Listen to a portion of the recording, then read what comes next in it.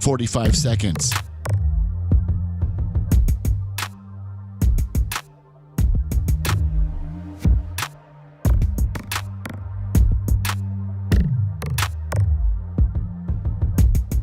$30 seconds.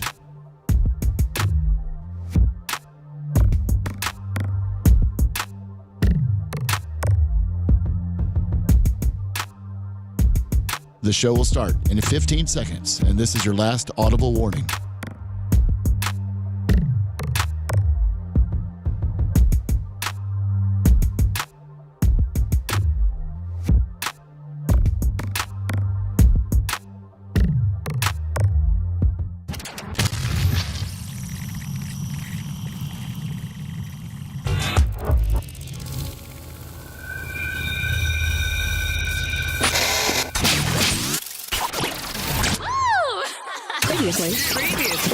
Previously on the Bubba the Love Sponge show. Man, I gotta need to get in the gym too. Like you've lost about 10 pounds. No, I've probably, especially in that AI 4th of July photo. Yeah. Well, I mean, if I could look like the way they AI, man, if I looked like my AI, please, I'd be the happiest man on earth.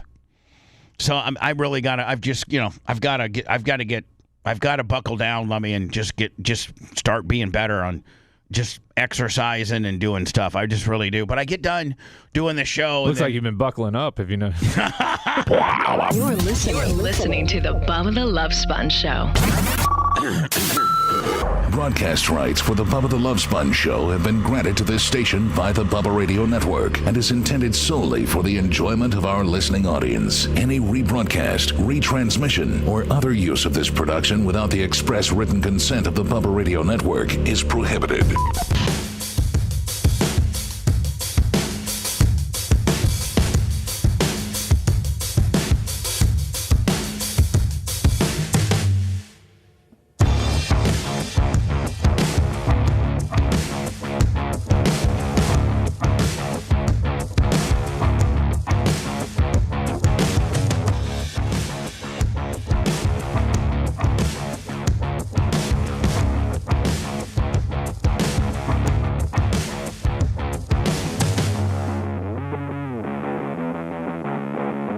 Yeah, I'm not connected to the internet. Yeah, I'm not either. I don't either. It's just I give up. Frontier went down. I give up. I give up. We got Frontier, then we got a backup, then we got a backup on the backup, and then we got a backup on the backup on the backup.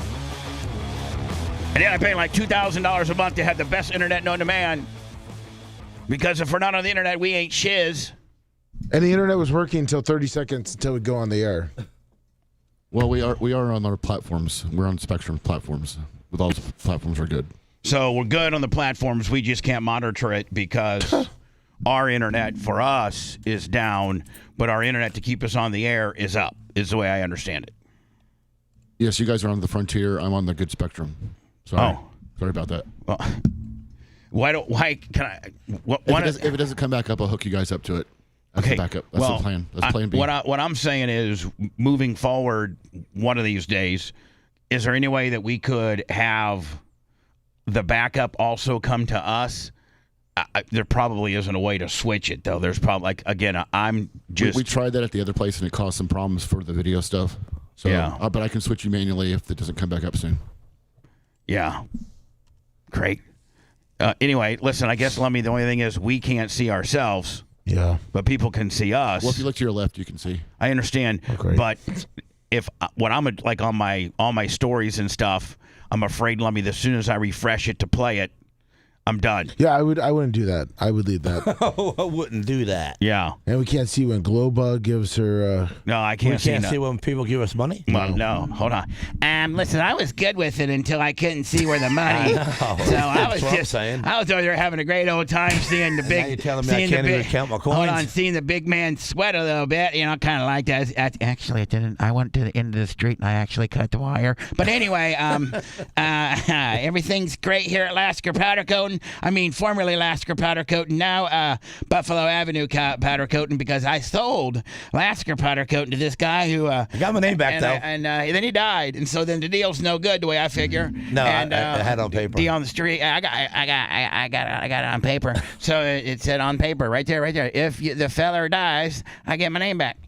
And by the way, Gene sold Lasker powder coating, and a lot of what he was selling was the reputation that Lasker powder coating had built up through a bunch of great clients like Busch Gardens and Duke Energy and things like that. So this one guy comes in who's one of Gene's customer, offers him, and he's like really, really rich and kind of retired and wants to dabble around in powder coating. So he's like, gives Lasker like a number. This is, now Lasker, let me tell the story until I mess it up, okay? And if I mess it up, jump in. So Lasker gives him this stupid number, thinking that no sane person would take it. And the guy goes, I'll have my lawyer draw up the paperwork. And Lasker called me up and goes, hey, Sponge, What should I do? I might be out of a job. I go. What do you mean, bud? This is right during the serious days. What do you mean? Well, this fella came in. I do a lot of work for him, fence work and stuff, and he's a big-time contractor. He's got more money he never thought about, and he started crunching the numbers, and he said if he owned my place, he'd probably save this amount of money. So he asked me how much, for my business. So I just gave him like some just real stupid-ass number that no idiot would take. And he says, lawyer's drawing up paperwork. And he wants my name. And I said, well, that's going to be an extra something, something. And the guy said, no problem. And so I got that call. And the guy wrote Gene a huge check. I think we just got internet back. Yeah, we're back now. Macho, I want you to know that I was not freaking out on you. Like I was not trying to be disrespectful. You had both hands on both sides of your head, bent down like you were praying. What do you mean you weren't freaking out? I was praying to the. Hold on. Yeah. I was praying to the macho god, and it worked. But Gene, you have to understand, the internet's worked the whole way all morning, Like, I've and been then here 30 seconds before, and all of a sudden it goes down. I've literally been here, Gene, since 4:45. I've cut 3 commercials and edited them. No, 2. I've cut 2 commercials, edited them. I've prepared for the show. I've cleaned up my area because it's Friday. I've done all kinds of things. And we're like, literally, I'm not kidding you, 7 seconds before we're getting ready to go on the air, we got everything all lined up. Let me be like, we're making that where it's 1st and 1. You're getting ready to punch it in to win the ball game, and the stadium lights go down. Yeah. Right? Yeah. And they're like, I'm sorry, ladies and gentlemen, we're gonna have to go to the backup lights. It's gonna take a few minutes. We're gonna have to delay the game. So. Or Lasker, let me give you another example. You're leading the feature. They did that on purpose to me, remember? Well, they used to, yeah. They would. Shut the lights out? Well, no, they'd throw a yellow. Blamed it on the lights? They'd throw a yellow. Jeff Coy, $20. They would throw a yellow on Gene. When he would get too far out, they'd throw a yellow, like a debris yellow. And then they'd send like some 4-wheeler out to pick up they'd throw a yellow, like a debris yellow. And then so anyway, just to let you know, literally, we're like 8 seconds before the show starts. 8 seconds. And we go down. Pew. But, Macho, I do not want you to construe any of my language towards you as being disrespectful. I was only frustrated. No, I was concerned. I looked at our box. We did lose the optical connection, so it was definitely outside the building. But luckily, they fixed whatever happened. They might have just rebooted the servers down at their server farm. Yeah. We actually did an update or something. We actually... How can you be that big of a guy and be so damn calm? Me? Him. Oh, him. No, I thought I actually thought you're throwing your boy a little bit of a bone here. Of course not. God forbid you. Yeah. You ever know? Hold on. You ever know? You his Lummy, twin or something? You hooked his hip. Lummy, do you ever know that he never really throws me a bone? Like, Never does. I don't know why you're not on microphone. I'm hooking Gene back up to the internet so we can watch Dirt Merchant at $10. Right. Oh, by the way, I bet you I haven't. I've been probably so remiss in not having my PayPal up because the glow bug is right there. But I have it on Wi-Fi, so I didn't have it. Yes, the glow bug, of course. Of course. Responsibly.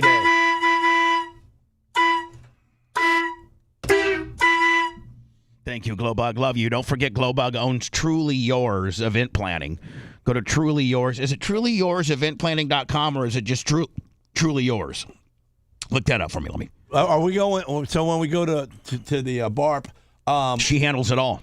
So she handles it all. She handles it all. Nuh-uh. And you know what she said? She said that she's gonna do. Like, I don't want to. She's gonna keep Lasker at the gate. I don't want to tip our hand because the trolls will flip. But she's going to do like everybody has a table. You'll have your name on the table. Truly yours wow. event planning. Truly yours event planning, from corporate events to wedding planner. She's, I think, in creative loafing, she's like 4 or 5 years in a row with regards to wedding planning. Like if you're going to plan a wedding, and you've got to hire an event planner. I know that when Heather and I married, Heather did it all her own. Of course, there was no budget, but everything from the invitations to the where people from out of town stay to catering. Of course, Frank Chevis took care of my catering. She did all of that at that big place that we went to? Yeah, Eric. Heather did. Yeah. Wow. So anyway, really. You don't even have to be a rich person. You can just be middle class, and if you want to have a good wedding so that you're poor. You had ice sculptures. Oh, I had. It was unbelievable. With the shrimp around it? The shrimps. I actually had a chocolate fountain bar. Yes. Where there was this big. I put my shrimps in there. Yeah. Shrimps. So anyway, we're getting ready to start the show. The internet goes down. But listen, I've been told, and Macho, I'm going to need your help on this, is that we, either Spectrum or Frontier, the guy that installed us, and as we were getting the studio ready, like January, we had to do all the internet infrastructure and all of that, and power. We had to get with the Coochie Power out here, to separate the power going to the house to here. And there's a bunch of infrastructure we had to do. Bob Cook was here every day painting and doing the soundproofing and hanging the Bubba Army and hanging TVs and everything like that. So, but Macho, is it Frontier or Spectrum where we have as big of an internet trunk that serves most neighborhoods? Yeah, it's Spectrum. We go directly from here to their server data center. Yeah, we go from here right to their data center. Oh, wow. Like, no hubs in between. Like a lot of times, he said you have the equivalent to what we would, do 100 to 150 home neighborhood. The trunk, or as big of an internet trunk that we would send to a major neighborhood. That's what you got. And there's no splintering off from the data center to us. It's a direct. That's why it's so expensive. And I think that's the one that didn't go down. Correct. Jeff Coy, $20. All right. How is it? Frontier does offer a direct connection point to point, but they were like twice as much as Spectrum wanted. Really? Yeah. So I wonder if we should be on if whenever we get way ahead, we just buy one maybe of them after we too. pay off the building downtown, we could look into that. So Lasker comes in today. He almost trips. Yeah, I did. He's over there, and I hear him. Slipped out and hit me in the toe, bro, and I got no shoes on. I hear all this commotion, and I feel like he's almost fallen down, and then Lummy goes, Gene, do you need some help? Gene? Nah, I got it. Jesus Christ, the wires around here, and now everybody. I don't know why I get aggravated when people try to help me. People can't. Yeah, that's true. You do get aggravated when people genuinely are trying to help you. I don't. How many times have you yelled at? How many times have you yelled at Coben when he's like, "Dad, How about I pip him right between the eyes? Yeah. Because he does that. No, but so here's Coben. And I don't know why I he do that, sees man. his It's a dad sick over there thing. struggling, and he says, "Dad, can I help you?" And then he'll just flip him right in the middle If I of the wanted nose. some help, I'd make another one of you. And so, like you at least you admit that that's kind of a problem that you have. It is a problem. I don't and you know need what to it work. is. And you know what? I just got mad at Lummy just because he's trying to help me. I'm not trying to like. Lummy's only guilty of one thing: being a good guy. trying to help. Yeah, I felt bad. He looked like he was stumbling. And He was. And I He's thought Gene stumbling. was going to pop me in the face. He's got this box and he's trying to unload. When I looked up at him like, get out of my face. Yeah. Get away from me. He's got this box that I'm going to show you. Some really kick-ass dude. Because Lasker comes to me and goes, "Hey, because people can't get a hold of you anymore, they think they can get a hold of me." And Which so I don't know why. they People send can me- email the show. I'm the voice email of the people. show. We do have an address now that you can send all correspondence and or I've things. sent it out to about 6-7 people in the last week. This comes from Handcrafted Wall Art Designs, Dustin Hooks. And it looks like he might be in whatever the 843 That's area Carolinas. in the Carolinas. And he talked to us one time over there. You can go to making a helmet. go to Coastal Market Creations. I think it's coastalmarketcreations.com. His social media, it's Coastal. Follow us on, I guess, all social media. Coastal Marsh Creations. Coastal Marsh Creations. Yep. Dustin. And so it says, thank you for getting this gene to Bubba and the rest of the fellas. I appreciate you supporting my small business and my craft. I pray to God continuous to bless all of you guys. Dustin. Well, Dustin, I pray to God. I don't even pray to God anymore because you were just praying 5 minutes ago. Yeah, all right, you're right. Sorry. So, and by the way, for the haters out there, we could turn off that I've got a notification from Lummy, that little ding. We could. We can turn that off. But you know what? I like it. It makes it feel like I'm working. I'm working with CBS. Like I'm Bubba Harvey with Family Feud, and I just got an announcement. Did it? Otherwise, Lummy has to go. Bubba, I just sent you something, and I just sent you the coastal information, Bubba. But since he doesn't even have to do that because I have a little notification. Might be irritating to you because you're a dick, but I like it. And you know what? It's my show, Coastal Marsh Creations, and this is the dude. And I'm going to show you what he made for me. He made a Bubba Army football helmet, which is so. I'm gonna hang that in my gym. Look at that.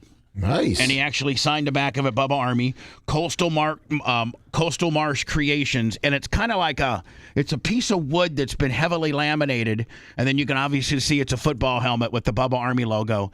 And you think it's a sticker in there, or and then coated, or painted, or I don't know what what it is. I don't know if it's. I don't know. From his website, it looks like the guy. it's painted. Look at the picture on the thing. The guy looks like an artist. I think he takes a piece of wood, Gene, and he paints it.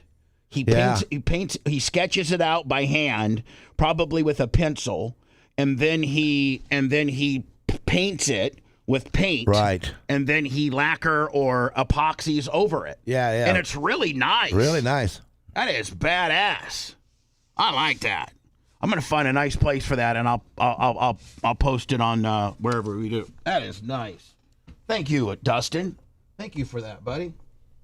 Anybody that wants to get anything to me, just send it to Lasker. He brings it to me on Wednesdays and Fridays. Here he is. I don't mind it. Here's Dustin's. He makes all types of different things. Signs, backboards for your kid to play basketball. So he tells them his story. My name is Dustin. I'm an artist based in the beautiful city of Charleston. What began as a creative hobby during the challenging times of COVID has transformed into a passion pursuit of artistic expression and creativity. In 2021, while navigating the new norm of working from home, I started crafting unique pieces of art for neighbors and friends. The positive response and encouragement I received inspired me to establish a social media presence to share my artwork. Let's follow him on various places, pieces, parts, and repost some of his stuff. All right. It goes on. It's quite lengthy. It tells you how kick-ass he is, and he is. And then it has like the store. I think these might be like things that he offers. And let me just tell you right now, the pictures that he posts on his web doesn't do any justice. Like because they're not 3D looking at in your hand. Yeah, so I got to tell you, man, his stuff. What do you think that was? There was a hot sauce and That's what you eat when you have an oyster. You put you hot have sauce, oyster, lemon, the cracker. Why would somebody want one of those? Because they're a seafood place, and they're like, hey, okay, there you go. That gimmick, yeah. And then and some stupid asses come in and be like, how are you supposed to eat oysters? And then they would just say, hey, sir, see that sign up there? Yeah. You have the oyster, you dig it out and put it on a cracker. You squeeze a little lemon and hot sauce on it. Well, where's my horseradish at? Then it's down to ask for that too. So he does. Hey, that's nice. He does great stuff. Hey, you know what? You should do one of your. My four doggies. No. You should see if you could get them, somehow wrangle them up and get a picture of all four of them side by side. I got one or two of them. And then send it to him. I will. And he could make give that to Sarah for He's a happy for dude. Christmas. He got smiles in every picture. Anyway, Dustin, man, thank you so much for the Bubba Army helmet. It shows the process of how he. See, I was right, Oh, Gene. you were right. I was completely right. With a pencil. I never get any credit. You got one right now. I sketched it on wood, cuts it out. See, there you go. Cuts it out, paints it, then throws the epoxy on it, then gives you the mounting hardware, and it's done. Damn. There you go. Thank you, Dustin. There's a lot to it. Coastal Marsh Creations. .com for any of your next, like a logo or, anything like that you'd want to commemorate, or your kid, something for your kid. Lasker's already got one app. Another good one would be, Gene, like a picture of your sprint car on dirt, all yacked. Oh, yeah. Not straight like that pussy pavement stuff that you do. I know, I hate it. But that when you used to come out of 4 at East Bay and it looked like it was just completely, on the right rear only. completely yacked. Yeah. And you're completely, your front wheels are absolutely cranked. Boy, I miss that stuff, don't you? Yeah. I miss following you and seeing you get smaller and smaller and smaller and smaller. Captain Creamsicle, 25. I used to, by the way, Hey, Susan Poitras, $100 bill. It's a Friday. I miss her. So listen, Gene, sometimes you be winning. And I'd be running. Well, I won the track championship in Jacksonville because I was more consistent. You won You finished every single race in the top 5. And you won it or crashed? I won like 11. I won 11, but I had but I had 7 DNFs. I had 9 or 11. I had DNFs. 7 to 9 times that I was on the hook on the record. On the hook. Listen, Lasker would be out there just getting after it, and then all of a sudden there'd be a yellow. And then I'd be stopped, and next thing I know, the record would be combined. There's Gene. And I'm hooked up because I just take myself out. I challenge myself. Well, there's many a times I'm like, listen, if he can go that fast, I know my car, I can. It'll stick. I can get it to stick. Yeah. But I wasn't as good of a driver as Gene, and when I got a certain kind of you got pretty damn good, Sponge. I got pretty good. But whatever. Here's the deal. I would say, okay, I gotta go faster. And so Gene's going that fast. My cars, our cars were identical. Hey, like our cars were absolutely identical, like identical. So I knew I had the same setup he did. He usually gave me the better motor. We usually had a really good motor and then a decent motor and then a backup motor that was kind of decent. Yeah. But I usually had motor. I usually had the newest, best, either Wesmar or Gertie or Donat, or sometimes Delgado would put one together locally, or that George Pills. Yeah. So we had like 4 or 5 different kind of deals. And for the longest time, I had a Terry McCarroll Wesmar in my car. Till I broke it. Until Gene broke, yeah. So he would be getting smaller and smaller, which means he's getting further and further from me. So I'd say, okay, I'm just gonna go like where I'm lifting and dragging the brake. I'm just gonna not lift and just drag the brake. It got me in trouble a few times. It did. You remember me and you wrecked together in Jacksonville in 1 and 2? Yeah. Boy, you were mad. Well, I was mad because I had the line and then you chopped me. I slide jobbed you and I didn't make it. I was like, bro, do that to Lee Scrape or the next dude, but can you not? Both of our cars take are on the me side. Out? Oh yeah, I was in my car. I took my helmet off, and there were probably 200 expletives, at him. Like, you stupid mother effer. Listen, I thought I could clear you. Well, obviously you didn't. And you know what? Now we're both on the hook, and Lee Scrape's going to win. And that's going to hurt my points. I know, Sponge. I mean, We'll be all right. Maybe yours ain't that bad. Maybe Jimmy and the boys can get you back out for some points. I go, Gene, my whole front end's out. I need a whole new front axle assembly. Dr. Remy, like $100. There you go. Oh, man, Doc, thank you so much. Appreciate you. Anyway, going back to Glowbug. Go to, is it Truly Yours? What is it again, Lemmy? Truly Yours Events. TrulyYoursEvents.com. She's told me that she's going to just make this year's BARP. Like, we've been kind of having BARP in the rough. Lummy. I mean, having it at the old studios, the 5021 Nassau, had a certain kind of coolness about it. It really was. And It was a block party. And I think we'll kind of miss it to an extent. But I think that we're not going to miss it at all. We're going to have, we truly have a real place that has real events, and you're going to have your own table, and catering's going to be inside, and Macho Man or whoever DJs. And the poor merch cricket ain't got to sit there by the gate and watch everybody come in. No, she didn't sit there in a pop-up tent with a gate and worry about various names. People coming in, and it's just going to be so much better. Gene and his forerunners, just going around. Yeah, here's the one thing I'm going to have to do is I'm going to have to make sure that Gene doesn't go, hey, Bubba Army, I drove my F-450 and I bought my four-wheeler in the back. So if a couple of you can help me unload it. I don't need no help. I drive it right off of it. I'll give you a wheelie expedition. And And then next thing you know, I'm inside, and they're like, and it'll get Bubba. Gene's outside doing wheelies, and I'll have to go out there and yoke his ass. First of all, I have to go get Sarah. Sarah, I need your help. What, Bubba? What do you want? I'll do anything for you because you're my friend. Can you get your stupid ass husband off the four-wheeler? Eugene Thomas Francis Jr. Lasker. Yeah, get your ass off. I told you not to do that. You told me you weren't going to ride it. You told me if you brought your four-wheeler, it was just going to for people to see it. I know, Sarah. I'm sorry. I'll put it back.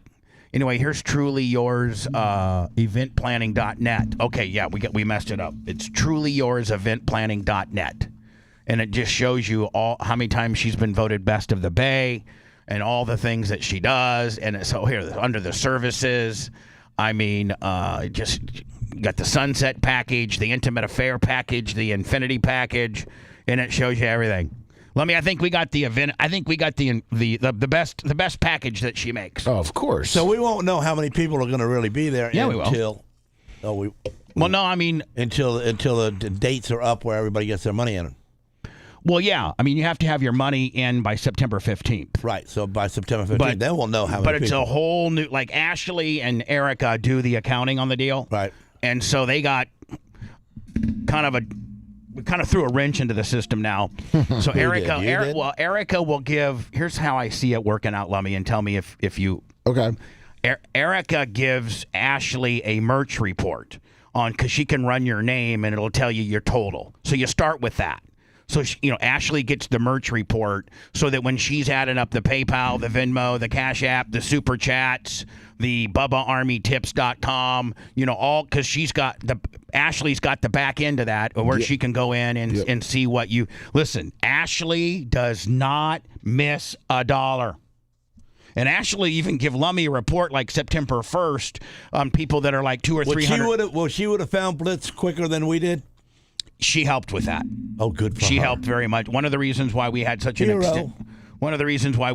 extensive report that we handed to the police, and the police didn't have to do nothing other than give it to the state attorney, who, because I'm Bubba the Love Sponge, didn't file charges. I mean, right? Yeah. I mean, Lummy, we had all of the data in bank boxes printed and also on thumb drives, and we had triple receipts. We had the receipt from PayPal, and then we had the double, and then we had the receipt from Home Depot or Walmart or wherever he would go. I mean, he spent $3,000 on mulch at Lummy's apartment. Lummy's like, I didn't know where all this mulch came from. I'll tell you where it came from. It came from my PayPal account. So Blitz had. He mulched your house? No, he had a PayPal credit card that was in our account. Right, but I'm saying with the mulch. Oh, he cambered up all of Lump. He lived at Lummy's. Did you have to pay him for the mulch? No, he used the stole mulch. It. Yeah, he used the mulch at to use for his rent money. No, for various people he knew. Oh, no kidding. Yeah, his mom and dad. They got mulch deliveries. Nice. Cases of water. He'd then go get gift cards. He'd get a $106 gift card because he'd go out and buy $6 worth of soda and water and a candy bar, and then I never got one. And then say, listen, the at Walmart your total's $6.10. Go ahead and add a $100 gift card on that. And so we had all these charges of 107, 104, 103, 106, 109, 111. And I don't know how many of those we had. And not only did we have the PayPal receipt, but we also had the Walmart receipt. Ashley and Erica went into Walmart, got a hold of their corporate and their accounting, and we were able to get the receipt. We had surveillance of him at the stores. And they said to me, we're not going to process this because you allowed him to work there for 5 days after you caught all this stuff, and you allowed him to say goodbye on Friday, and so you didn't seem very mad about it. Does that make Does that make it less? Well, because you're not Bubba the Love Sponge. Yeah, people don't realize. I don't sit here and act like a martyr and say, "Woe's me." This is really a thing. I am so highly hated that I don't get justice. I mean, going back to the sex tape, right? I mean, boy, if it would have been within the statute of limitations of illegal recording, which I think the statute of limitations on that's 5 years, and we were at 7. But if they had a chance to have arrested me, they would have. Yep. I mean, they would. Yeah. But the statute of limitations of extortion and embezzlement is far greater than the misdemeanor I would have gotten for illegal recording. Which at the end of the day, it's even a fine line because it's not illegal if it's your own home. But people are supposed to know about it. I did have signs posted. I'm not going to get too far down the road on that.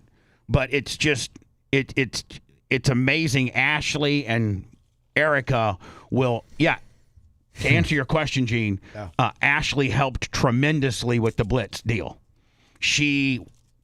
And let me, is it not amazing? Now, without her, would you have found it that soon? No, without her, it would have taken another 3 or 4 weeks. Erica had a lot of the work, but Ashley is so good at Erica's not that good at putting things on a spreadsheet. So Erica gave the information to Ashley. Ashley spreadsheeted it out. Walmart, Home Depot, Publix, Home Goods, all this, and they worked great together. And so it's Ashley and Erica will find you based on how much money you've spent on merch, PayPal, Venmo, Cash App, Super Chats, Bub Army tips, any other way, and the amount now is $2,000 instead of $24,000. So I got to think, ma'am, that BARP is going to be off the chain, just due to the fact that we've made it easier. And before, we never incorporated merchandise, and now we did. So now you don't even have to. That brings a lot more people. Oh my God, I'm thinking double. Wow. And we'll know. And so Ashley's so good that, like, let's say somebody's at like 2,200 and it's September 3rd. She'll give Lummy a list and said, hey, these tell them to perk up. 8 people you need to get a hold of and tell them they're $300 out. Yeah, do it on a Friday. Wow. Tell them somebody's $20. Thank you, Chubb. Appreciate you, my friend. So starting September 1st, Ashley will start navigating through that, and you'll have at least an entire week to make up. Like, I'd hate for a guy to be like at $1,875.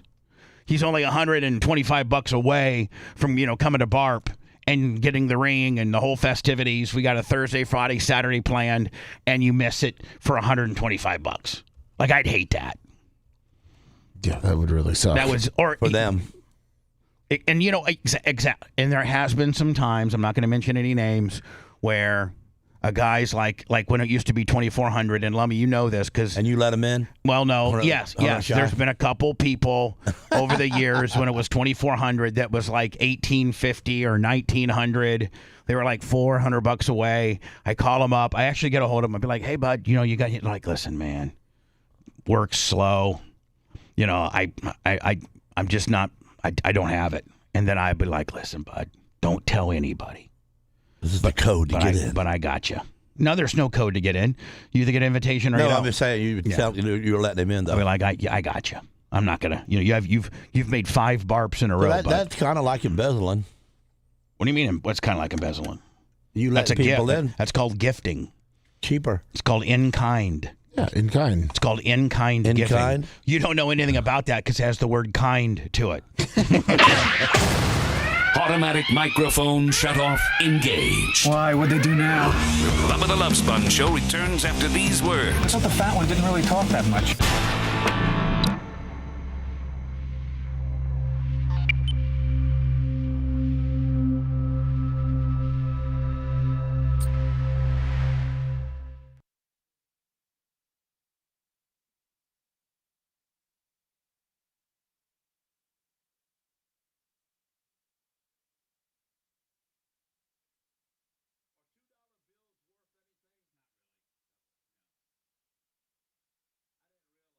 Saved a lot of them, and I haven't been in my safe since Bubba, I haven't been in my safe since I moved in. Yeah, so it's been a decade.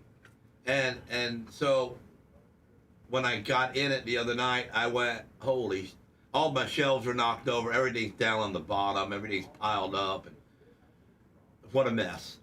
And so now I got to do that. So I messed with it last night, making sure I had to go buy some clips. So I went to the safe place, I got some clips, and I realized that I probably got 100 or so, or maybe even more, $2 bills. Well, that's great.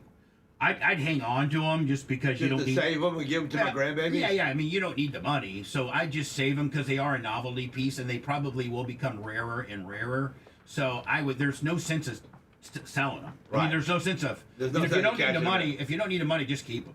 Yeah, I don't need the money, but I didn't remember. I knew in the beginning. I mean, some of them were crispy, brand new, like when they first came out. So.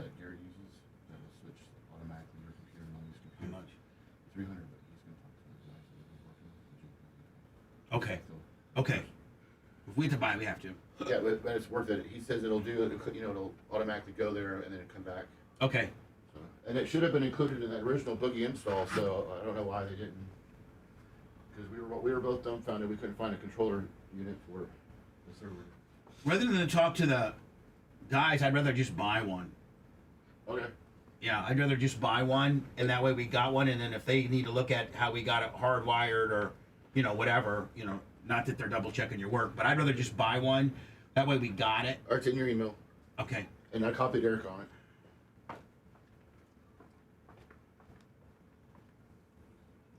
Snooky Slayer, you got your troll on the hook.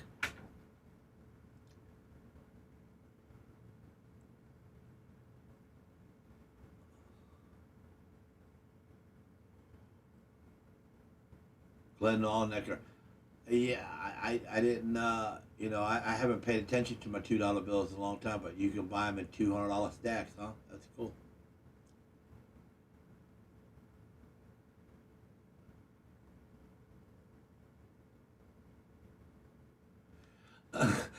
So now everybody's on me about my dinging of my belts. Thank you for, getting me out there. Yeah, it don't bother me. That's why it doesn't bother me. It goes out. It's not like it stays there all the time. But they got inserts. But I also seen on the computer where I can shut it off. Also, so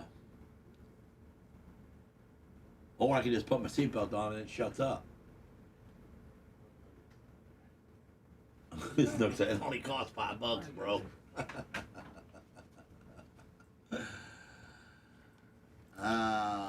David, you remember? Happy birthday, Good morning there. We told you.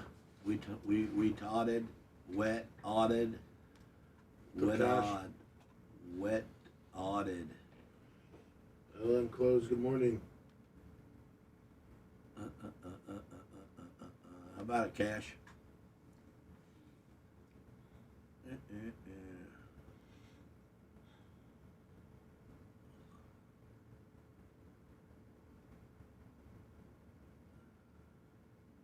Big bucks in the house. The merchant gifted a membership. Dirt Murchie, he giving people stuff.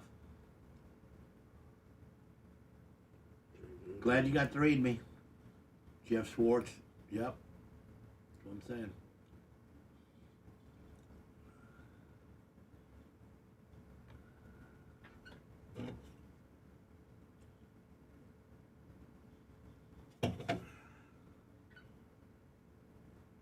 Snook say it would bug. It bugged Bubba too. It don't bug me, man. I don't know. That sound just doesn't tone into my head. It's there, and it don't do nothing to me. Receipt from AutoZone.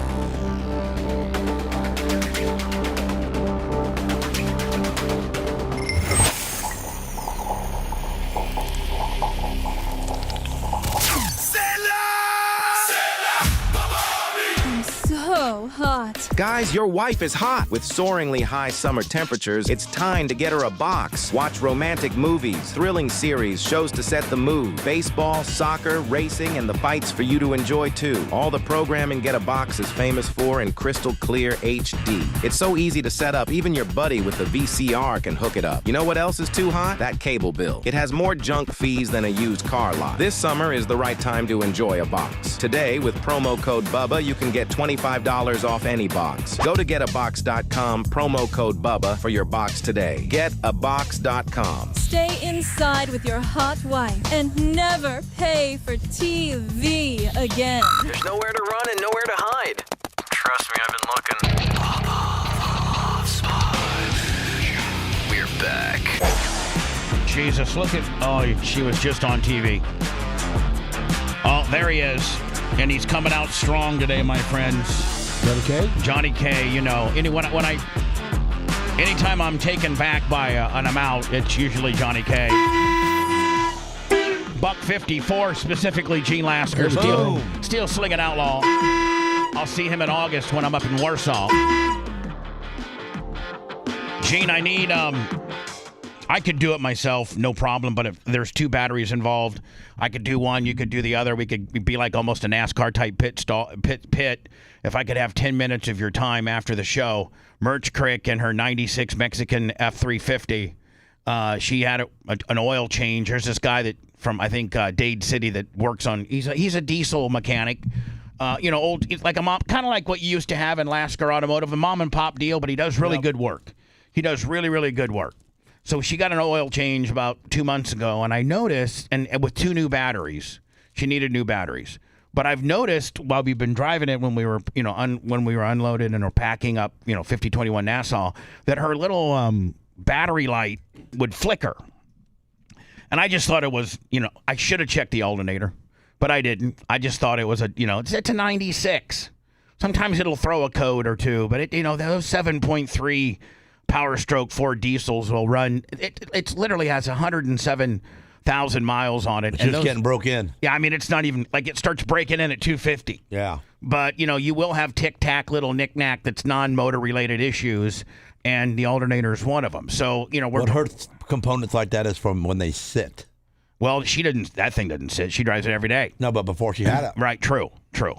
So we get 2 new batteries from AutoZone. They're less than 6 months old. So, and we use the Bubba Raceway Park account because we get a little bit of a discount. So they'll be in the system. So she has 2 dead batteries. First of all, I tried to jump her. I used my Crown Vic with jumper cables, wouldn't even touch it.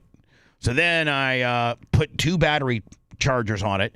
2 good, one of which, Gene, is my 16 volt. It can go down to 12 race car battery. Those things are bad. They're quicker. Yeah, well, they're more powerful. Yeah. So I put it on it to sit overnight. Then I put my Schumacher on the other battery to sit overnight. So I'm thinking, I got these things, and they're gonna fire right up. I go this morning. Nothing. Well, a dead cell you can't charge. So dead cell's a dead cell. She's gonna have all the tools out there, and I told her Gene and I will go out right after the show and take both batteries out. I'll take, I can work on the left, you can work on the right, or vice versa. Okay. And she's going to have all the tools out, and I told her you and I would do it, and then her and I are going to go to AutoZone, get 2 new batteries, swap them out, then address the alternator issue with our mechanic. Actually, I'm going to take it down to Terry's Automotive, which is down by your powder coating place. Nice. So will you help me do that? Yeah. It's not a big deal. I'll take the right one. It's got a little air shroud. I think it's got it's a 10 millimeter bolt you got to take off, and then obviously the battery cables. But what happened, Gene? The alternator is probably defective, and it just eventually the batteries just they get so dead they get a dead cell. Is that what happened? Well, what happens is when you pull all the amperage out of the battery, it doesn't have enough. It can't hold itself together, so the lead, whatever's flaking on the side, will fall to the bottom, and if they all touch together, it'll kill the cell. But that will be under warranty, won't it? Yes, sir. Yeah, regardless if we did it to ourselves or not. Yeah, no. Don't matter. I had this for a few days, and I've been hanging on to it. Then you know how we're very pro law enforcement. Well, this guy, he's 4th degree. The bad guy, he's a 4th degree... 4th degree belt and former mixed martial arts instructor. He put a whipping on and he's out there on the beach drunk as a monkey. He's 33-year-old Timothy Allen Wiegert, and he tried to square up on a cop, and so he's done something to cause himself to get arrested. I don't know if he jumped out of his car and decided to start running on the beach, but the cops are on foot to try to get him. Huh. And so the cops, you can see the police officer. He's on the edge. They're both on the edge of the water, And here's the fourth degree mixed martial art. He's showing off. And he's with his already hands in the air. and Gene, he's already throwing kicks. Well, and he's stuff. already squared up. Yeah. So he's ready to try to time it so that when the cop gets closer to him, he's got a right angle. Well, he's got one of these head. big sweeping hooks. Yeah. One of these big sweeping kicks from his right foot. One of these Karate Kid kicks, and if you would catch a guy right, it's one shot deal. I mean, the cop's gonna go just lights out. Yeah. But if you mistime it, you could hurt yourself. You could look like Lawrence Taylor tackling Joe Theismann. So watch this. Right here. This is so great. Missed the cop dives under the kick, and then watch him take him right to the ground. Bam! Damn! Takes him into the water. By the way, that's not us saying damn. That's the people that did the recording. Anyway, Johnny Castico, thank you so much, my friend. People don't realize, these cops do this for a living, so they practice a lot. And here's the thing. It's gotta hurt when you got a cop's knee right in the small cop weighed of your about back. 280. Yeah. And you got three human beings pressing your face into the sand. Yeah. And you're eating sand at this point. And that was the hard sand where it's been beached down from the water. It's the wettened sand that turns somewhat like concrete. Exactly. Like lime rock. And now you got three of them on you. That kick was impressive, though. I'll say that. I mean, if you would have landed it, he probably would have knocked the cop out. If he would have landed it, but the cop went in just. I mean, if he would have landed this, cop went in there hot. Oh, look at that! Oh man, that would have taken the cop's head off. Yes, it would have. It would have been definitely a different ending here. So it looks like what he did was he was at a. What did he do to he be was at a bar, and he was heavily. He was drunk, right? And he assaulted 2 or 3 patrons. Oh, okay. So he's at a bar. He's drunk. A beach bar. Is that a bar? Okay, and now he's out on the. He's at a. Is that the official arrest record? I just showed you. Like they show him like before. He's like dancing all by himself, doing this, trying to show off. He's officially. Is he officially that drunk guy? Yeah, right here at the bar. Oh yeah. So that's kind of badass, though. I mean, Gene Lasker would be there with his. Like that. Gene would be there with his wife at a table, and he'd be singing my song. What's my song, Bubba? Hey. Bad to the Bone? No, and I was singing at that hotel, and there was nobody in the room, but doing karaoke. I'm an outlaw, or I'm something. I'm a cowboy. I'm a cowboy. Remember that? Oh yeah, hold on. John Bon Jovi. I'm a steal, wanted dead or alive. Yeah. So listen to this one time. One time, Gene goes, I was that guy. Hey, Bubba. What? I'm going down to this, and it was like the Holiday Inn off of Nebraska or something like that. And they had like a little lounge. We're out of this town. is like, it was not. You're right. It was in Jacksonville. Yeah, we're somewhere. And Lasker's like, hey, what time you going to bed tonight? And I actually had a cricket up there. I had a chick that I was kind of seeing. So I'm like, well, I'm planning on, having a lot of sex. Yeah, well, and Lasker at the time was married, and he wasn't doing that sort of thing. Married to Christine. And so, hey, listen, if you get done being lover boy and you want to come down, me and the boys, that means the boys mean the crew. So, like Hillbilly, Caveman, Jimmy Dials, Nilla, Rusty. So we traveled with about 6 dudes. And we were pretty. I mean, we had a team. We had a team, and when we were in the pits, man, we had some pretty hardened. You didn't rush us. I mean, I think Caveman had been in jail a few times. I mean, almost everybody. I think me and Jimmy Dials might have been the only 2 that never been in jail. Yeah. And if you count my hog deal, I guess I have been in jail. It was before the hog deal. Yeah, it was before the hog. It was like 99, 98, 97. Lasker goes, hey, if you get done, we're staying at like the Ramada Inn off of I-10.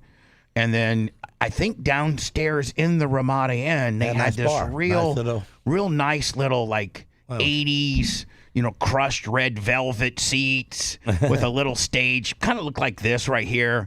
And Lasker goes, I'm going to be, they're having karaoke tonight. Singing me some songs. I'm going to go down there and put on a show.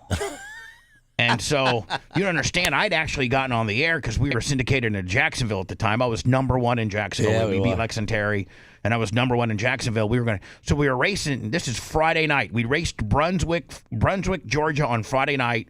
We get back about midnight, 11:30, 11. I got my cricket meeting me there. I'm already showered, and I'm already I'm laying the pipe, whatever pipe I got. And Lasker knocks on my door because we always had me and Gene always had adjoining rooms if we could get them. Well, I had already told the fine people of Jacksonville, the listeners, we were #1. I mean, unbelievable. Kind of like the kind of following we had here in Tampa on 98 Rock or The Bone or on Bubba 98.7. And so I'd gotten on the air and said, listen, we're going to be racing Brunswick, Georgia. And I already got a hold of the promoter and told him we were going to promote the hell out of the event. We needed 10, with the little standard Bubba hookup deal.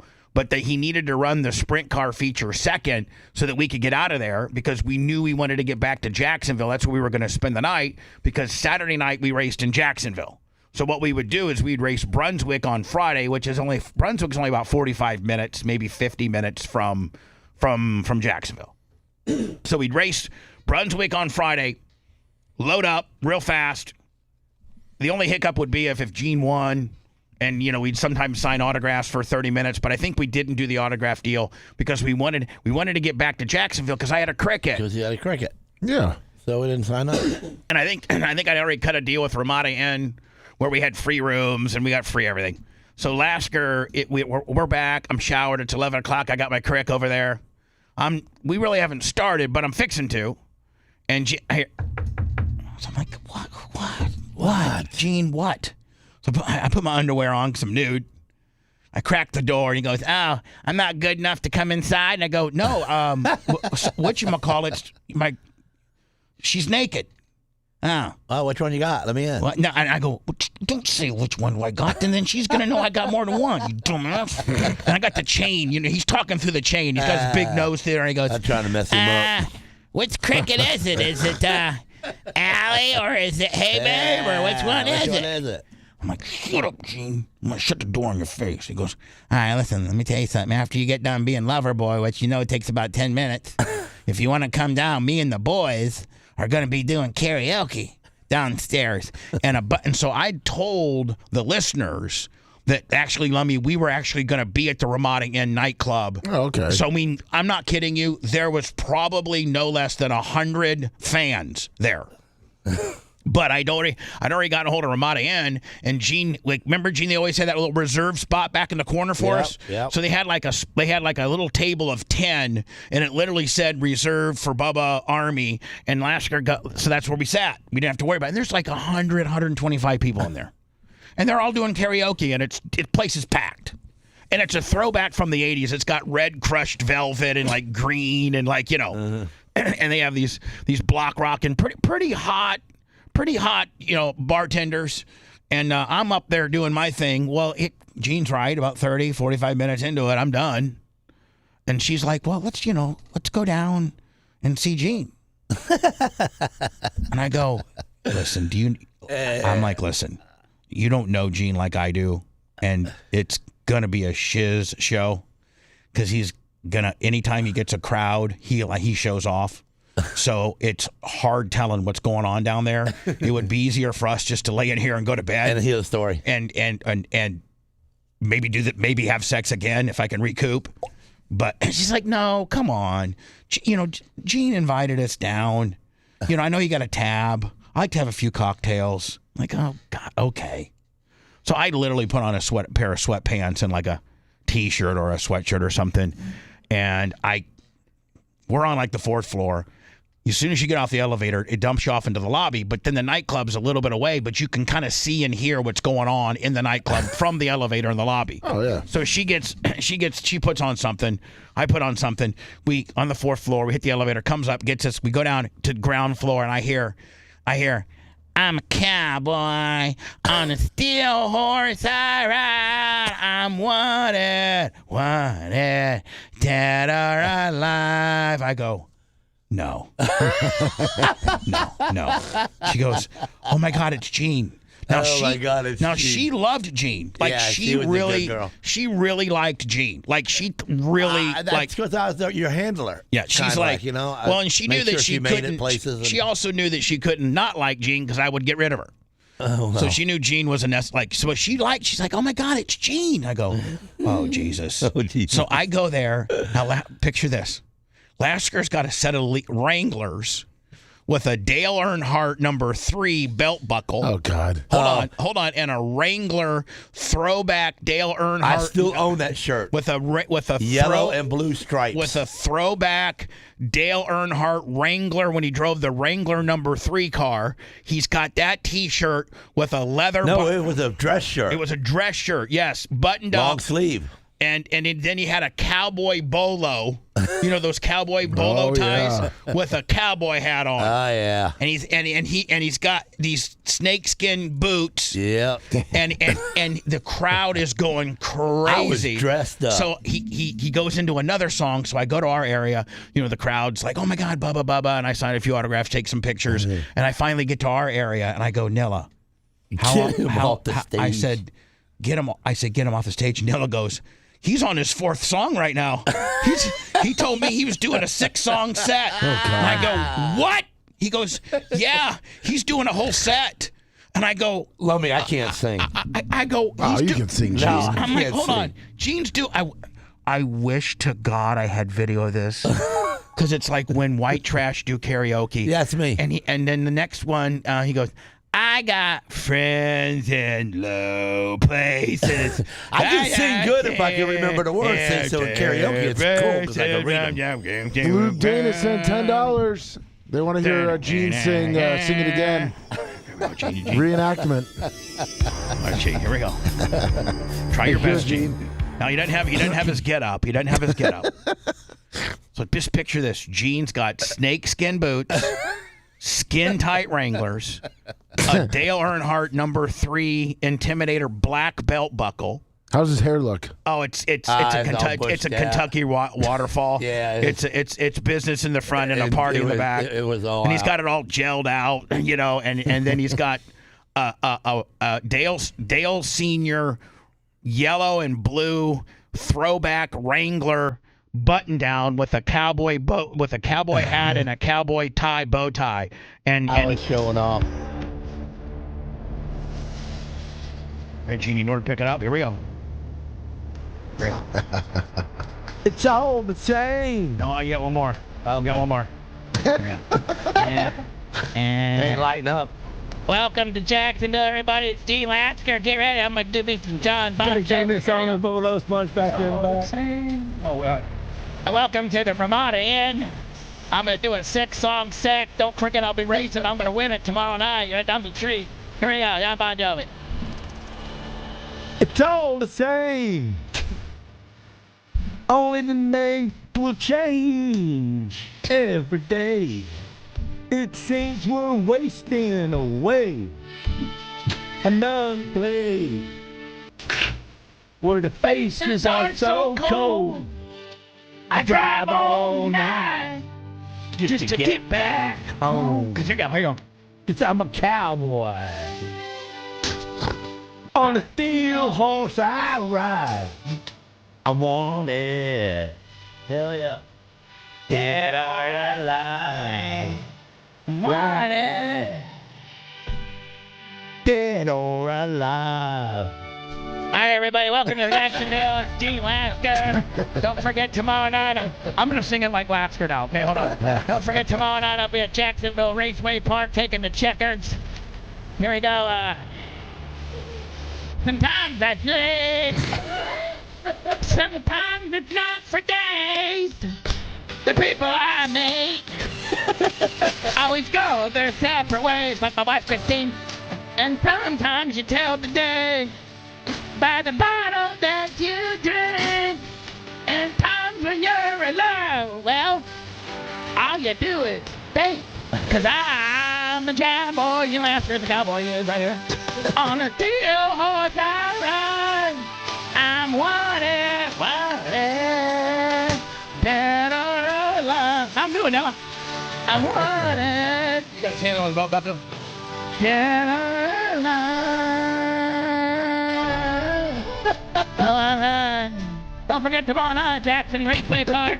I'll be taking the checkers since I put it in the wall. Maybe the fat boy will get one. I don't know. But welcome to the Ramada Inn, everybody.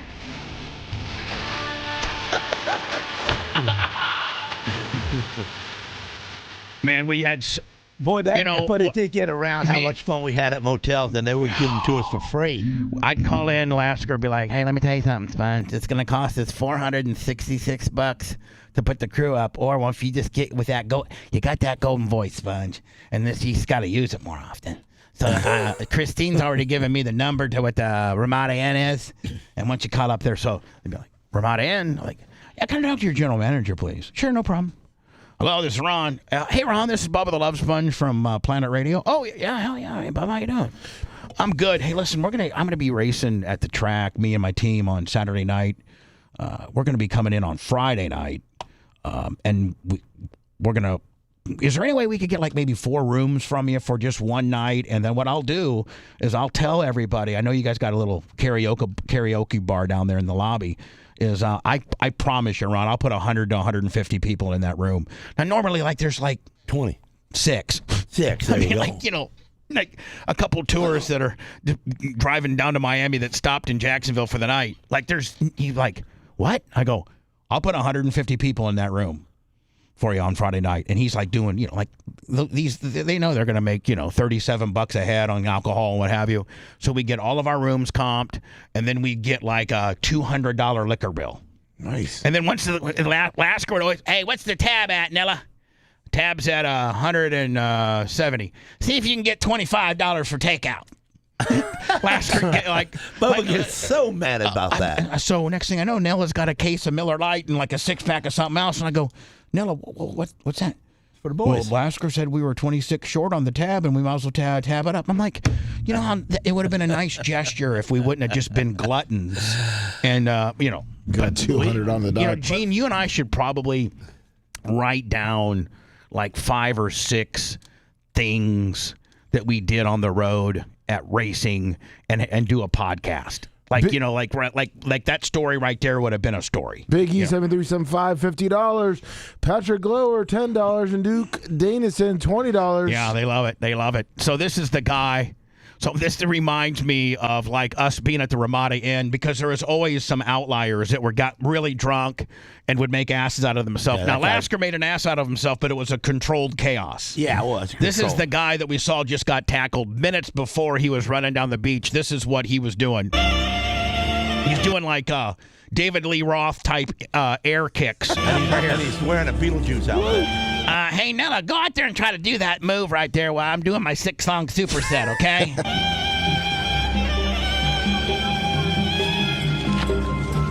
See, Lasker go up to that guy and say, "Hey, buddy, that's some pretty damn good dancing right there. I'm gonna give you a $20 bill just to sit right in front of me and just dance all night long." A few moments later.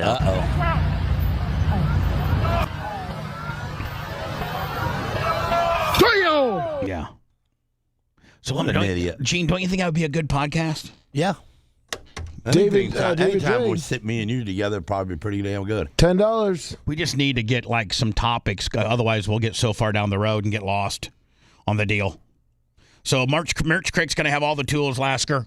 Okay, we'll take them, and we're going to take them down to AutoZone because she bought them 6 months ago. They'll trade them right on out, right? Yep.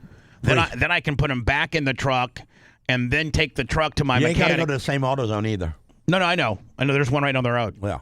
Now, once I get them back in the truck, can I take it down to AutoZone and they test the alternator for me? Sure will. And that way, when I go to my mechanic, I know what's wrong. Yes, sir. Cool. That's what we'll do. If you want 24/7 on-demand Bubba and the crew, go to BubbaArmyHQ.com. Right now. The Bubba the Love Sponge Show will be back after this.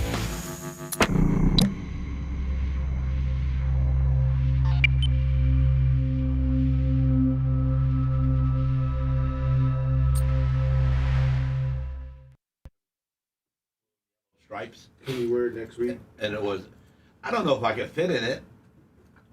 Really? I was a little bit littler than. You guys got to give me the my time on. I know Macho's working on it. I think I was a small extra large at that time. Oh. Macho has it written down. He's just trying to get the spots up, and then he'll give you the times.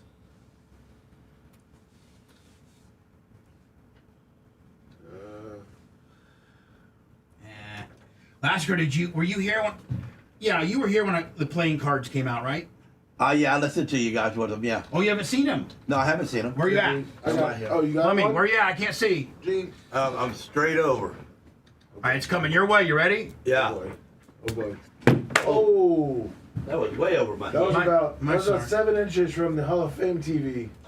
It wouldn't hurt him. No. No. I'm sure I'll be having a conniption right now. Damn, they're real bicycles. Yeah. I thought you would, copying them.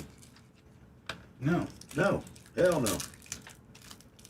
This is the real deal. Yeah, it's pretty sweet. Put our name on it. Joe. It's nice. I'm gonna give you a couple. I'm gonna give you a couple packs. I'm gonna give them to people when I see them on the road with your name on it. No, or like just like Kurt. Yeah. John for position. Just whatever. Sweet, man. These are sweet.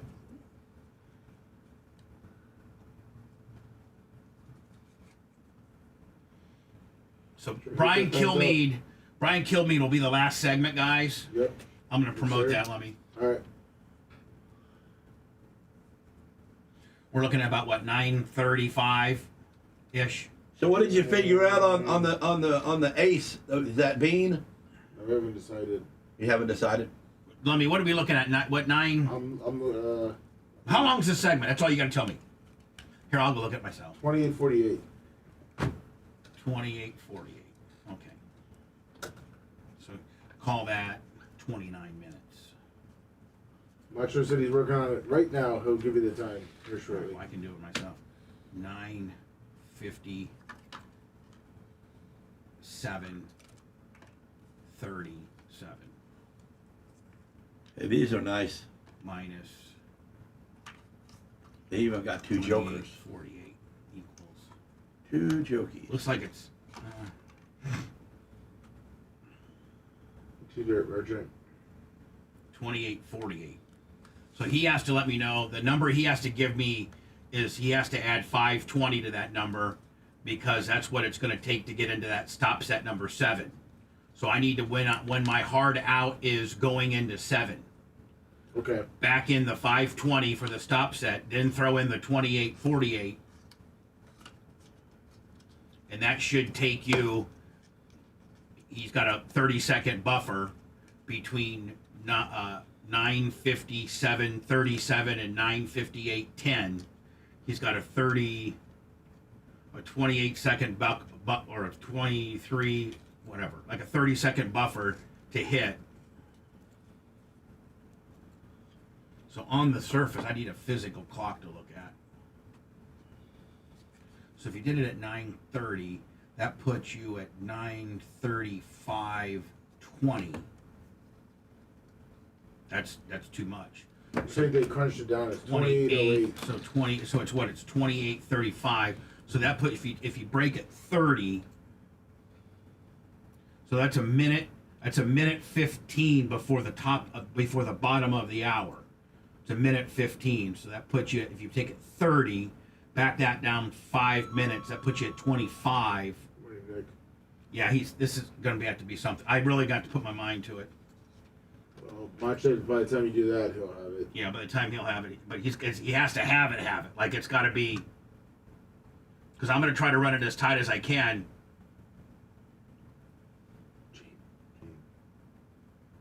Is this it, Gene?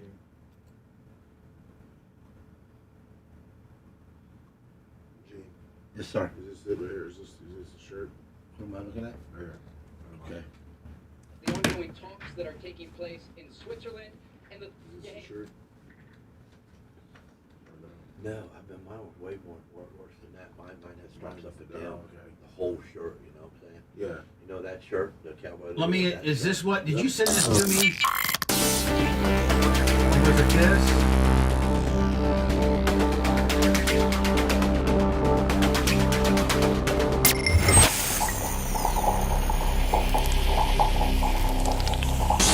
Time to draw the line. Welcome to new levels of insanity and depravity. Yeah, we're talking about Bubba the Love Sponge. Oil back up. It's going to maybe hit 73 today. 72 and change right now.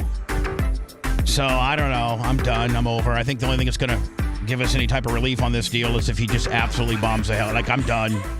I'm done. He should be done. Brian Kilmeade. We'll have Brian Kilmeade on today. I taped it yesterday. I'm not going to try to act to you like it's live. Brian Kilmeade does Fox and Friends from 6 until, I think, 6 to 9. Then 9 to noon, he's got like 300 or 400 affiliates that he does a radio show. And I got him at like 12:05 yesterday. Don't forget, Brian Kilmeade will be at the Pensacola.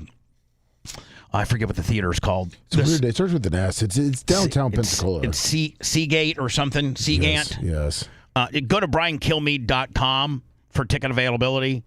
And it's Life Liberty. It's the Life and Liberty tour. And it's kind of a spoken word with skits. And it's I've seen clips of it, and it's really good. It's really, really good. It's like the Segner Theater. Yeah, this is what it's called. Something. Go to briankilmeade.com to get tickets. That's tomorrow night in Pensacola. I think show starts at 8. There are some meet and greets left. And who is this guy? Brian Kilmeade is a big-time Fox guy. He's on Fox and Friends in the morning, national, and then he does a national radio show, a conservative-based radio show that has about 300 affiliates. He's the busiest man on Fox. He's out. And then yesterday he did the 5, and he's just. He fills in for all the big wigs. Well, and he has his own show. He does. But I'm saying, like, if Jesse Waters takes off, he'll do his show. So we're looking at Fire and Brian around 9. Here's the deal. I don't know. Macho's going to tell us when I got to fire it. The segment's 28 minutes and 45 seconds long. Gary edited it quite nicely. I know there was a lot of editing needed, but Gary tightened it up a little bit. And Brian Kilmeade will be the last segment of the show today. We talk about Trump. We talk about Iran. We talk about the WNBA. We talk about how Taylor Swift single-handedly overworked the police officers of New York. We talk about Mamdani. We talk about democratic socialism. We talk about a lot of great things. He's such a good dude. And he's been around forever, and he's always been on the show. He actually one time came into the studio at NASA. He's going to be in Clearwater on November. He's going to be in Jacksonville November 8th. He's going to be in Clearwater November 7th. If he flies in a day before, Lummy, he said he'd come and actually do in studio. That'd be awesome. And 9/24/14. Okay, that's when we need to fire. And has that got us syncing up nicely with everything? Yes, that's what Macho has figured out. 9/24/14. 9/24/14. Yes. 9/24/14. Perfect. And actually, Gene, from that point forward, we're done. We can do batteries. We can go start working on batteries at 9:25. Sweet. We'll have those things yanked out by 9:30. Yep. And you'll actually be 30 minutes ahead. I need that. So anyway, I was talking about BARP this year and how it's going to be completely professionally coordinated by the Glowbug. But this is I've shown this a few times, but my great friend Brent and his wife Tara Nye own this place. It's not too far from here. Is this Zephyr Hills or is this Dade City? It's Dade City. Man, I don't want to be the one that has to cut that grass. Well, if you got a Skag 72-inch. By the way, Lummy, I had my Skag running yesterday, buddy. Yeah, I moved those branches for you. I know I just moved them a little bit, but I at least cleared them out. Thank you. That area. Eventually, I want to work on I don't know why they took the stairs. I don't know why they took them, but I think they wanted to incorporate that into Goat World. Yeah, so I'd like to get that. Either we take a chainsaw and we put it in the wood pile, or we somehow strategically make it some kind of jungle gym for them. But New York Greg was telling me that we need 4 big men to move that. I'm like, why don't we just get my Jackal, the Skag? Why couldn't the Skag? Why couldn't the Jackal Skag move it? Strap around it. So I'd like to get that moved because that's an eyesore. Yes, it is. And then just kind of clean up that whole Sanford and Son area back there.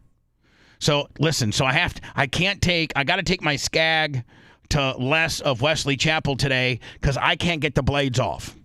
I can't. Still? I can't get them off. Not with a 1/2-inch impact. Not with a breaker bar.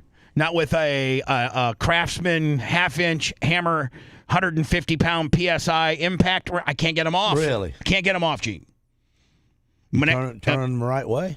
I'm turning them the right way. Yeah, I was able to get one off. Oh, okay. But I can't get the other two. Yeah. And so I talked to Eric from Wesley Chapel, Les of Wesley Chapel, who's the nearest skag dealer around here, and he's like, sometimes they get hot and they kind of galled themselves on. Yeah. Take a 1-inch impact and knock it right off. Yeah. Or break the bolt. I don't want to do. So my blades are getting super dull. And so but I have to get Merch's 350 running because my F-150 is at Adams and not going to be ready till Saturday. And I don't have anything to pull it except for her truck. So I got to, and I'm going to wait for it. They're going to change the blades literally while it's on the trailer. Yeah, they put it on the lift and they'll get it right out. So anyway, go to Covington Farm Barn. This is the facility we're going to be having our BARP at. And, I mean, it's got, and if you are looking for a facility to have your wedding, man, look at that check. Oh. But this is the facility that we're going to be having our BARP into the year festivities. And this place is beautiful. CovingtonFarmBarn.com if you want to have a special event there or your wedding or a corporate event. You can actually get Glowbug to organize it for you as well. They're having a country concert. Tara and I, the wife of they own it together, Tara and Britt and I. She sent me some information. I got to get it off my email, but they're having some country concert out there, I think in October. Oh, really? And she's like, whoever, of your crew we'll have a table for your crew, and Gene and Lummy, or whoever. I'm in the country. Free. Completely free, and we'll have our own table. Wow. So I got to find out who that artist is. So we're going to make that mandatory. Like a mandatory event? Yeah. The Macho Man ain't going to that. He has to. No. Get some lasers. Let me tell you something right now. Let me tell you I'll something right now. I'll save seat right next to me, man. You can't make me go to a country concert, Clem. I wonder. I get a paycheck every 2 weeks. I bet you he does like some country. Did you say it's September? I don't know what day it is, Lummy. Okay, because I was going to say they have a concert, Tennessee Jet, September 18th. There it is. There it is. That is. September 18th. Let me look. Let me make sure I don't have a race on that night, because if I do, I can't go. But you guys can go. We got our own table. Nice. We got a Bubba Army table. September what? September 18th. Oh, I can go. All right. It's a Friday. I'm going with you. It's a Friday. Me and Sarah Bones is going. Gene, maybe I can, if you got your other chopper done by then, I can drive over to your place. You want to ride bikes there? Yeah. All right. I mean, my girl on the back, your girl on the back, we roll up like a couple badasses. And, Brent will have VIP right up front parking, and, we'll make an entrance like we used to. Okay. Come in. Let me know where people can get tickets on that, okay? Okay. Like, is there a link on CovingtonFarmBarn.com? No, I'm looking. I'm trying to find out. Yeah. So, yeah, we're going to go. Me and Gene are going to be arriving in our Harley. In his Harleys. Gene, let me talk to Tennessee Jack and see if maybe you could be the opener, do a little karaoke. I just want to let everybody know I'm the opening act of Tennessee Jam, Toe Jams here. And, I don't know if you guys ever heard of him or not, but you certainly heard of me. I'm Gene Lasker. How about it? And, I used to be so fat I couldn't get in my Dale Earnhardt throwback Wrangler deal, but I lost so much. Now, wait, I get into it right now real good. Hell yeah. Packed it to 2X. I could be wearing XL right now if I want to know. Well, let me ask you a question, Gene Lasker. Yeah. Did your wife agree with me on me telling you to settle down on the AI gimmick? Yeah. Yeah. Kind of. But it's like, I like it. Doesn't matter what you like. It matters. It matters. Hold on. Why don't I doesn't matter? matter what you like. It matters how you look. If somebody else in the world makes something of let you them and put uses you to do let that, them put it on their. Cool. Let them put it on their page, paying respects to you, not on your page, paying respects to yourself, idiot. And here's the thing: I'm just letting other people see it. Here's the thing: it made you look stupid because you're not that guy. You reverse engineered it. That's a picture of me. You reverse engineered it. You've become a better, you're like, hey, it's Gene Lasker, and since, you like me now, there's double of me, more to like. No, there's less of you. You've lost the weight. You look that was better. the funny part about it. No, God, you are retarded. I know. I mean, like he doesn't even think like a normal man. He just likes that's being what put over. got me to the show.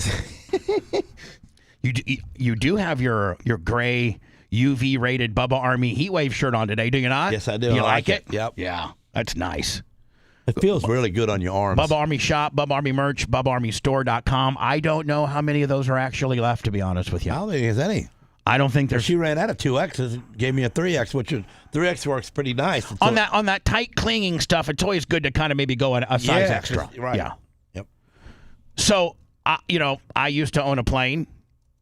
And not one of those. No, I had a bigger one than this. Right, but I mean, bigger. I did not have my license, but I had quite a few hours sitting right seat. I could fly it. I could do all the radio calls.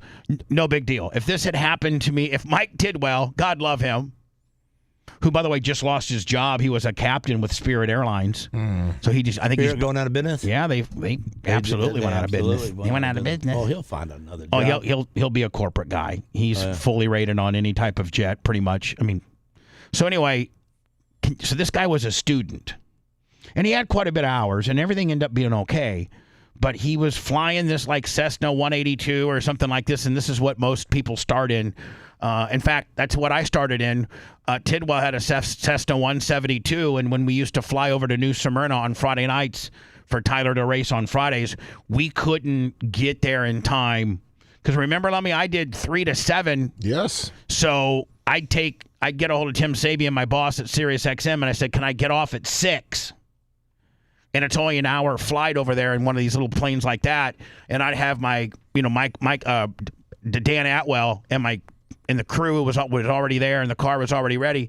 And I remember one of those debuts I used to have. Yes. I actually kept it at New Smyrna Airport there nonstop. And so we had a car. So we'd fly over. He'd pick me up at the St. Pete Airport like at 5:30. And we'd get over there by 6:30, and hot lap started at 7. There's no AC in that plane. You don't need any AC when you're 10,000 feet. You just open the door and let the air go. No, in? it's cold. It's natural. Even in July, 10,000 feet is probably 65, 60 degrees.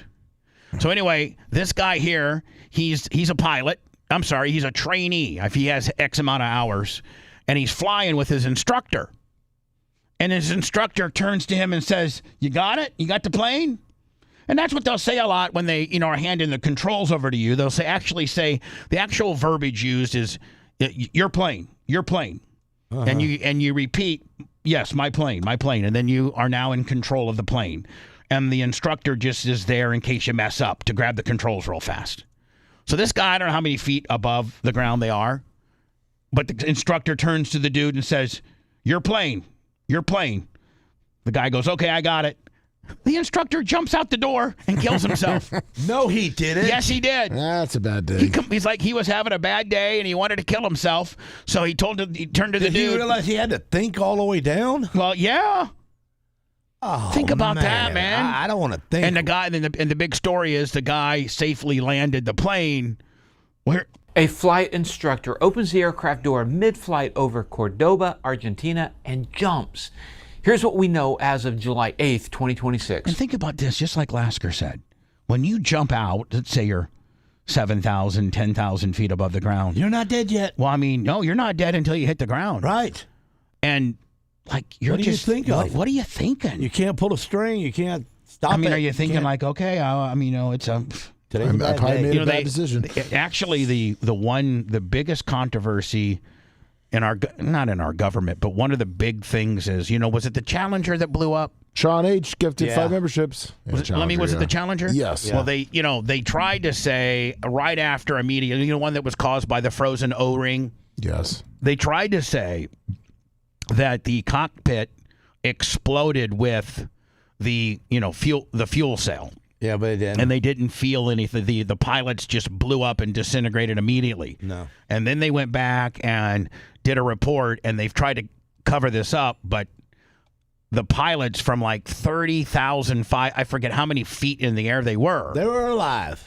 The cockpit actually detached from the fuselage, the fuel system, the jetpack deal with the jet, and they fell from 30,000 plus feet. and impacted the water, and they were alive when they hit the water. And I forget how. Maybe you could quickly look up how high was the Challenger when and just can you imagine? No. I think since then they've actually now have like where that it separates if something like that would happen again, and it has like a parachute. 46,000 feet. They were 46,000 feet. They probably died of hyperthermia.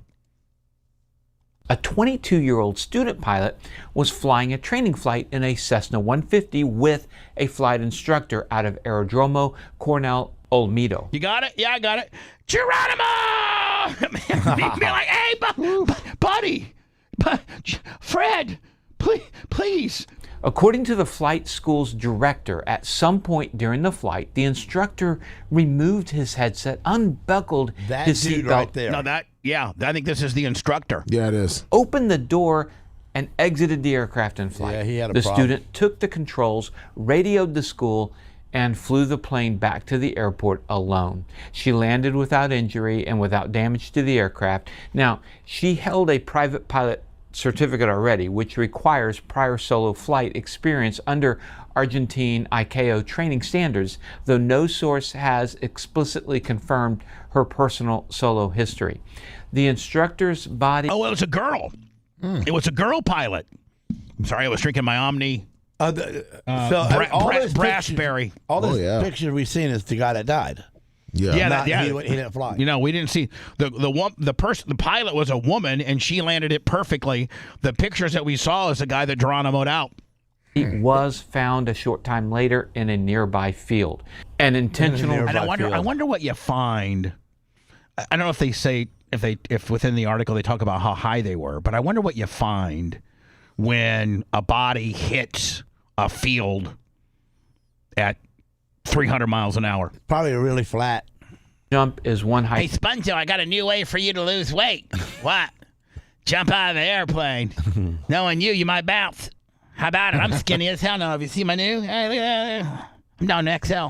Hypothesis being examined alongside a possible mechanical or door issue, but nothing has... No! He took his headset off, unbuckled himself, and then Geronimo'd out. There's no seat there's no door malfunction where he was leaning against, because at that point you'd still have your headphones on. They'd rip off your head, and your belt buckle would still, if you were buckled up, would keep you in those there. Things aren't. I don't think those things can't go any higher than 12,000 feet, because at 12,000 and the door is short, so you'd be able to grab onto something. Between 12 and 15,000, I think, is where they have to have like emergency oxygen on board, but they just have like these little containers. Those things can't fly much higher than 12,000 feet, because that's when you start needing pressurization and oxygen. So all of those little pedal jumpers, they call them non-pressurized planes. They have to be like I think between 12 and 15,000 feet and below. Otherwise, you need pressurization and oxygen. Been officially confirmed. No aviation safety authority has released a finding. Now, the Cessna 150 is a small two-seat aircraft. It's what I flew in my private pilot training. The seats actually are on the floor of the aircraft. If we get more information, we'll update this story as Argentinian. Thank you. Appreciate it.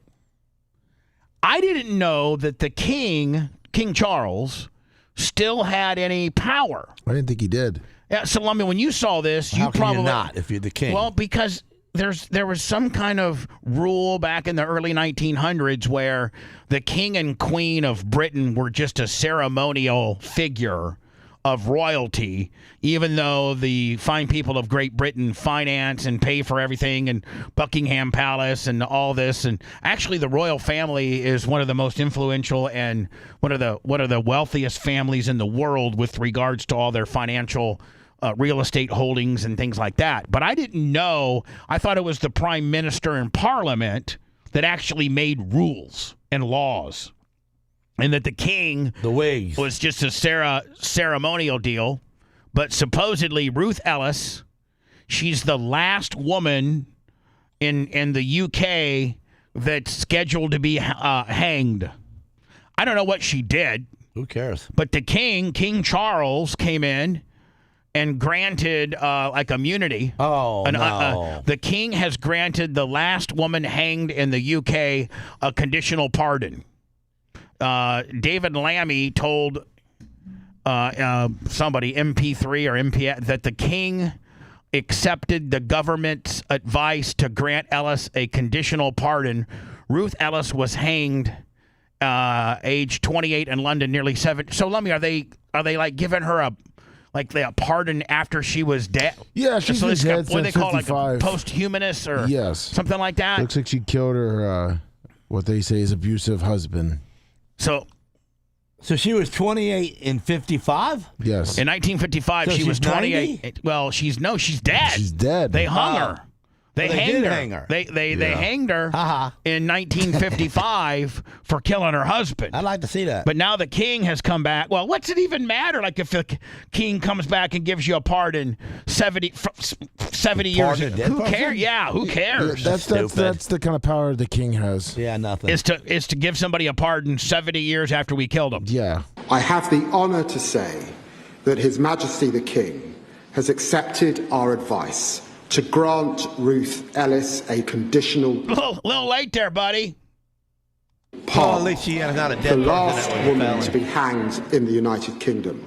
While the pardon does not claim she was innocent of killing David Blakely, it replaces the death penalty with a sentence of life imprisonment to recognise a profound injustice in this exceptional. Well, now, hold on. He used to beat her. What's the injustice of hanging somebody 70 years ago when she was found guilty to having killed her husband? Like, what's the injustice? Hanging was the method of execution. But she ain't got no badness over her head while she's gone. Yeah, it makes her grandkids feel better about themselves. There you go. Yeah. Hey, listen, grandbaby of the grandbaby. Listen, your great grandma wasn't, she was abused and case. I know her grandchildren, Laura Enston, Stephen Beard, are in the gallery with us There today. you go. We hope this brings a measure of peace to Oh man, that was her husband, a badass race car. Look at that. Yeah, he was an idiot. Ruth Ellis' family, who've carried the weight of what happened to her for over 70 years. What does it matter? It don't matter. Let me remember. But yeah. that was a black Hold guy on. talking like an Englishman. Well, there's black guys over there. No. and they speak the same language. Yeah, they huh? speak the native tongue. That's they nice. speak the native tongue. He grew up in the UK as an African American man, and he's British. It's cool. So, Lummy, do you remember yesterday? You mother effers all shot me down. Even Brian was like, "You got it wrong," and I said, "Listen, the reason why they didn't take the newly gifted 747 that's been supposedly outfitted to be the same as our current Air Force One, the reason why they didn't take it across the pond was because of there was some scuttlebutt that it still hadn't been configured and outfitted on a couple of the really, really, really K5 undercover terroristic type things that the current two 747s that we call Air Force One and Air Force Two have, that there was a couple little gimmicks that this one didn't have. Didn't have the clone device. And they didn't take it for that reason. And everybody, the media even the media was reporting the reason why that the Qatar 747 is going to stay over here in Europe is so that all the troops can see it. Everybody, the president wants all the troops to see it. It's coming out now that look who was right. You were right. Lummy, will you back me up? Do I got it I think wrong? what the main thing it is that they couldn't make it invisible to radar. Well, there's a couple things that really take, and in order for that to happen, it's got to be at Boeing or whoever does all of our configuration. Special coating that goes on that plane. Not only that, but they also have these little flares that shoot out of the wings in case they got a heat-seeking missile locked onto it. Yep, it makes them go to the flares. So supposedly that is a very expensive and time-consuming thing to configure on that plane, and this one hadn't been configured with that. And with the Iranians getting more and more serious about trying to kill Trump, they didn't want this thing. They didn't want this thing going across the pond, even though escorted by some F-35s or some whatever the hell they're escorted by.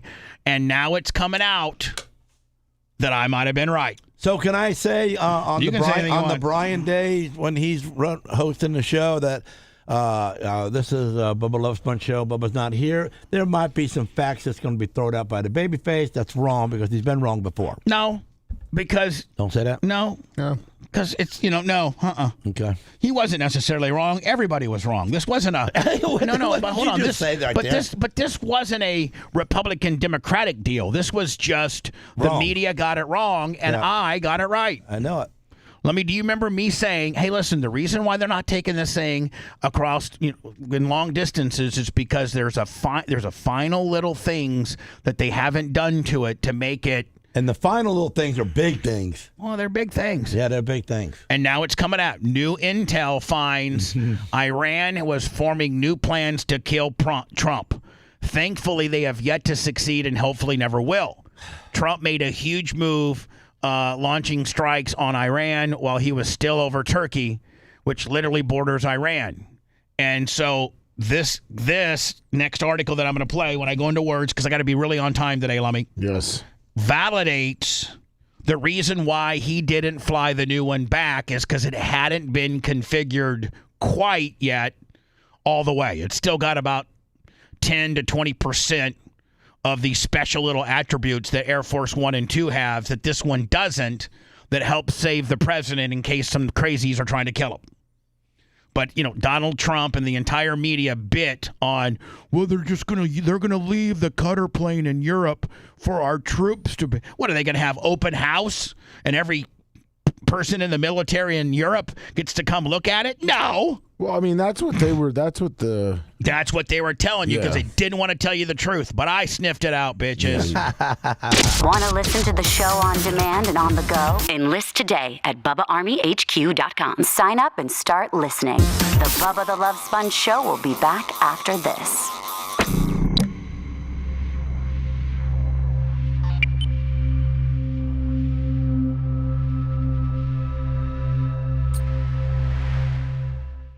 Listening, and I just thought he was taking a Thursday off. Yeah. So I was calling in to say I'll do your Thursday for you to help you out. And I also got on that little chat on the Facebook when you on your ad there, and I said, you guys help Babyface out and give him some thumbs up today. And so I was helping him out, and then I didn't realize that he was going to host the show. I didn't even know that part. Oh yeah. Yeah, for the 3 days. And that's what, next week? No, it's in August. Oh, it's in August. Yeah, end of August.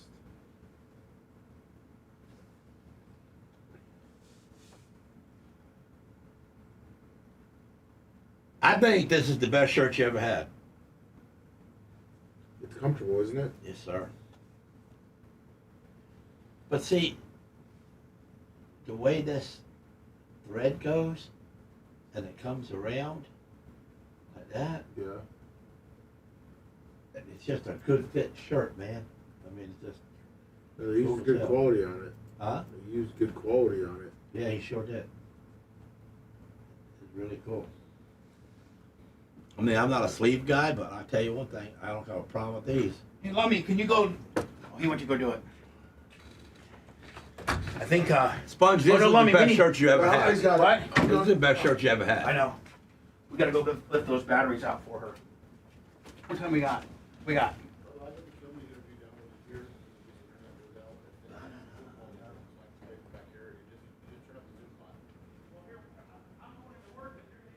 Okay.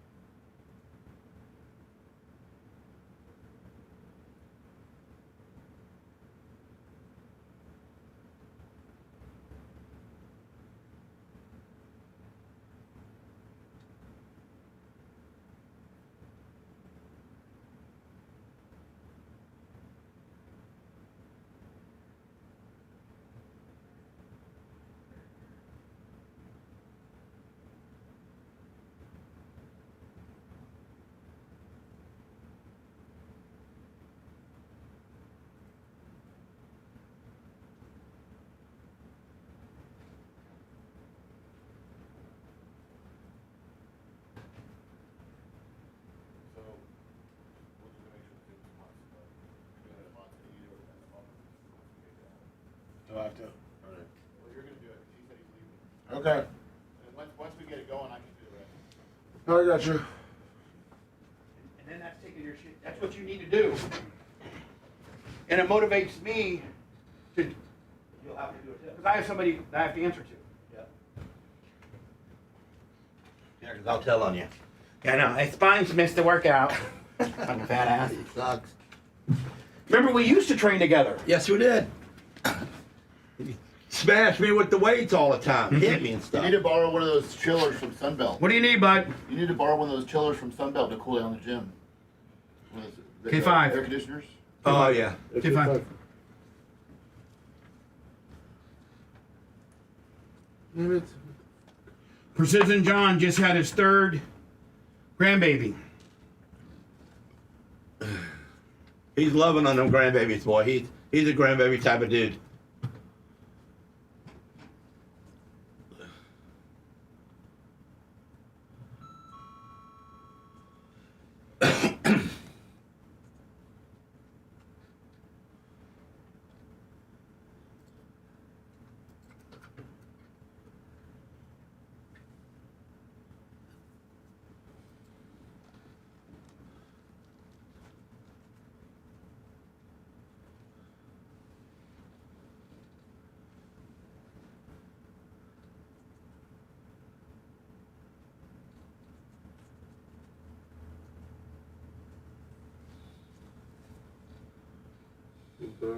Dirt Merchant, $2 Willie.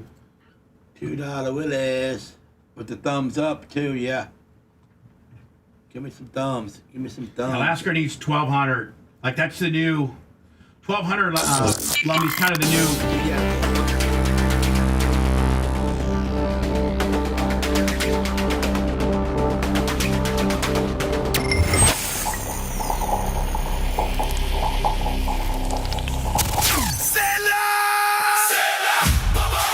Bubba Army, look, if your Wi-Fi only works when you stand next to the router with one foot in the air, you got a problem. If your security system is your dog barking when your neighbor's yelling, hey, somebody's here, you need GPZ cabling. GPZ cabling installs security cameras, hardwire Ethernet, better Wi-Fi, clean network racks, and low voltage systems for homes and businesses. Stop living like it's 1998 with one dusty router and no cameras. Call GPZ Cabling Tampa right now, 813-524-6794, or go to gpzcabling.com. Make sure you mention Bubba Army, get 20% off. GPZ Cabling, reliable, professional, connected. What's going on? Congratulations. There's no remorse and no regret associated with anything they do. You are refreshingly vulgar. Bubba the Love Sponge. Gene Lasker, when he needs work done to his Harley, he doesn't go to the Tampa Harley place. It's 18 minutes down the road. He loads it up, drives an hour, and he goes to Crystal Harley Davidson because that's who does work the right way with certified Harley Davidson mechanics that went to school. Crystal Harley Davidson is in Homosassa is the home of the hottest deals this summer. Tell them Bubba Army. Listen to this. If you tell them Bubba Army and you buy any new motorcycle, you get a free helmet.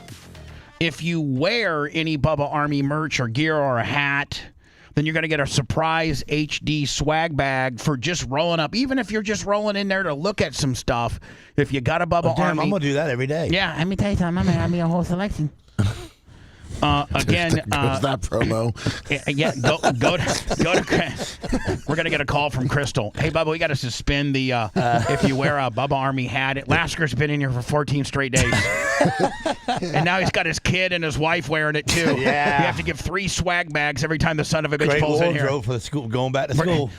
Yeah. We don't even have any more certified Harley Davidson's freebies to give away. Like, we called corporate, and they're like, man, you're burning through them. Like, no, stop. Anyway, stop by Crystal Harley Davidson today. Your next adventure is waiting. You can always go to Crystal Harley. Is it crystalharley.com? Yes, it is. Crystalharley.com. One-stop shopping. And if you wear Bubba Army gear into the place, they'll give you a free HD swag bag. Yesterday.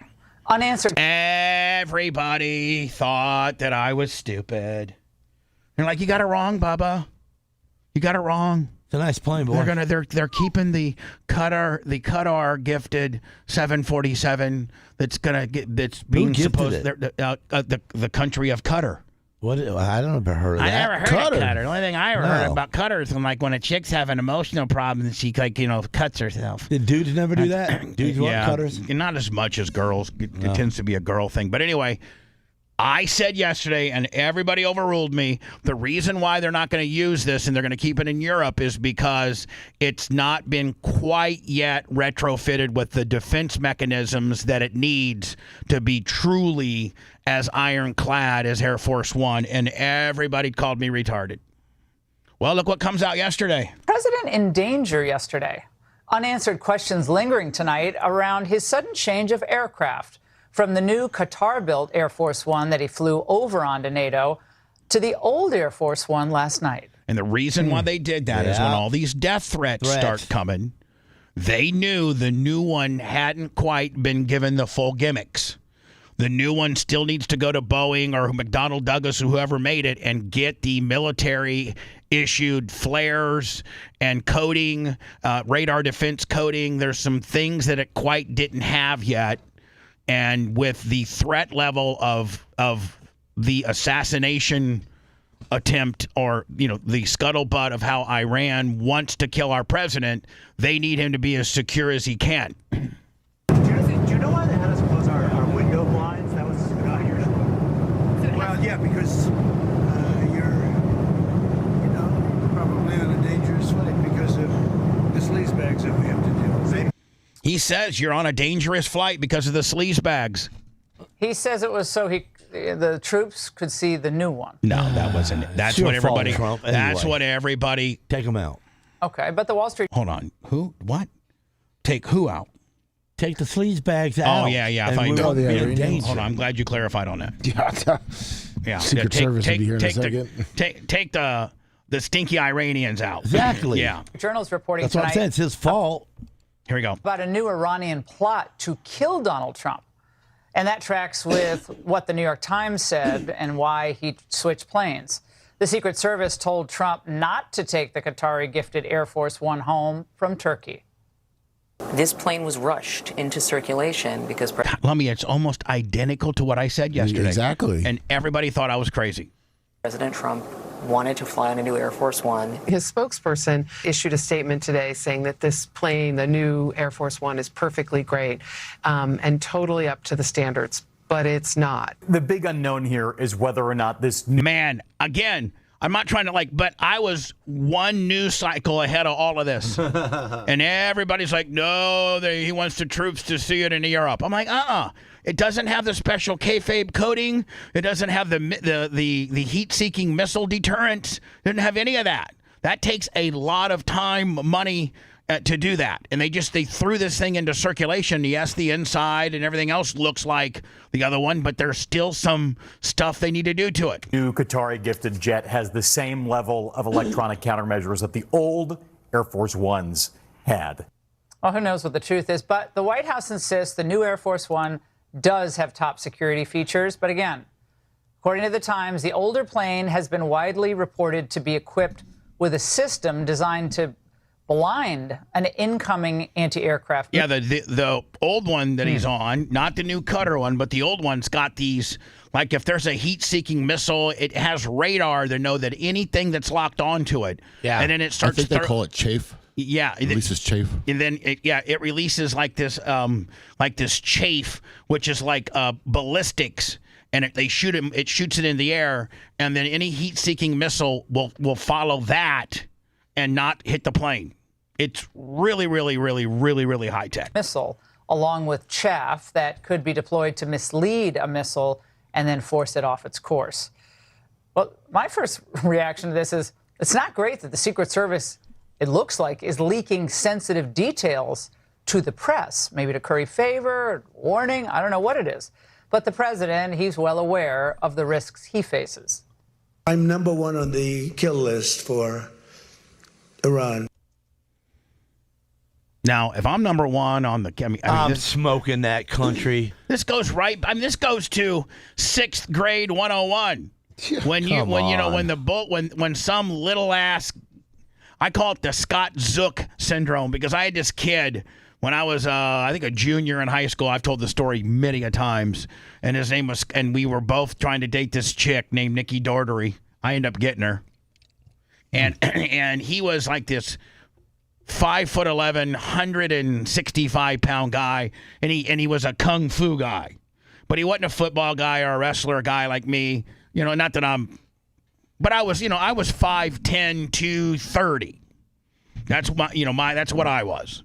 And so he every like 3 or 4 weeks he'd be in the Warsaw Times Union little newspaper and have these trophies that were like the tall as him because he went to some kung fu convention and like whipped a bunch of ass and like back then there wasn't even MMA, it was just karate. And it was just, where all the nerds went in there and they like they're Johnny, like it was stupid. So word got out that Scott Zook wanted to beat my ass. Mm-hmm. And so I said, I was literally eating dinner with my mom. I think a guy named Ricky Hernandez came. He was a wrestler with me. And he said, hey, Scott Zook's at the Boggs Little League field wanting to fight you. So I literally told my mom, I just turned 16. I was able to drive. I turned my mom. I said, Mom, there's this little sawed-off kid named Scott Zook who wants to fight me at the ball field. You know what my mom said? What? Call Larry and get him on the way over there so that you have backup in case he has more than one guy, and then go. And my mom said this, go beat his ass. So I went over there, picked up Larry, pulled my van up. He was on the pitcher mound doing all this wax on, wax off stuff, had his shirt off. We squared up. He tried to kick me like a guy tried to kick a cop. Yeah. I ducked, I grabbed him, and then I cheese grated his face into the pitcher's mound until it was like completely bloody. I said, you done? He goes, I'm done. Got up. We didn't shake hands, but we just went each other's way. And then word around school got Bubba Clem just kicked Scott Zook's ass. And that's why you got the woman, the girl. And then, I got oral from Nikki the next day. There you go. You're lying. Oh, what do you mean I'm lying? You was in 6th grade? No. 16. No, 16. 16. Oh, okay. And I might even be lying about the oral gimmick. I'm not. I kicked his ass. I know that. I know because I kicked because your mom let you. Yeah, but I don't know that I got. If mom tells you to do it, you have to. I don't know that I got oral. I came back home. My mom goes, "How'd it go?" And I go, "Well, you don't see any marks on me." Say it, Mom. I was all dirty. And everything. 813-902-8222. 813-90 Bubba. It's Friday. I feel good. Maybe we'll take a few phone calls. Hello. Go ahead. Bubba, Steve from Indy. Steve, Indy. Hi. I'm calling because I hear you talking about the Nielsen stuff yesterday. You regret it. I get it. What stops them from rating you today? What do you mean? Are you banned permanently? No. So me and Nielsen had a dust up and we settled. We settled. I think this was like 2018. And, I went my way. They went their way. And, I didn't know what was going to happen. I didn't know if they were going to kind of maybe keep their thumb on me or, but I got to tell you, to their credit, in the markets that not every market gets rated or not every radio station buys the ratings per se. I don't want to get necessarily how that all works, but no, they've been great. They've rated me fairly. No problems at all. None. I never hear you mention, I'm number one in this market or I'm number 5 in this market. We don't talk about it no more. You really can't. Nielsen kind of frowns upon you talking about the ratings, so I don't talk about the ratings. So, and not all my stations that I'm on purchase the ratings. You have to purchase them from Nielsen. So not all my stations do that as well. But when I was in Charleston and other places where my station did purchase the ratings, we did well. They have been nothing but very, very fair, as they always have been. So, yeah, they don't have any problems with me, and I don't have any problems with them. Good to know. All right, buddy. Thank you. How's Indianapolis doing? It's gloomy today. Windy? Rainy. Gloomy, windy? Gloomy. Yep. All right, bud. Appreciate you. Have a good one. Yeah, that's probably a question a lot of people, maybe they know that Nielsen and I settled in a lawsuit. But most people out of the radio business don't really understand the ratings system and how it works. And so for the markets that I've been in over the years and even currently that purchase the ratings, Nielsen has been wonderful. They've been great. I guess, They've just been great. Thank you. And thank you for the call. I like a guy that listens to the show so intently that like that guy from Indy, that he heard me talk about that. There's probably a lot of people that maybe don't know a lot about it. They have some kind of misconception that, Bubba had a ratings dust up and now he can no longer be rated. And because they don't know. And so I love it that a guy, calls the phone up to get clarification. And we're transparent enough to be able to talk about it genuinely and forthright. I could have said, man, sir, I can't talk about that. But I'm not really supposed to talk about that subject matter. But I can't see... You're not on probation anymore? Yeah, well, I can't see what I said being a problem because it's the truth. They continue to rate me. They've been very fair. There's not been any discrepancies or anything like that. So I don't know why maybe potentially saying that would be an issue. I don't think it would be. Probably on a dangerous fight because we saw that already on the Laura Ingraham deal. Yes. And then this, Iran and U.S. ramp up tit-for-tat strikes. So did we strike last night? Yeah. They keep striking. If I'm Trump, here's what I'm saying. I don't understand if our president says that they're basically down to nothing, they don't have anything at all to hit us with. Nothing. Then how are they still hitting us? Then how are they still hitting us?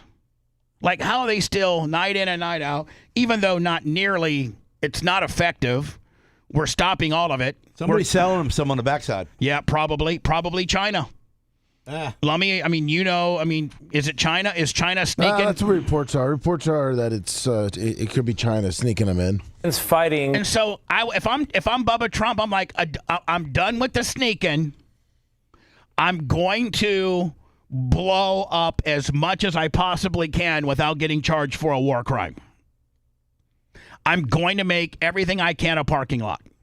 And I'm going to tell them where I'm bombing so that they can't. And if they want to put kids and children around the various places I'm going to bomb, then let NATO and anybody that keeps score with regards to war, let them know that they put they killed their own people.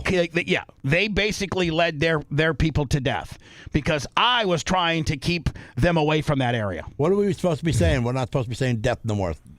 Undead. Turning out of the. Now we can say it okay here. Oh, we can say it okay. Hello, I'm hitting it. Of course. Hitting it. Lock up, Willie. Good job, CBS. Here we go. Lock up. Where am I at? I had it. Then it locked up. Now is it giving me something else? Yes. Yeah, I told Khomeini. Now is it giving me? Are you kidding me? Yeah, CBS just changed. So they refreshed me. Hey, dog park. They refreshed. Lummy, are you serious? Yeah, they switched it to the nudging gas prices higher. I'll just have to read it. Ridiculous. Iran launched more missiles at U.S. allies Thursday and said at least 14 people were killed in U.S. airstrikes over the last 2 days of escalating tit-for-tat strikes. Our people? Yeah, well, I think that they're saying we killed 14, sparked by Iranian attacks on commercial vessels in the Strait of Hormuz. The funeral procession of Iran's former supreme leader, Ayatollah Ali Khamenei, smoke it, the whole party, took place Thursday. He was later buried in the northeast city. Kill him twice. He was killed on the last day of the U.S.-Israel war on Iran. President Trump said Wednesday that Iran wants to make a deal so badly, but he said he still would need let's talks to continue. Trump holds a call with Netanyahu. On the latest developments in the Middle East. I think we had a video story from CBS, but as I'm playing it, they actually updated their website and gave me something different. Yeah. Bunch of stinky bastards. I don't like CBS. I don't like CBS since they botched up the 4th of July celebration. CBS is horrible. Yeah, screw them. When we return, because I got to be dead on time today. Plus, we have to go out and do that battery caper. This woman right here. Now, this is out of Channel 20. This is a Fort Wayne television station. Big time. And when I saw this, I thought this was like one of those people that like will talk about the news and then run the story behind them, but they're not news people. They're not necessarily on TV. They're just some private journalist that decides to do like take news clippings and then give you the story. And they put themselves like in a little block down low, and then they'll tell you the story about a man cutting off his genitals, and then he used his genitals to start a fire. How do you do that? We're gonna see it next. But who's that? I had to double check on this because it's real. No, I know I didn't believe it because I'm like, there's no way this chick's a newscaster. Yeah, so that chick's a newscaster. Yes. So Fox. I thought chins hung on your face, not stuck out in the middle. Well, I can't get into the chin aspect because my chins have been popping lately. Your chin's nothing. No, my chins are bad. No. So this woman actually is on TV as a television anchor. Oh, wow. This chick. How did she get a job like that? And it was I think this is an Oregon television station talking about a Fort Wayne, Indiana problem. Where's Oregon at? Hold on, stop before I go into words. You don't have any idea where Oregon is. Just somewhere. I know. I know. I heard the word. Let me tell you something. But Oregon is. What have they done for the United States? Oregon is somewhere.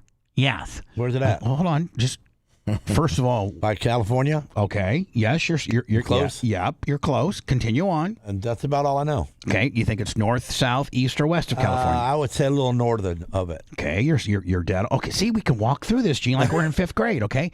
Okay, Gene. I probably noticed it before. Yeah. But, I it's didn't. north of California. There's never been any good news about them. Do you know the states that are hooked onto Oregon? Not really. Well, let's try this. You ready? Yeah. Have you heard of the state of Washington? Okay, that's be above it. That would be above it. Yes, indeed. Yes, indeed. Okay. So if you're so you got the U.S. border, then you got Washington. Yeah. Then what's below Washington? So Oregon, right? Oregon, yes. Now what's below Oregon? Ooh, don't know that. Nebraska? No, you had it. You had it, bud. I did have it? Mm-hmm. Oh, I don't know. What was it? California? He was a good guy, even though he's a Bubba the Love Sponge. Bubba the Love Sponge show returns after these words.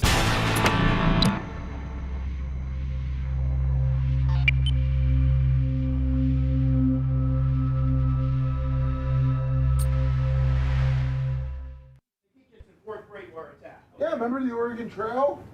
No. They took it out west? No, I didn't really know that.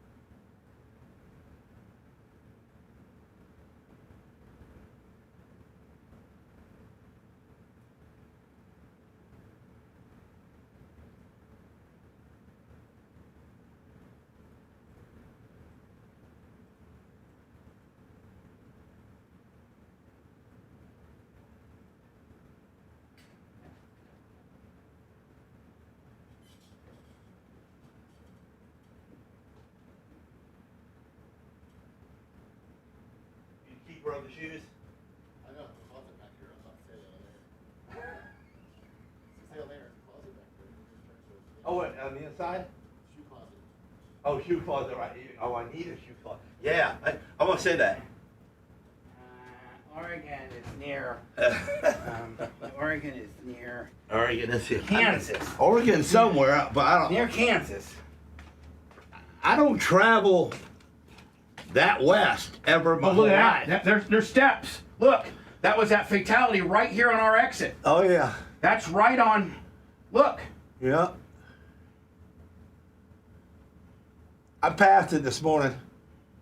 You couldn't have. Yes, I did. You take the interstate? I take the interstate, yeah, from 52 to 54. I mean, from 54, well, it's not really 54 no more, it's 56. 52, ain't it? No. 56. Is it 50? It's the old 54. Yeah, but it doesn't go near the highway. They cut you out earlier. It's Land Lakes exit. Yeah. Yeah. So I take that from here. Because if I take it that way, I'm wide open. Exit to exit 90. About 90 mile an hour. Well.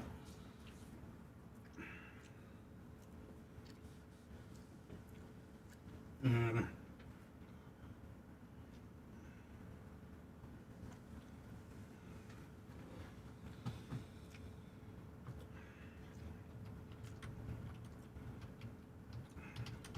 She got earrings, they're cherries. You kidding me? You got fruit hanging on her face. Wow.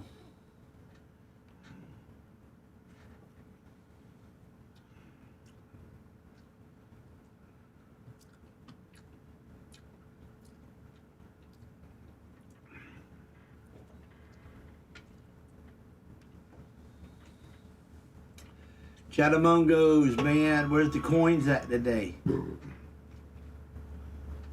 Hook me up. Chattamungos? How about it? How about it? 1,200 thumbs up today. Don't make a mistake about the 1,000. We don't do thousands no more. Chattamungos, I need 1,200. Yeah. Or I'm just not coming East back. Coast Lasker, that's right. I'm not Dirt coming. merchant. I'll tell you what I'm doing. I ain't coming back. Fuck this place. Did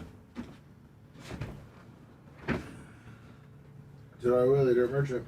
Jeff Schwartz. Glad you spoke about me, Gene. Who's Jeff Schwartz that we spoke about? Is he the one that sent us a plaque?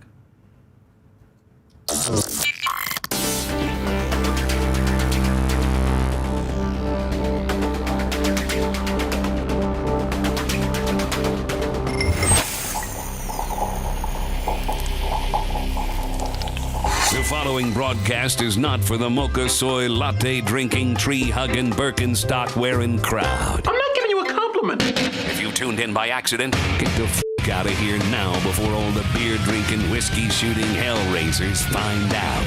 This is the Bubba the Love Sponge Show.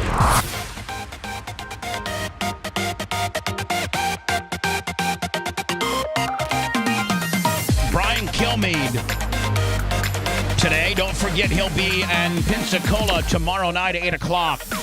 Go to briankilmeade.com for ticket information. Also some meet and greets where you get a chance to meet Brian, hang out with him a little bit. That's ultra VIP.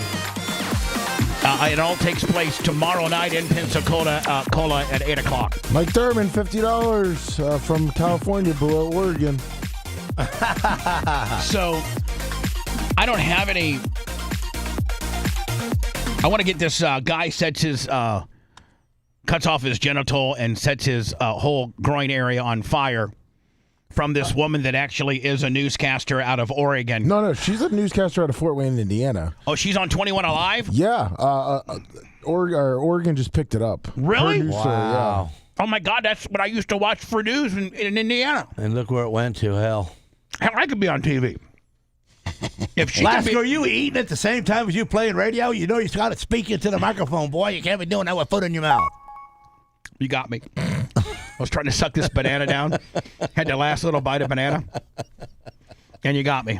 And I like it. Hey, look at that guy. That that is an AI. No, that's G. Lasker. No, hold on. I know, but that is an AI. Hold on. Because that's badass. Let me do that. Everybody understand me. Please let me speak. You guys are interrupting me. As hard of a time that I've given Gene on AI, This is exactly the AI he should. This is the kind of stuff he should post. This is because I'm telling you right now.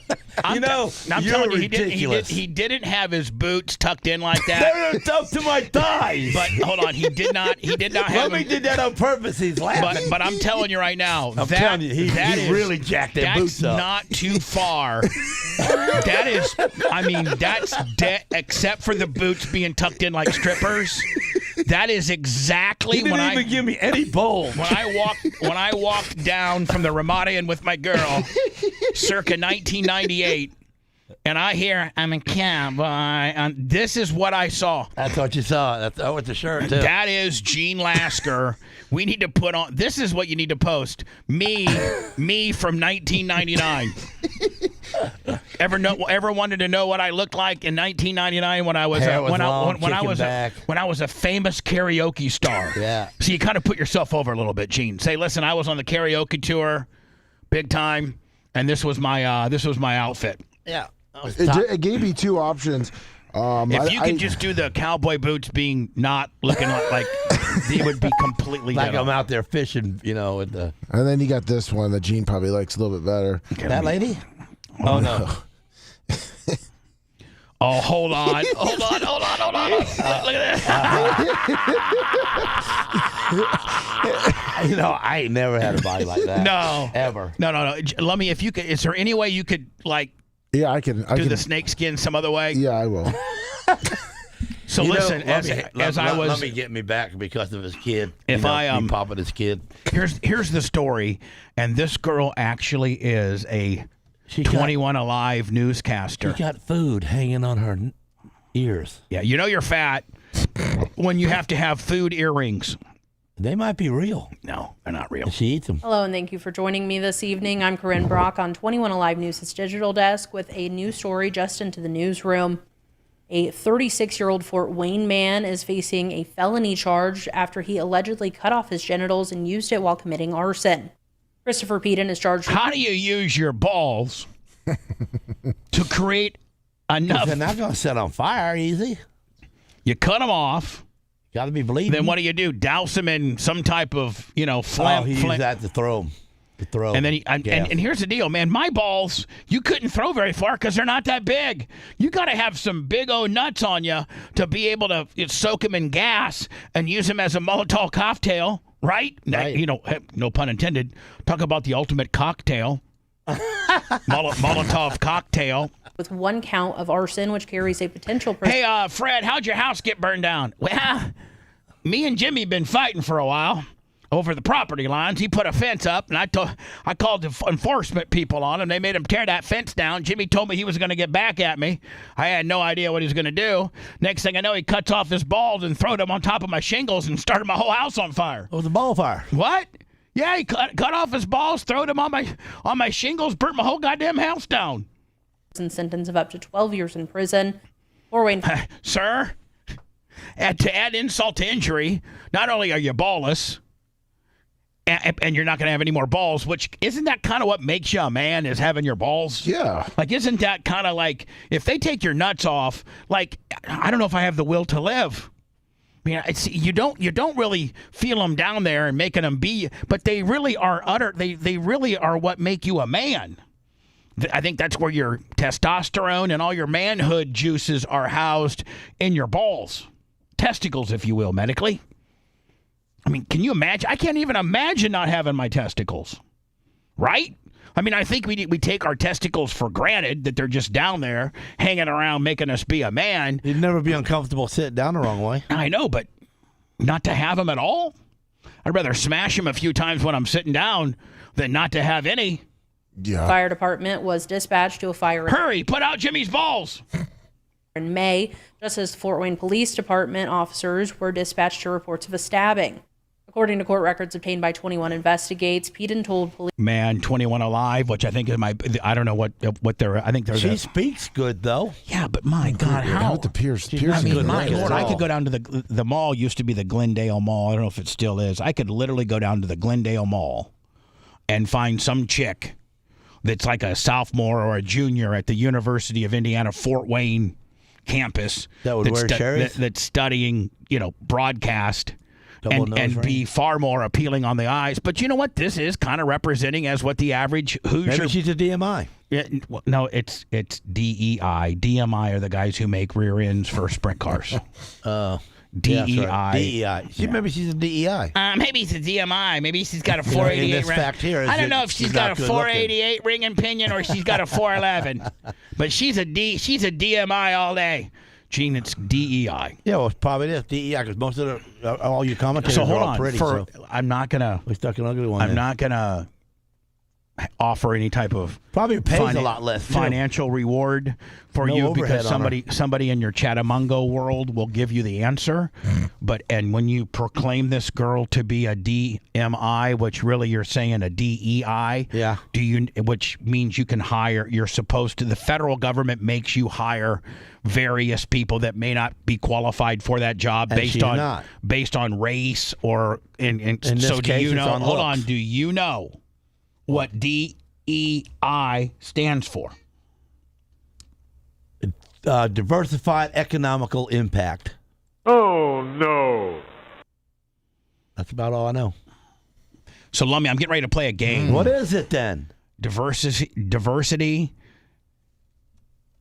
Oh, you don't know? Something inclusion. Diversity. How does he dog me down? Oh, not no. knowing? Diversity. Let me help me Equity. out. Oh. Equity inclusion. Oh no. By the way, I'm getting ready to play a game with Gene, and I don't have a buzzer or a ding, ding, ding unless Macho could find me one. But I was thinking about this. This could be for when Gene misses when Gene misses a question, he gets this. Oh no. Or he gets. And he's on it. That would be like a correct answer, and then this would be a wrong answer. Oh no. Or if he gets a real one that's a real hard one, then he would get like a. Oh, looks like Macho. And it's a new track record. If you could just put it up anywhere.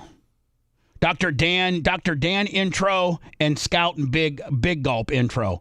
That green and that purple, if you could just give me a buzzer and a ding, ding, ding, then I can play this new game that I just came up with during the break for Gene Lasker, which we're going to play next.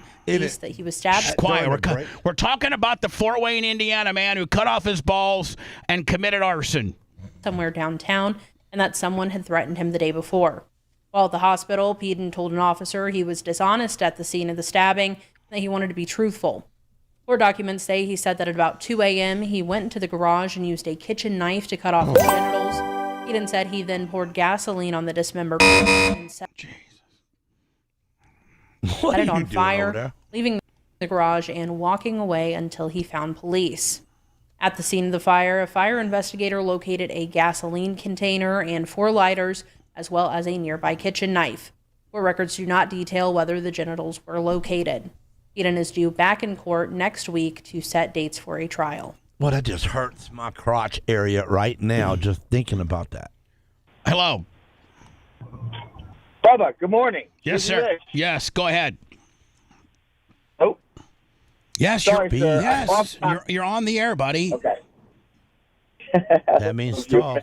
Jesus Okay. Christ. Off topic. You were talking yesterday about the dangers of weed whacking, and I couldn't call in, but there's something I wanted to touch base on that a lot of people don't think of. You were saying how it kills your ankles. My ankles have been shredded with buckshot from weed whacking like crazy. But you know what I have to use sometimes because of the way my yard's set up? A mouthpiece. A what? A mouthpiece? You ever get hit? Yeah, like a football player mouth, because I took the guard off the back of my weed whacker. You know, sometimes there's that guard. So there's a reason why that guard's on there. Yep. So you don't got to wear a mouthpiece. Yeah, but hold on, Gene. Hold on.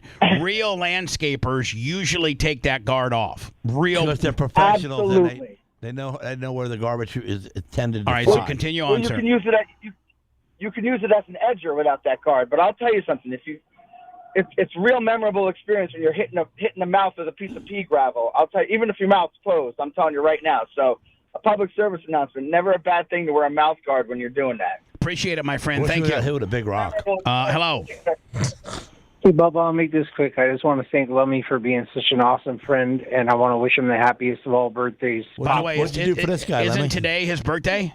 Joe, yeah, happy birthday, Joe the Supermark. You. It's your Well, birthday Joe today. the Supermark shares the It's same you birthday. and Joe's birthday. It's your birthday today? Yeah, it's Lummy's birthday today. Well, let's do something to him. Well, we're going to sing happy birthday to Well, him. you did. You sang the Joe the karaoke. Supermark, Thank you. we love you. I'm talking about get a stick and whip you with it or something. Happy birthday You know what I'm saying? to Gene. You're supposed to help. Oh, we're doing it now? Yeah, everybody.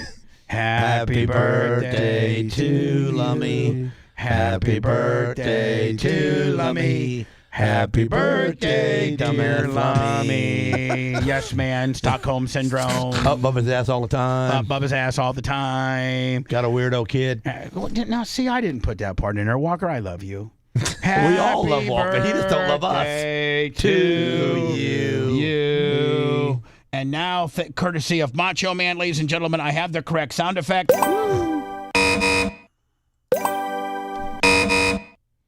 That sound effect is gay. We're gonna. Do you know why you call it gay? Because you're gonna be hearing a lot of this. That's fine. But the other one that did what am I? The girl that comes out on the name that tune. Let's just hope that you hear more of these and not of these, because this means you're stupid. I don't mind being stupid. And by the way, I have gone and found questions from "Are you smarter than a fifth grader?" Oh, perfect. And so I got a list of questions, and Lummy, it's going to be the first 1 to 11. 11 correct or 11 wrong, meaning whether you win or not. You thought all this up on your own. Yeah. During the yeah, absolutely. Taking batteries out and thought of this. Yep. Hello, you're on the multitasking, air. Hey, Bub, it's Dave. Speak up. Hi, Dave. Hey, just wanted to see if Anna's going to be invited to Lemmy's. Come on, man. Sir, Dave. Why you got to be that way? Dave, are you just trying to hear yourself be a dick on the air? Is that? I mean, honestly, like, are you literally? Hold on, Dave. Do you literally have your pants down and you're taking care of yourself at a fevering type moment, knowing that question? You know the answer to the question. First of all, did you put your? Are you just trying to hear yourself on the air, Dave? No, I don't. I'm sorry. No, you're not sorry. This is for you, Dave. No, I'm sorry. This is for you, Dave. Dave, for you. Why would he come up with that? Ignorant slut. You filthy bastard. You filthy bastard. I like that one. Lummy, speaking of which, hierarchy. All right. $1.50. $1.50. That's what I'm talking about. Love you, hierarchy. Love the hell out of you. Gene, are you ready? Well, I'm going to burn off a couple stories, and then we'll come back with, is Gene Lasker smarter than a fifth grader? Let's hear it. The WNBA just can't help itself. It's a question that I asked Brian Kilmeade. Brian Kilmeade will be on the show today. I got it when my out is 9:20. So about 9:29, 9:30, I interviewed Brian Kilmeade yesterday. We're going to replay it today. That'll take you to the top of the hour. So today, in about an hour and 9 minutes, you'll hear me and Brian Kilmeade cut it up. I want to make sure that we're sort of clear on the nuance. Did you get the Cash App just now? It hasn't come in on my side. Really? Why not? To the voting here, right? That's an important part of this. They didn't say that she was the 11th. 50. What's that? Semi-autograph Travis. Oh. And Mike Autry, 20. Louis Wells, 50. Bringing them. Ronald Travis, 20. Happy birthday. Where are we on the thumbs? Oof. I had 773. So you got to and you got to understand, we're going to be out of here. I think Gene, we're going to be out of here by 9:30, and not in here. Man, I better have at least 1,000 by then. You better have 1,000 by in about an hour and 8 minutes, or we're done. Yeah, we're not doing too good. Don't embarrass me, Chatamungos. Come on. Sophie Cunningham. I'm getting ready to beat this. Are you smarter? I'm getting ready to prove that I'm smarter than a fifth grader. All right. I've already exposed my karaoke skills, and I don't appreciate you guys not having me up to a G-ball by now. At least as by we now, speak. damn. Jesus, my God. Sophie Cunningham. Yeah. Ooh, One of the things that I did watch is all the fouls. Like, these just throw each other to the ground. Mm-hmm. They poke each other in the eyes. Like, they do this. They literally jab each other in the eyes. It's crazy. Like, They found Joe Rogan on the State of the NBA. Grouper Lips 25. Who? Grouper Lips. Groups. Thanks, Groups. So they travel so much. Oh, it's crazy. They take like 4 or 5 steps, and then no one calls them on it. Oh, yeah. Double dribble, everything. Is there a trend now to not call traveling? Yes. Sophie Cunningham. Now, these African American girls, they just absolutely hate Caitlin Clark. They're jealous. They just absolutely hate Took the her. limelight away from them. They hate her. And what they don't understand is she didn't take the limelight. She brought the limelight to the league, to the entire league, white, black, and indifferent. Hide me, $10. Thank you, my friend. It's also kind of crazy, like. This is a former NBA player, and she's talking to another WNBA, and she's talking to another, either a current WNBA or a former one. And I guess in some kind of survey, they ranked Caitlin Clark as the 11th best guard in the league. Yeah. Which absolutely is in play. Now, was it the best of all time, or was it she just the best in the current league? In the current league. So she ain't been there long enough to hold on. She absolutely would at least be that. Like, I'm thinking she's probably top 5 guard in the league. Yeah, Right? I mean, yeah, she's number 3 in scoring. And they got her 11th, and these bitches don't even think that she's good enough for that. I wholeheartedly believe that there needs to be some rules with the WNBA players because this is getting out of hand. Caitlin Clark voted 11th best guard by WNBA players. Now I don't understand. I could maybe get this wrong. Is she sticking up for Caitlin? Yeah, she is. Yeah. Oh, okay. Then I got it wrong. Yeah, she's actually one of the former players. All right, so then I got it wrong because I'm interpreting that she's like saying, no way, she's not that good, when realistically she's saying, listen, this chick is not 11th. She's probably more like 3rd, 4th. She's a starter on the All-Star team. So, you know what? I applaud this woman initially. What I thought was I did not quite, because I'm just a little bit smarter than Gene in some instances. Dirt Merchant, $10. And in a lot of instances, I'm not as smart as Gene. BJE Pros, $50. Oh, man. Lasker, you may not get the thumbs up, bitch, but you get the money, buddy. Oh, yeah. It's kind of close to Lummy's and birthday. by the way, it's Lummy's birthday, so if you want to put an extra 20 spot on that deal. Double thumbs. That's crazy. You know what? I don't know who this is, but, ma'am, I appreciate you. I thank you for just being intellectually honest and calling it as a former player that certainly is an expert in this particular, category, and being able to monologue truthfully and not let ethnicity, blind you as to what the truth is. So she was a good player because she got a trophy in the background there. And I got to tell you, man, I find her attractive. Yeah. I think she's very attractive. Now, she's probably 6'3" and would make me look stupid. Probably in shape, too. Yeah. Thanks, Gene. She's probably in shape and 6'3", and I'm fat and short. Thanks, Gene, for scoring. Thanks. It's Candace Parker. It's Candace Parker. Still get her. Thank you, Candace Parker. Appreciate you being beautiful. And real. And fair and honest. Yeah. I appreciate you, ma'am. Kelsey Plum finished 12th in player rank, but she be percolating all over your defense. You be chasing her downhill off screen. It's unserious work. It's kind of crazy. Like I It's wholeheartedly unserious work. I think people need to look at themselves in the mirror and realize, like, man, you got some insecurities if you sitting down and putting Caitlin Clark as the 11th best guard.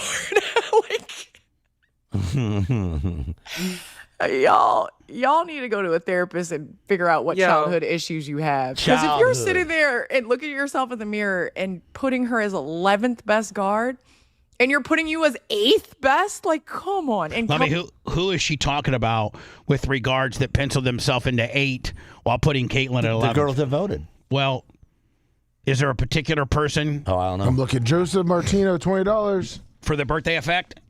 Happy birthday to Lum Lum. Thank you. Kelsey Plum is the 12th. Now, maybe games, because she's been hurt. All right, listen, I don't know who this woman is. What's her name again? Candace Parker. Candace Parker. You know what? I don't know if enough people are going to tell you thank you, but thank you, Candace Parker. Hall of Famer Candace Parker. Thank you, Candace Parker. I want to make this announcement now. It's a red letter day. It'll be a red letter time it's 8:29 Eastern on Friday, July 10th. I'm going to finally come out of the closet. Oh. I am a lesbian. I'm a lesbian. You have to be a girl. I am a lesbian. You have to Gene. be a girl Gene, to be a I lesbian. am a lesbian. I've seen you pee before, so you're not a girl. I understand, but that's what you identify me as with my little wiener. But what I identify my little wiener as is I am a lesbian. Chris Duchesne, $100. I am a lesbian. Wolf, and nobody $50. can... Wolf, the wolf. Gonna need some fencing soon. It's I really... will talk to you about that after the show. Oh, bad or good? Oh, no, good. He wants to do it Sunday. Do it. Wow. He just needs somewhere to stay. I am a lesbian. He needs somewhere to stay. I got that handle too. Okay, good. I am a lesbian because in today's world, nobody can tell you what you identify as. So you're going to go in the girls' bathroom? Back in the day, when you would say I'm a lesbian, they'd be like, listen, numbnuts, you're a dude. You got a wiener. You can't be a lesbian. Well, I want you to listen to this person's explanation. Because by this person's explanation, Gene, you're a lesbian, and so are you, Lummy. Do I identify as a lesbian? Yes. You only date female people? Female as in born, assigned female at birth? Yes. No, I date trans women as well. Okay, so you're bi. Well, hold on now. That's a man. Hold on. I'm going to wait. I am the one that's proclaimed myself to be lesbian. So you know who. So I need to be able to clarify this. See, if I'm a lesbian, I'm not going to date trans lesbians. I'm going to stick to just the good old-fashioned lesbian. This lesbian here says that this lesbian will date trans lesbians, and that's where I have to draw the line. So I only date XX lesbians. Okay, so I'm an XY. A trans lesbian is a man. Yes. Says he's a girl, but got a wiener. Yes.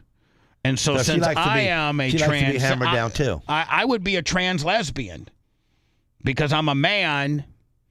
Really, I'm a man. Right. But I want to be with women. Okay, so we're gonna call you tranny man. No, you're gonna call me trans lesbian. Trans lesbian. Female as in born, assigned female at birth? Yes. I'm a trans lesbian, Lasker, that only likes real lesbians. Female. I'm a trans lesbian. I'm a trans lesbian that only wants to be with female lesbians. Is that how we got this thing scored? Yeah, that's the way it's looking. So you're saying the Merch dated girls before you?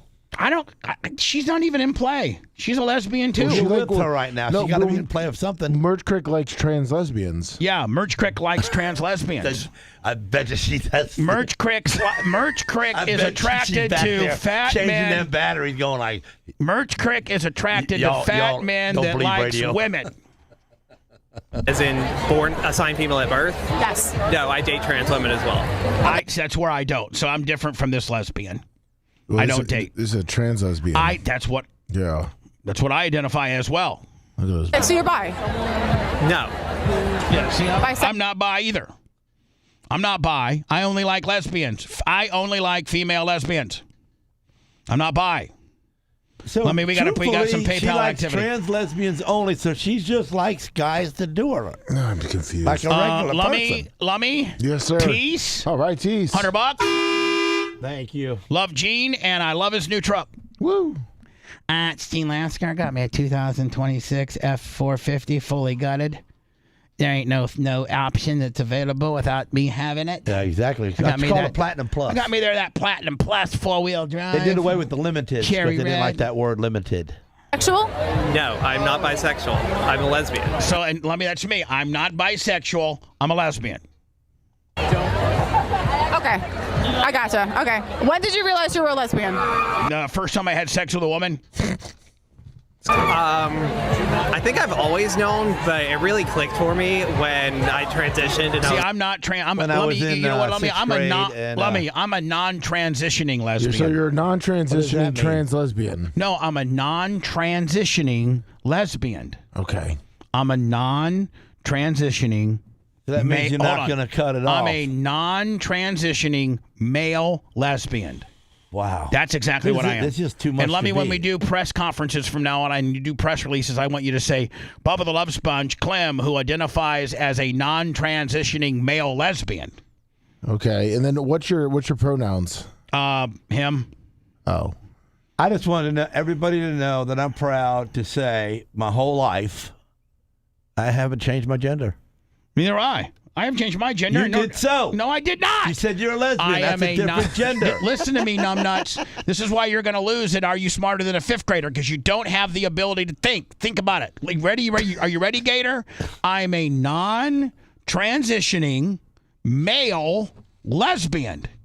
Keep the non in there so nothing is real. No, I'm a non-transitioning. That means not changing nothing. Male.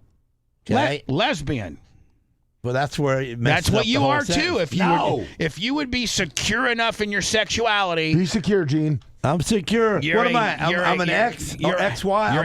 You're an XY. I'm an XY. Your wiring harness is XY. That's right. And I'm an XY. And I'm God-gifted white. And you're God-gifted white. And so you would be a non-transitioning. No, I'm just male, white. I'm a white male. It's real simple. WB. I'm a white male that likes chicks. Augustina, $115. Who? How much? Augustina, $115. $20. Be quiet. I'm a woman, and I like women differently than I thought I did when I thought I was a straight guy. So here is this biological male who says he's attracted to women and that makes him a lesbian. And obviously we all know this is just crazy, but let's go ahead and take a look at what the comments say, because that gives you a good gauge of what the average person really thinks. So let's take a look. And again, I want to make sure that I actually lay it down, the rules down, that I am, by this person's standards, I am a non-transitioning male lesbian. All right. Okay? Have you done the scissor gimmick before? No, I'm not scissoring with any. Well, I'll scissor with a woman. Alton Driggers, $20. Absolutely, I've scissored before with a woman. You're just twisting the words up. Thank you. Thank you, Gene, for finally getting to the bottom of it, my friend. Maybe you will win. Am I smarter than a fifth grader? Well, let me hear that tone. And we have my husband is a lesbian too.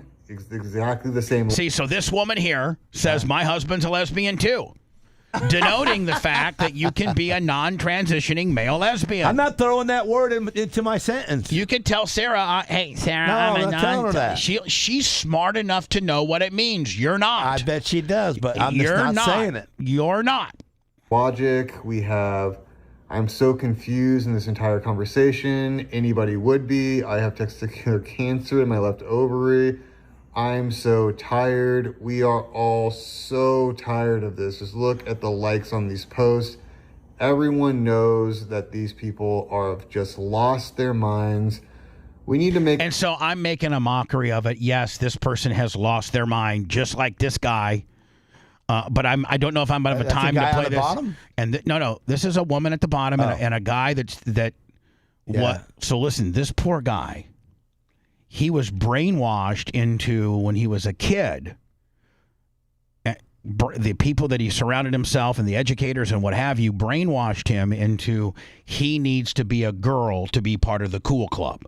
So he starts transitioning to be a girl, and then guess what the cool club said?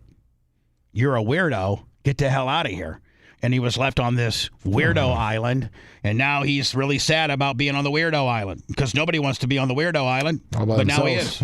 Now he is. Joke's on him. Well, he should double up on the mowing gimmick and make some money and then whack it off. Hey, girl, he should double up on the mowing gimmick, make some money, and whack it off. I think he did whack it off. Those, ladies and gentlemen, is exactly why we're going to play next. Is Gene Lasker smarter than a fifth grader? That is in the hopper. We'll do it next. I want you to stay on this channel. More bullying and brutality after this. That's real nice. Bubba the Love Sponge.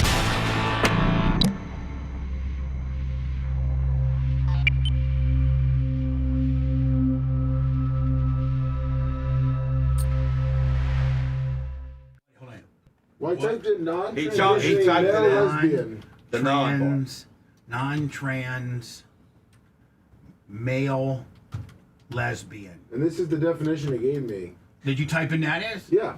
Okay. A non-trans male lesbian is typically a gender-diverse individual, often a cisgender butch lesbian or a well, this isn't me at all. No, this says, mine says, describes a heterosexual man who felt he should have been born female and would only be attracted to women if he were A lesbian. Well, I may have just really fucked up because I don't think that's what I am, and He I just. didn't wanna you really did yourself. He didn't want to be with men and didn't pursue sex changes. You hear that, Chatamungos? He That's messed good. up. I don't want to be with men, and I don't need a sex gene. I was just trying to be funny, and I think I may have fucked myself. Hi, it's Bubba the Love Sponge, and I was just trying to be funny, Chatamungos, and I may have just fucked myself. You better say it on the air when you got millions listening. Yeah, I will next. Hey, Chatamungos, I messed up. Chatamungos. So I'm going to come back with that.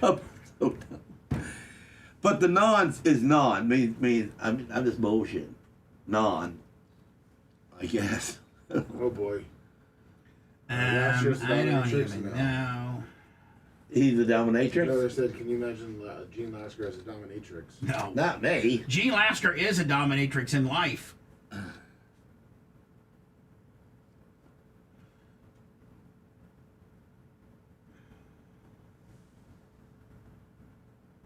So, Gene, both batteries tested 100% charged. Both batteries, then the starter shot.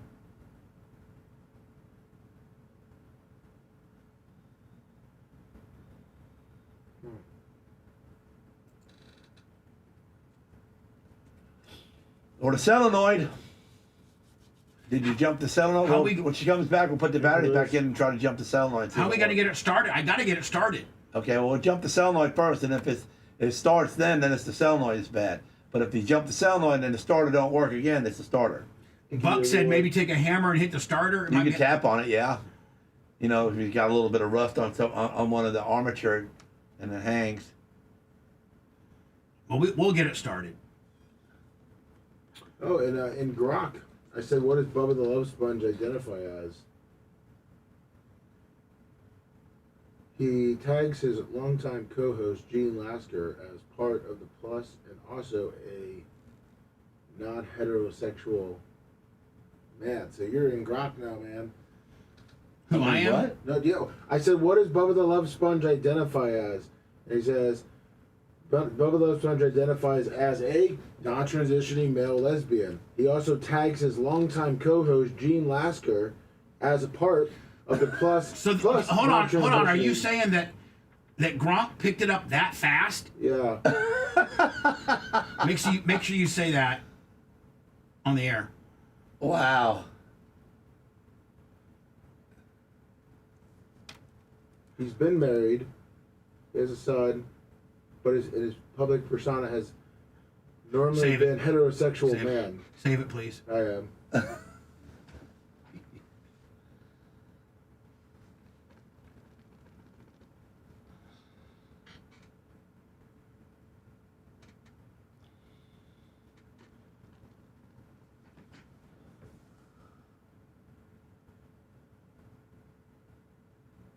Captain Creamsicle today. Did you get that? Yes, sir. Captain Creamy. Boom, boom. Sean Prater, $20. Thank you. Happy birthday, Ronald. Lloyd Wells. Thank you. Camper Scott, shut up.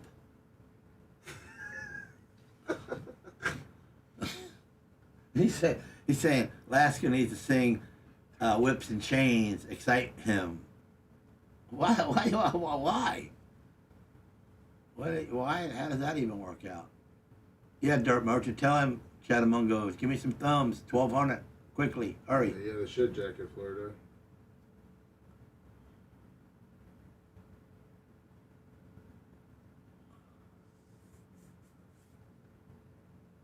Well, Kenny Power.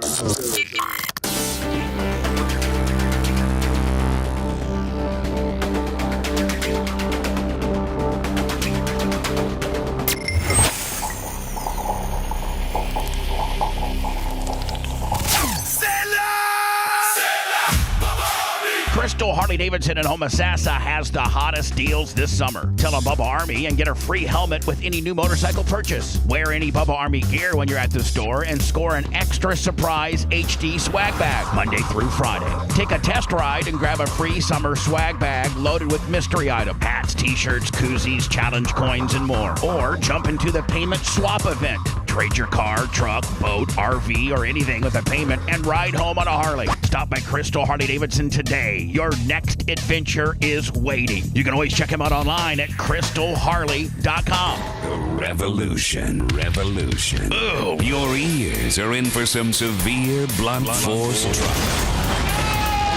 Bubba the Love Sponge. The Bubba the Love Sponge Show. All right, so Merch Creek just took the batteries down to AutoZone where she purchased them. They're both good, 100% charged. So that means it's either the solenoid or the starter. Right, that's what Lasker, and I agree. Yeah. So what we do? We bypass the solenoid? Yeah, we jump the solenoid off, on our own. And then if do we need battery cables for that? No, a screwdriver. Oh, okay. And then we jump the solenoid off, and then if the solenoid don't engage that starter, then the starter seized up. At that point, we'd take a hammer to the starter, try to get it to tap on it and try to get the armature to spin. Yeah. Otherwise, you need a new starter. Yeah. So I think we might start doing this, maybe on Fridays, maybe not on Wednesdays. It might get a little too overbearing. I do have sound effects for it ready to go. You're jumping. What do you call that? You're jumping the whale. Jumping the shark. Jumping the shark. Jumping the shark. Felix, $20. You need to apologize to the fans. You're really not a lesbian. Oh yeah, let's go. This Gronk has already picked up on my sexuality, and I want to let everybody know right now. I made a mistake. I've made mistakes in my career. I'm trying to be smart. He's just a regular man, like you're supposed to be. I'm just a regular man with 2 testicles that like to put my penis in general proximity of a woman's vagina that's over the age of 18. That's all I am. But I was trying to get crazy and cute because there was this dude that was transitioning into a woman, and he said he was a transitioning lesbian. So who is the Gronk? Gronk is an AI. Oh. For X. Who's Gronk? Gronk is AI. So I as a very much a smart ass trying to be a wordsmith, if you will, say, well, I'm going to call myself a non-transitioning male lesbian. Because if you break that down, that basically is a guy who likes chicks. That's what it is. That's what I am. I'm not bi. I'm not transitioning. I'm a man that likes vagina. So read what Gronky said. I'm a man that likes of-age vagina. Perfect. So Lummy goes in and just for shiz and grins, types in, what does Bubba the Love Sponge identify as? And Gronk has already listened to this show and says this. Let me say it. It says, well, it starts out, Bubba the Love Sponge did identify as a straight heterosexual man in his past life. He's been married. Which was just 16 minutes ago. Yeah. His persona has always been a very heterosexual man, likes women and strippers. He has come out. Yeah. Oh, okay, that's good. He has come out on a segment of his show when he was talking about LGBT plus. In one episode, he declares himself a bisexual. In another episode, he declares himself a non-transitioning male lesbian. He also tags his longtime co-host Gene Lasker as being a bisexual and non-transitioning male lesbian. See what you did? See what you did? Hold on. You drugged me into the AI. Now Gronk. I'm in the system. Now, dear Gronk, just because this fat ass sitting across from me said something about me, I didnn't say that. And now I'm in the system. So when my outlaw buddies and stuff look me around up, the world right now. Now I'm bisexual, and I am not that at all. Yeah, outlaw guys are going to Google you. I am attracted to one woman. I love you, Sarah. I'm going to get a black eye. And I'm going to get in trouble now. Sarah done gronked me, and I'm in trouble. And it's not because of me. For one time in my life, I never got I did not say the word. I've been trying to stay out of trouble. I did not say the words that I'm in trouble by. I did not say it. I thought about it again, and I didn't say it. But that fat ass over there by me, that lying son of a bitch. Fat man Sprick, all right. He got me now as a bisexual. Gene, listen, they got a whole thing on you. Right below it. Hold on. Gene Lasker's radio career. Read it. Oh, it's long. Oh, no way. Can you read? It's your birthday. You're 1 year older. No, but I'm saying it's like 7 paragraphs. Well, read it. Okay. Well, unless you want to send it to me and I'll navigate through it. Okay. You want to do that? Yeah. All right. Oh, wow. So Gronk's already got the 411 on Gene Lasker? What have you done to me? Have you sent it already? Right. Have you sent it yet? I have to. It's all. I'm copying all the texts. I need a radio name now. Yeah, you do. It's called Gene Lasker. And don't forget our new contest coming up next. Is Gene Lasker smarter than a fifth? Oh my Jesus! Gene Lasker is a longtime reoccurring radio personality. Here, I'll let you see it, Gene, so that you can see that I'm not lying. Here we go. Oh, no way. Yeah. It says. Look what you did to Gene me. Look what he did to me, Sarah. No, you did it. Sarah, help me out, Sarah. Jeez. Make this go away, Sarah. Gene Lasker's a longtime reoccurring personality, co-host, guest, colorful character on the Bubba the Love Sponge show. And rather than a traditional radio professional with a formal career path in broadcasting, he's known as a radio renegade, the man, the myth, the legend. Within the Bubba Army community, he's involved. His involvement stems from. By the way, everybody can. I am illiterate, but this is very small font, is it not? Yes, it is. Yes, even for those those under. His stems from a personal friendship with Bubba Todd Clem that dates back to the late 90s, blending racing, business, and chaotic on-air energy into shock entertainment via YouTube. Background and pre-radio life, Gene Lasker hails from the Tampa Bay area, Bushnell, Florida connection mentioned in radio context. He has a tough, self-made backstory shared on-air, foster system experiences, hard work from a young age, starting about 11, personal struggles and resilience. He built a career in the automotive work, mechanics, and eventually powder coating, and being ripped off on a job. He taught himself the trade, started a shop, references to Buffalo Avenue powder coating, and expanded into a high-profile work-life monster truck frames. Man, they know me. He also is a race car driver, competing in sprint cars and pavement racing. He ran full-time with the TBRA in the mid-90s, dirt and pavement. His stories of racing at tracks like East Bay Raceway Park. Entry into radio and relationship with Bubba. Gene met Bubba around 1999 at East Bay. The relationship started as rivals, but Gene driving for teams like those associated with Bucky Milam and Paulie Milam, reported wanted to welcome the fat guy radio, the fat radio guy into racing by wrecking him if given the chance. They later became teammates and close friends, with Gene even building or supporting cars for Bubba. The friendship brought Gene to Bubba the Love Sponge orbit. Bubba's show evolved from local Tampa terrestrial radio, the Power Pig 98 Rock, to Sirius XM Howard 101, and now streams podcasts on platforms like YouTube, Rumble, BubbaArmyRadio.com. Gene has been a fixture for over 20 years, appearing as a guest, co-host, and reoccurring bit player. Yeah.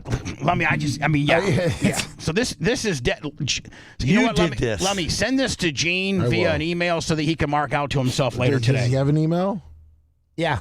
Well, Lasker02@yahoo.com. Oh, there you go. Gene, are you ready to play? I'm ready to play. Okay, we got this. I was once a fifth grader. And it is Gene Lasker smarter than a fifth grader? And Lummy, you're going to have to make sure that Gene, by the way, you Chatamungos out there, don't give him the answers. And then, Lummy, do you have the capabilities of taking his chat off? Yes. Okay. Yeah. Can you do that for me now, please? I cannot cheat. Here, I got my phone turned over to you. Yeah, and I got the phone turned over. Make sure his phone's turned face down in between you two. It's face down. So that you can, to your left, you can see his phone. Yeah, it's flipped over. To your right. Yeah, I see it. And his chat's off. Maybe by next Friday, we'll have Macho, as he built us, it's the 3-question Thursday with Brian. Macho so brilliantly built me that. Maybe next week he can... And now, are you ready? And we can even do Gene, sponsored by Morgan Exteriors. Yeah, I get some money out of him. Steps Towing and Sunbelt Rental. Yeah. It's Is Gene Lasker smarter than a 5th grader? Yay! Hold on, give me my cursor back, Macho Man. No, you never took it. I had the wrong thing. So, Gene, are you ready? It's the first one to 11. 11 correct or 11 wrong? Are you ready? Yeah. Lummy, you are to keep score. Got it. You ready? Here we go. I gotta go over this one. Damn it. Got so many damn mouses over here. What phrase makes up the last 4 words in the U.S. national anthem? Home of the Brave? Oh, wow. Wow. On the map, which of the following states extends the furthest east? West Virginia or Nebraska? West Virginia.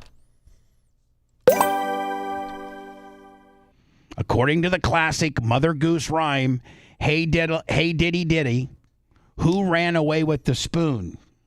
Hey diddy, the moon? No, the cat.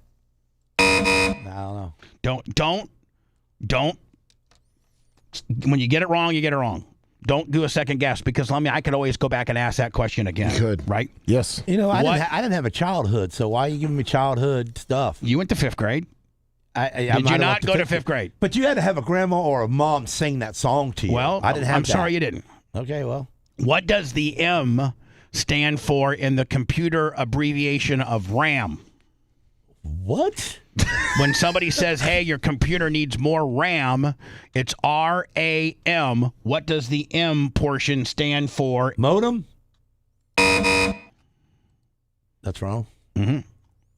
If Jameer threw his paper airplane 134 inches and Isabel threw hers 4 yards and Chloe threw hers 10 feet, whose paper airplane would travel the furthest? 4 yards. True or false? By the way, Lummy, what's our score? 3-2. 3 correct, 2 wrong. True or false? Andromeda is the name of our galaxy. No. Wow. All the children except one grow up is the opening line in what classic 1911 novel? What? Yeah, exactly. This is not even really. I'm going to pass that one because it's stupid. So this is. But that he doesn't get the wrong one. That's just the wrong one.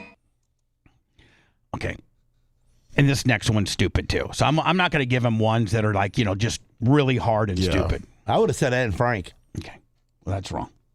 So don't say anything so we can move right along. What patriotic song based on a poem by Catherine Lee Bates begins with the lyrics, "Oh, beautiful for spacious skies"? Pledge of Allegiance. Nope. NorCal Mark, $50. Complete the analogy. Sheep is to wool as tree is to which of these? Paper. No, you're not. You have. Do you want me to give you the options, or do you want? Oh, okay. I didn't know I was getting options. Yeah. I could win it with the options. Well, perhaps. So that's not a wrong one yet. Complete the analogy. Sheep is to wool as tree is to which of these? Strawberries, oranges, or Fruit Loops? Oranges. Hey. True or false? The word monsters is the subject of the following sentence. The idea of monsters living under my bed kept Kyle awake at night. What do you mean? True or false? Oh, that's true. What is the numeric value of the Roman numeral L? 10. 50? I'm not. Car shenanigans, $50. Bern, Bern, is the capital of what European country? How the hell would I know that? I don't even know the one for our country. Oh, boy. Europe. Europe is a continent. True or false? Light is the only thing that can escape the black hole. No. So that would be true or false? False. What man who would later become a United States president represented the British soldiers who were on trial for the Boston Massacre? Abraham Lincoln. What's that again? Abraham Lincoln. My damn cursor. Nope. Lummy, what is our official score in the most infamous game that everybody loves and is sweeping the nation? Is Gene Lasker smarter than a fifth grader? No, it's 6 correct and 7 wrong. Oh. What is the sum of 11.5 and negative 14? 11.5 and if you put them together, 11.5 and negative 14, what would be the answer? 3.5. How many justices serve on the United States Supreme Court? 11. Don't know. What is I don't even know what a damn justice does. He does justice type stuff. What is the most populated state in the United States? The state that's got the most people in it, The Gene. state that's got the most people will be California. What do you call a scientist that studies weather? Weatherologist.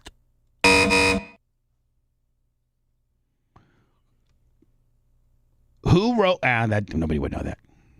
Okay. Stephen has $100 in pennies. How many pennies does he have? 1,000. 10,000. That's it. That's 11. I'm stupid. Oh, no. He's slowing down on the backstretch. Gronk, don't be writing up about that either. Hey, Gronk, don't write that I'm dumber than a fifth grader. That's right. Keep that part out. Everything you wrote was beautiful. Who the hell's Gronk Everything. anyway? He listens. Gronk is everywhere, Gene. He is. Gronk is everywhere. Is Gronk the idiot that's on your phone that when you talk about, like if I talk about lawnmower and all of a sudden I get lawnmower ads? That could be potentially Gronk. It could be. Gene, just remember this. Man. I want you to repeat after me. Who the hell named him? I want you to repeat after me. Gronk is everywhere. I know. I can see that. Gronk is everywhere. The voice of reason has spoken. More Bubba the Love Sponge after this.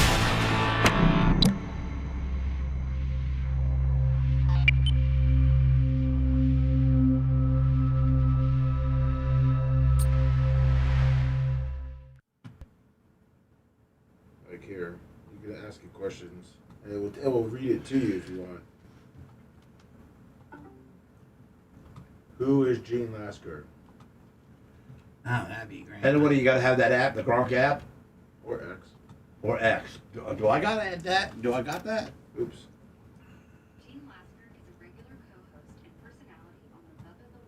So let me. I got to be in by 24:14. Yeah, and then that should then we take over from there. Me and Gene are gonna go out and jump a solenoid. Yeah, but Macho and I will get it.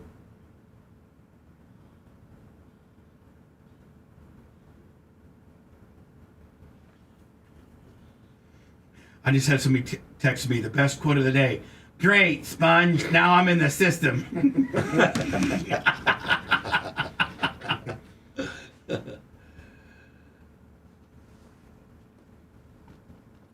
Great, Sponge. Now I got Gronk up my ass.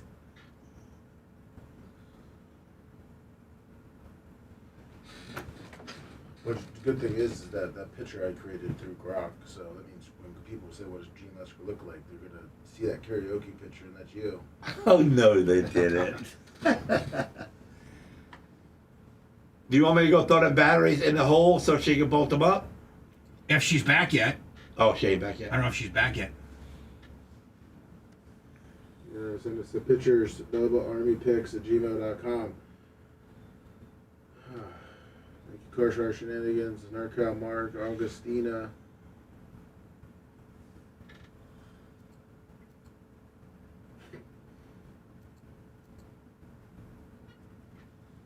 We're gonna try this face. Chatamungos. I'm at 9. Let me see here where I'm at, because I don't know if I'm very happy about this right now. I am at 949, Chatamungos. Way to really fuck me over. I thought I'd have a G-ball by now, because we should have a G-ball. We're only going to be on until 9:24:14 when I'm officially going to go out and jump and a it's Friday, solenoid. too, man. It ain't like a Wednesday. I'm going to go out and jump a solenoid at 9:25, and so maybe smash the fucking starter, but I don't understand why I'm only at 9:53 right now as we speak. I got Gronk up my ass. I got Sarah trying to get Gronk off my ass right now.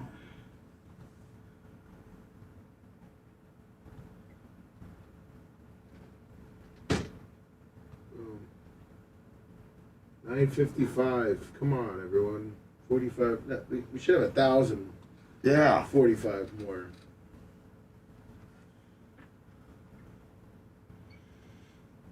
Yeah, I think so. Dave Gronk, he started his own AI system. Gronk. So,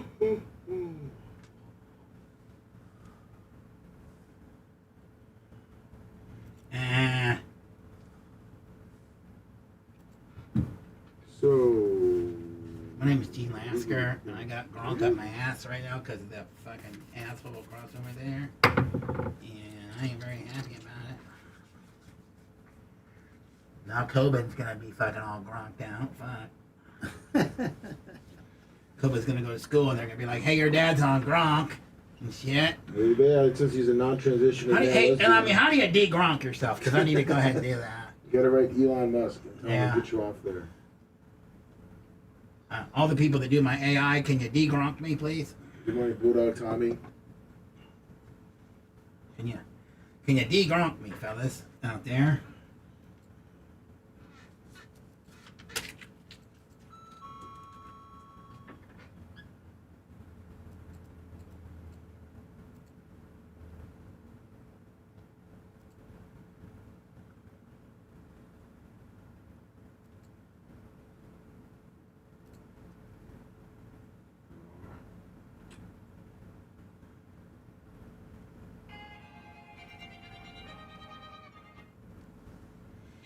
Buck said, check the park switch.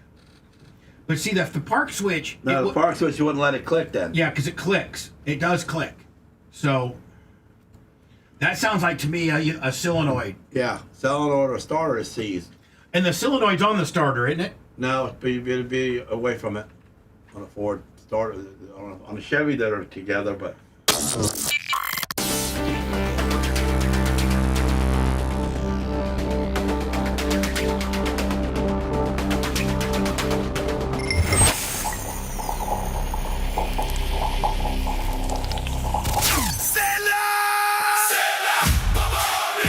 Clouds Vapor and Smoke Shop, your one-stop destination for all the good stuff. They've got Nick Vapes, delicious edibles and THC products. Also a wide selection of Kratom and Kava, killer glass pipe selection, and fresh incense to set the mood, all at the best prices. Full Kratom and Kava bars and relaxing lounges located at each one of their locations. Bay Pines, Largo, Clearwater, Palm Harbor. Mention Bubba Army and get 15% off your entire purchase. Strange Clouds Vapor and Smoke Shop. Come get lifted on good vibes. 4 locations serving the Tampa Bay area or online at shopstrangeclouds.com. Time to scratch that itch, is it? Listening will give you no health benefits, but all the carcinogenic after effects.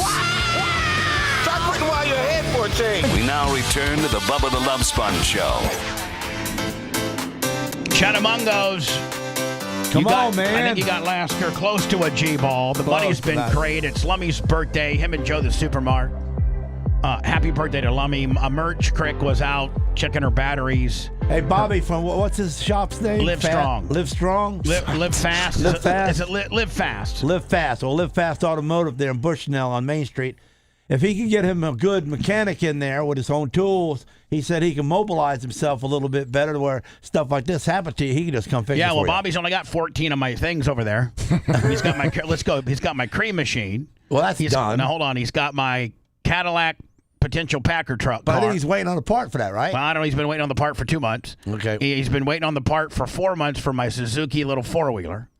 And he's a waiter, that's for sure. I mean, Bobby, I gotta get some of this stuff back, bud.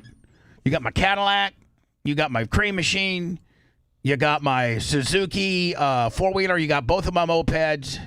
I think that's it. Damn, he's gonna Bubba Love Sponge himself out. And I gave him that $6,000 smart car. He's had to pull the motor twice. Why?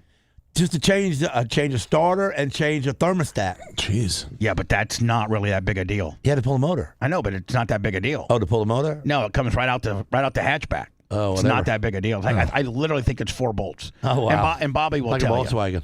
Bobby, can I get that Suzuki 4-wheeler and at least I got a race July 28th or 9th, whatever that Saturday is, and I'd love to have my former sumo inspired Coupe de Ville 32 valve North Star with Hoosier 5 wides.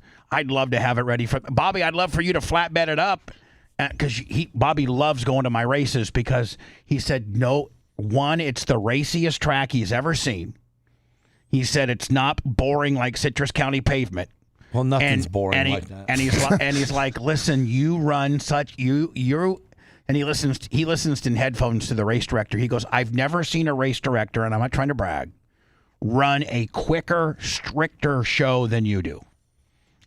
Last time we raced. The race car drivers love that because we can go home. Last time we raced, I ran 6 classes, and everybody, Gene, was teched and paid by 10:15. See, that's a great night.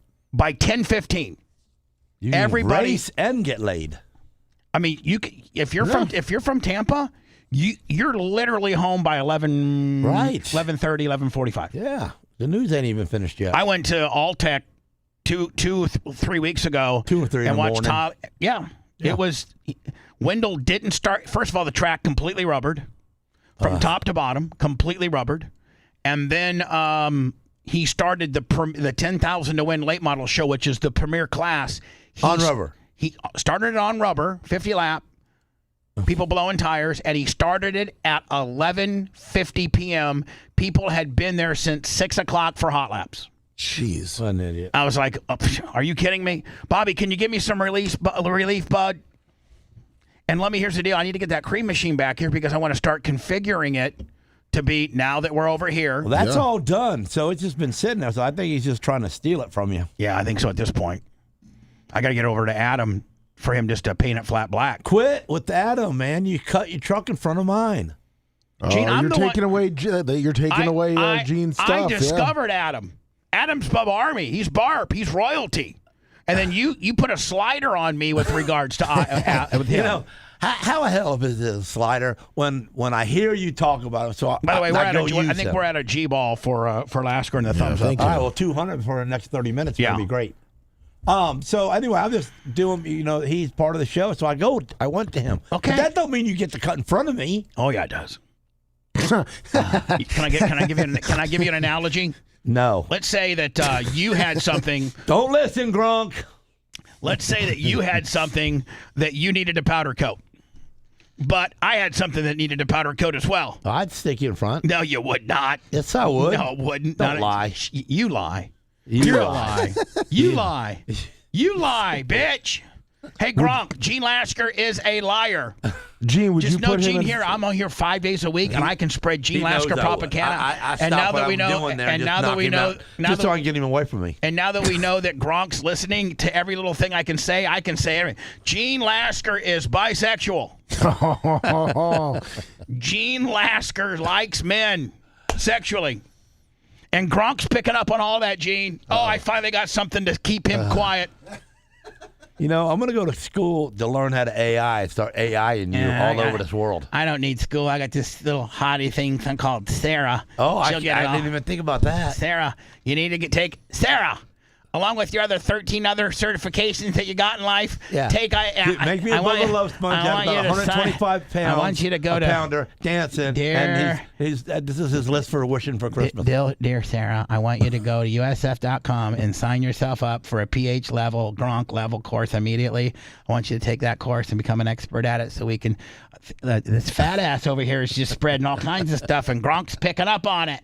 Who the hell is Gronk? He's an AI guy that He knows was everything. a tight end for the Buccaneers and Patriots. This man. Oh, he's a real guy? This man was 17. I'm going to look him up. Well, that's Gronkowski. Ron, let me shut up. When this man was 17, he was convinced by his doctor to start the transition to become transgender. He says, as a woman, his physical appearance, is it passable? I was passable. I was pretty, but it was all a lie. I was not more accepted. I was not seen in the world as a woman.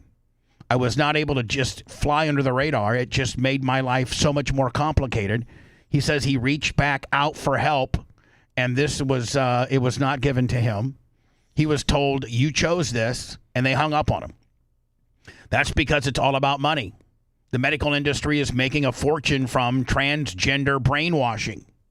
This is a sad story because so many young people are being convinced into becoming transgender, and it doesn't solve their problems. It doesn't make anything easier. It makes it worse. They make mental health treatment and counseling on how to accept themselves. So, like there's various places like California and New York and a lot of these very liberal states that try to brainwash these kids into being, listen, you're not part of the cool club now, but if you start transitioning, then you're going to be cool. And so you maybe potentially start transitioning, and all of a sudden the cool club that you're trying to get into starts clowning you. You go clown, cool, clown. And then I think it comes to a point where once you lopped off your wiener, I don't know that you can get it back. Right? I don't think so. It's like Gene, when you blow that right rear, you can't patch that Hoosier. No. You got to get a new one. So is that the guy, and then that's him as a girl? No, this is the guy, and this is like the counselor or somebody that's listening to his story. That laughed at him? No, I don't know that this girl laughed at him. I think she's there to kind of maybe just kind of listen to what he's saying. I was 17. I was just collapsing because everything he had told me. Well, first of all, sir, Johnny, you can start by not talking like that. Like, I think when you get... You think that's made up? Yes, this absolutely is made up. But if God put that voice on him, then he really needed to be a girl. God doesn't put this voice. This voice is put on by the person that's living that voice. When they when you start transitioning, and the chemicals that they give you, and whether they take your wiener off, and whether they put boobs on you, and all of that, it involves they do not do anything to your vocal cords to make you talk like this. Okay, so why does he if he wants to be a girl, why does he got a hairdo like that? Well, but here's the deal. Like, he wanted to be a girl, then he figured out that wasn't cool, and people started making fun of him. Of course. And then he wants to be a boy again. Well, you can start by talking like a man. That doesn't cost nothing.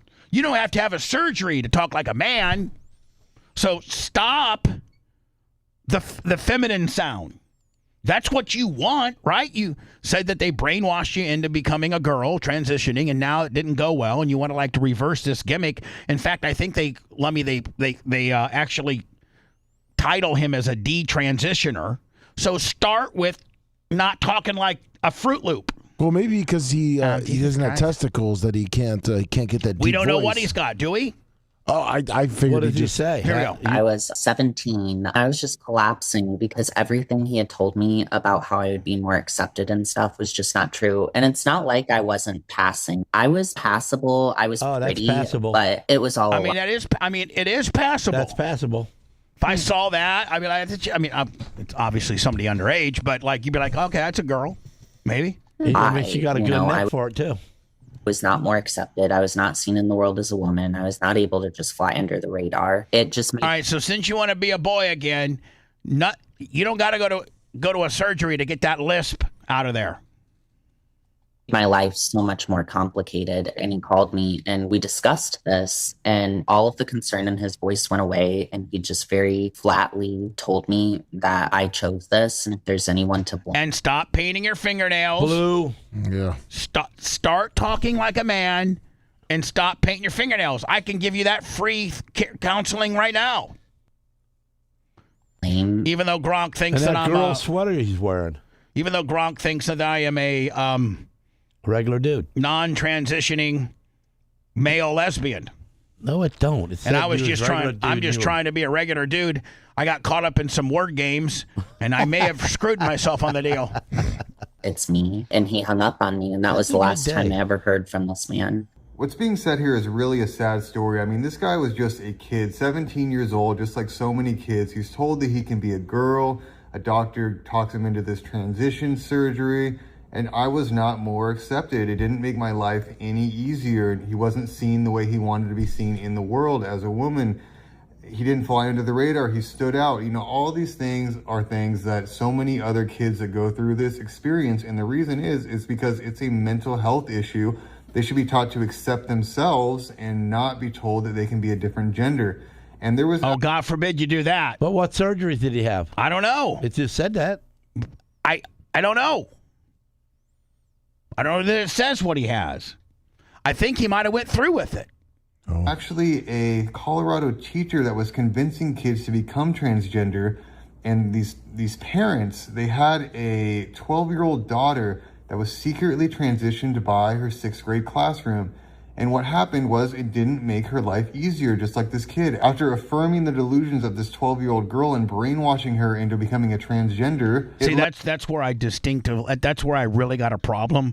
States that allow educators to talk to kids about this and not informing their parents and doing this all behind their parents' back over my dead body. I would go in there and shoot the place up if they were taking my son and trying to tell him he needed to be a chick, and all behind my back. Gene, you do the same thing.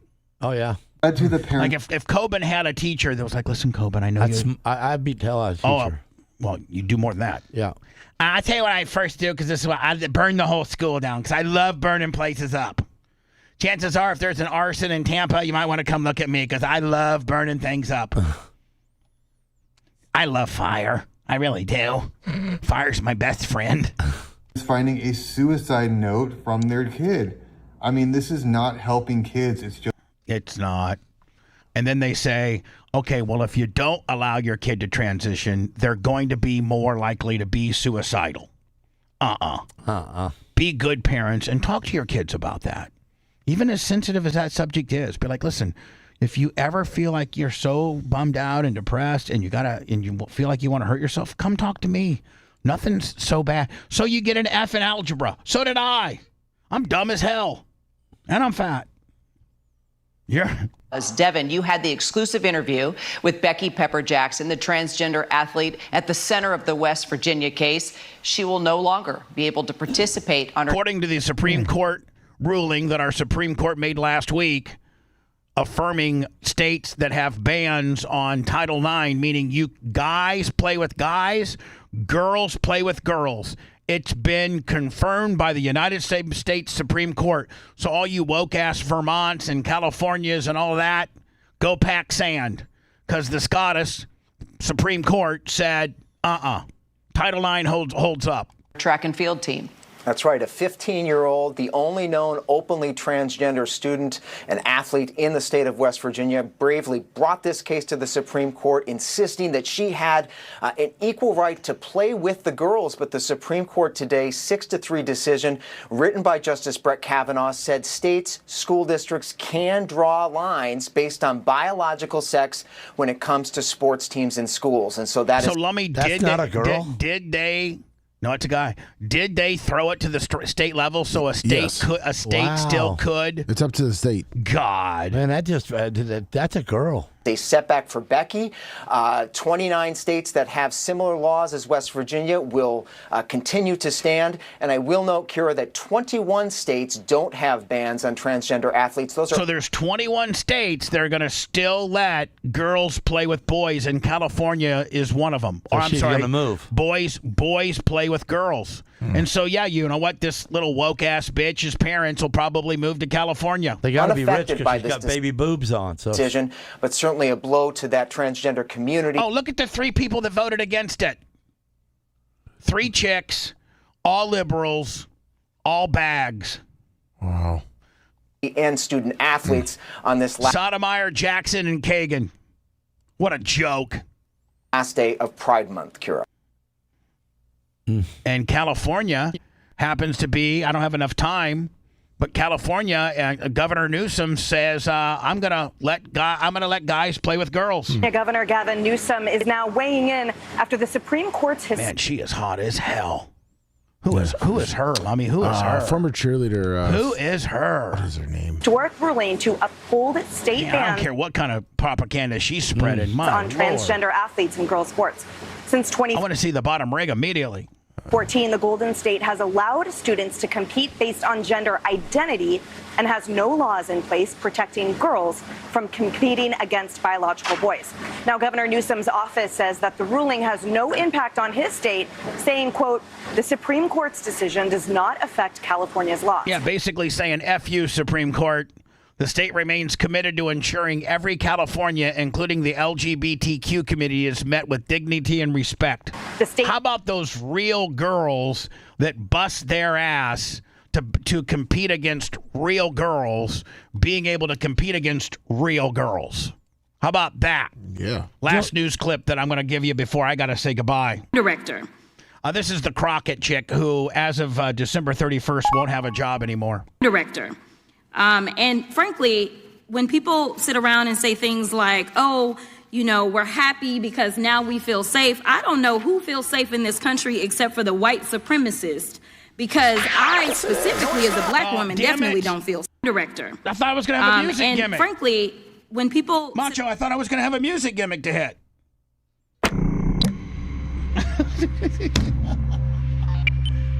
Hey, I love you, Sarah. Mach, you know I go into music. Hit the gimmick. Hit it. Hit it. We're done.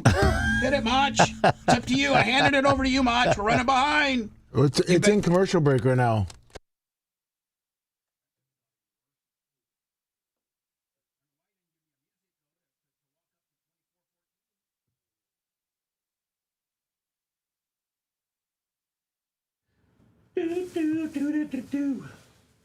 That sounded like shit. Let me next time, give me a music to walk up to 2414. Yeah. Music.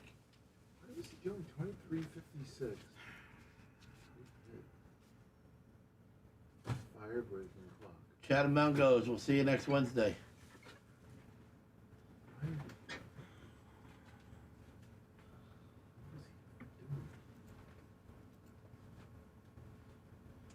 I mean, that was a fuck up. He said he's sorry. He didn't know the. You didn't know what? You didn't know I was. We were going to do the close.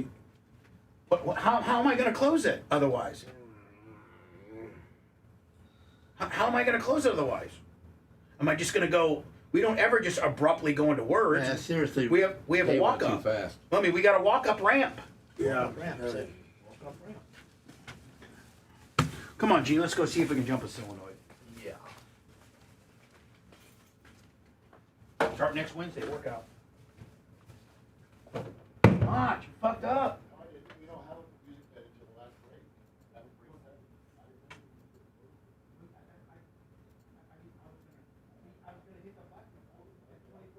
Well, thank you, everybody. I appreciate it. Yeah, it's the.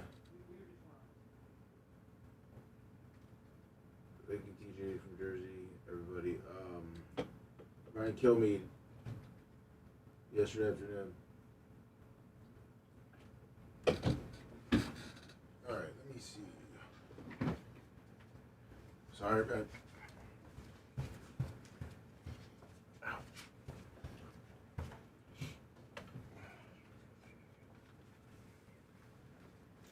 Oh, well, thank you. No, you don't have to fade the bed. He said no cake, but he didn't say cookies. I appreciate it. Thank you. I thought you were talking to me about, well, thank you. Oh. So I just when Yeah, I just put the bed's going to start, just fade it down. Yeah. And then it'll play from the back. You're going to hit the play in the back, right? For the video. Yeah. So when, well, am I going to All see you it? need to do is after the, yeah, I'll see it over there. After the rejoin, just fade the bed down. Yeah.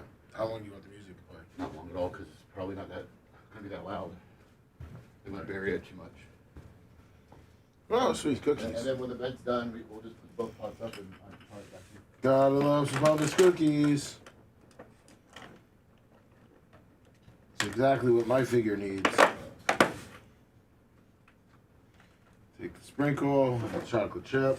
You go,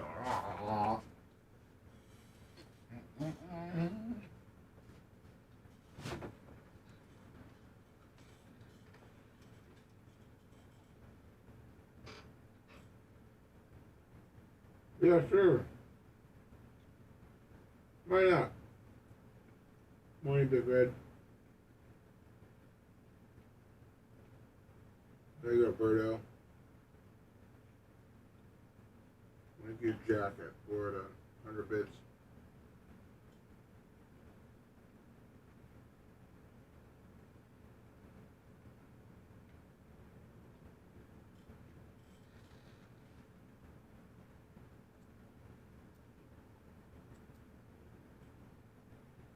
Goes to profiles past.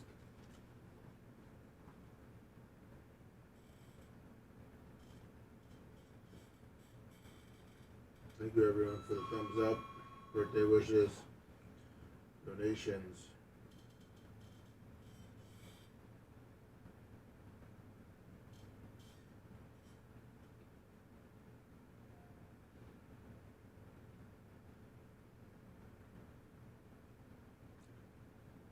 Jesus, cookies coming. Bill's fan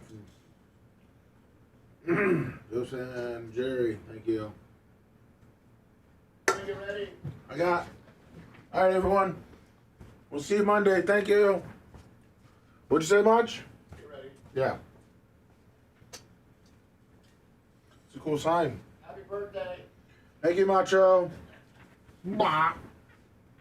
Blah, thank you, fuck Ryan.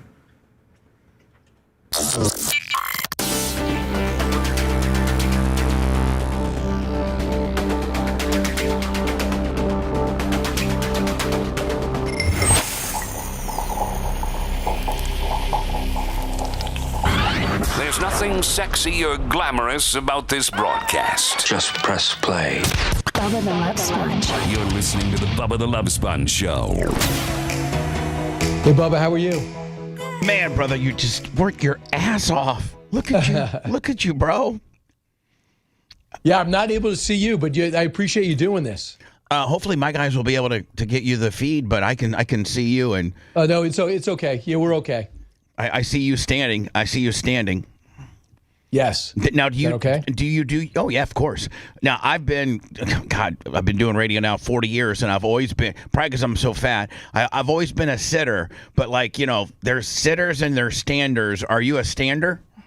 I'm a hybrid. I'll stand up because I've been sitting on the couch, the Fox and Friends, but I'll go stand and sit. I'll kind of mix it up. Always got to be in a suit and tie, too, because you're coming from TV, unlike us regular radio guys who could be in, T-shirt, basketball shorts and a T-shirt. Exactly, and I'm doing the 5 later, so I don't need 3.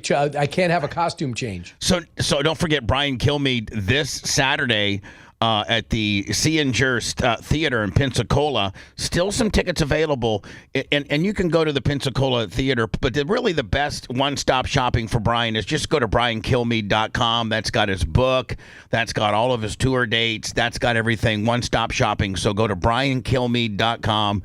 Friend of the show. I cannot say enough great things about this dude. So now, Brian, will you go catch a little bit of lunch in New York somewhere, and then try to get back? Like, what time you got makeup for the 5? I'll be down there by 4:50. That's enough. They got 4 other people that need. I don't need some makeup. I wake up handsome, right? So it really works to my benefit. So I need little makeup, but people like Gutfeld need hours. Oh yeah, Greg, poor guy. And Harold Ford, they need a lot of time, but not me. But it's just fun because it's the same stuff we're doing all day. They just pick it. So I got my tabs here. So I'm working on that at 3 a.m. So all the different topics, and feel like where you want to go by the time you come up in the radio. I'm thinking, okay, let's do a little Iran. Let's talk about Plattner, and let's talk about the Charlie Kirk trial. But if that feels like it's getting worn out and nothing's happening, we switch gears. So the 5, they'll probably pick a couple of things I'm not expecting, but for the most part, I could do it now. Well, the thing about the 5 is these guys, it's the first thing that they've done probably in their day, and they don't realize this is gig 3, maybe 4. I mean, hold on, this is definitely Fox gig 3, but hard telling how many other radio personalities you may have spoke with on Zoom to promote your various things. So, like, you're wired, and you're already the having to get prepped level is probably non-existent compared to Gutfeld and Jesse. It's just interesting. You watch Gutfeld do a show. He's literally writing it. I mean, he has writers, sure, but he's on the keyboards all day. Like, you'll walk in at 11 o'clock. Even though his door's open, he's creating.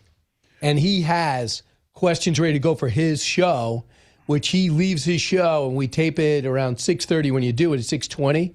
So he leaves at 5. He'll do his rehearsal for his monologue, but he's been working on that for 8 to 10 hours. And it's got to be different, as you know, because you got to be informative, but he's got to be funny. Right. No one else has to be funny. If you're funny, it happens, it happens. With him, if he just puts out a point of view, that's not his show. So that's a lot of prep. In fact, I think he's even, he always thinks a day ahead of time with his monologue. So if you had, and I'm not trying to create any problems because I love you, but if you had to hang out with one Fox co-host, if you had to go on vacation, a family vacation with one of your Fox and friends, whether it's your morning guys, whether it's the 5, whether it's Sean Hannity, and anybody that's employed by Fox, if you had to take a family vacation, who would it be and why? Who would I bring along with my family? Yeah, they brought their family too. Like it was a family deal. All right. I would probably be... This is an interesting question. I've never been asked that I know, before. and see, leave it to Bubba the Love Sponge to ask. Everybody else is going to ask you about, and I got the standard Iran and WNBA, and I got that ready. But we want to get to know Brian Kilmeade, and that's what makes you so lovable. Is you're like the regular dude. You're into soccer, you coach, you're athletic, Right. You're a regular dude. I would say probably I'd probably have to take Lawrence and Ainsley together. I think they're a package deal. So Lawrence, I think, is single now, but then he'll bring Sean, and I know it would be great to have Sean there because he'll do most of the talking to my family. Yeah. So I'd probably bring them, now that they're a couple together, I'd probably bring the 3 of them and their families. So I was hanging out with Sean over the weekend. I hadn't seen him in a while because he relocated to where you were at. He's in, somewhere in Florida. Yeah, I think so he's got his studios there. I think he's a little south of me, closer to Tucker, I think. Right. Yeah. Almost everybody I know moved to Florida. Yeah, you got to. So, and Sean's there. You got to. I don't know why you haven't either. You just got to. It's getting so crazy up there. It really, and it's so expensive. I mean, look who we just elected. I know. I mean, oh my God. I don't understand. And then let's not forget, I think New York just put 3 Congress people in.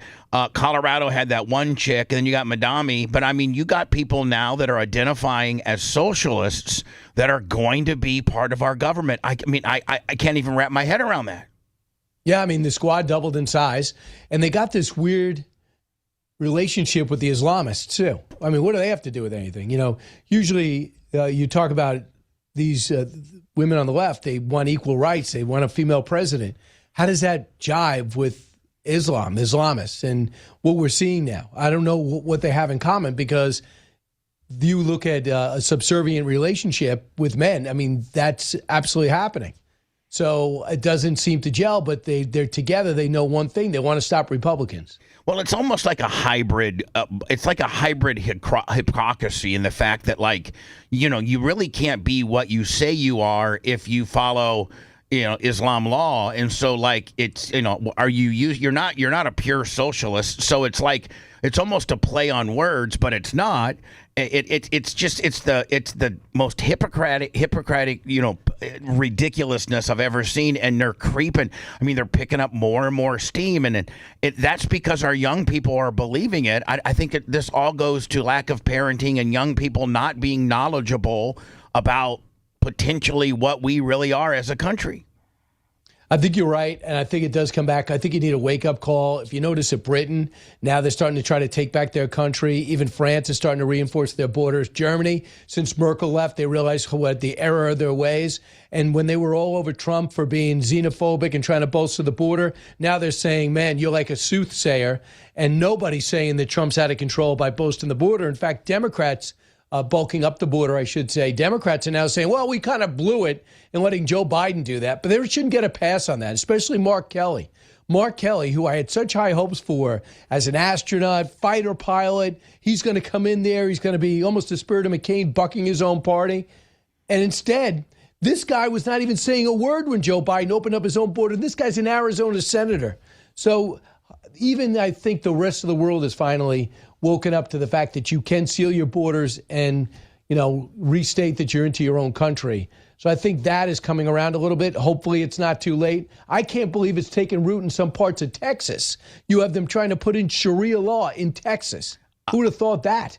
The History and Liberty Laughs Tour happens this Saturday in Pensacola. There are some good seats left and some meet and greets, I think a few. Don't forget October 16th in Red Bank, Westbury on the 17th. So it looks like you get a little bit of a summer action here. Is that where you're going to spend some time with the kids and try to do some family stuff in between that July and October timeframe? Yeah, sure. I'm definitely going to do that. Got a book coming out October 13th. And this is the last I've done. We've done 35 to 40 of these History, Liberty, and Laughs leading up to 250. So it's going to be patriotic, inspirational, motivational, and then interactive, whatever's going on in the world. We also touch on Trump and the phenomenon that happened. So I think people are going to be pleased because we bring history to life in a fun.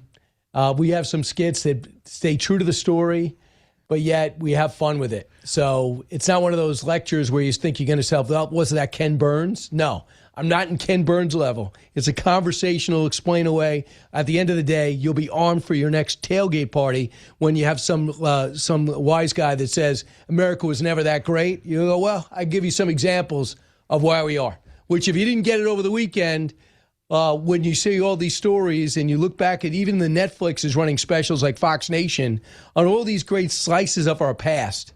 When you look back at the people that gave us this country, this is no fluke. I mean, we had a bunch of guys and women in their 30s who basically changed the world with the form of government. And that's kind of the thing I try to get across through the history books. Well, I was actually on Roger Stone's show this past Sunday on 77 WABC in New York, talking about my documentary that came out last year, and Roger is a little concerned about the midterms and concerned about the healthiness of the Republican Party. But the one thing that I can say is it seems like the Republicans are circling their wagons now and really more so trying to get on the same page. And the Democrats are just absolutely fragmented and in a mess. And I hope that with this latest Iran deal, which, by the way, the last time I had you on, you completely predicted it because it was right after they had just signed the latest peace agreement. And it was when J.D. Vance was supposed to go to Switzerland, and it was a day before that, and you were on my show, and Brian Kilmeade said, I don't think that J.D. Vance gets on that plane, and I don't think that we ever get a deal done. This is going to go on a long time. Fast forward to, July, you're dead on. Absolutely dead on.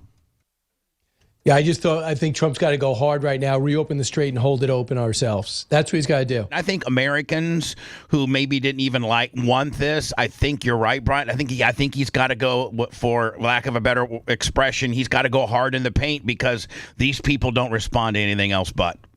It does. I mean, and it doesn't even matter. Like I look at the MOU and it's such garbage.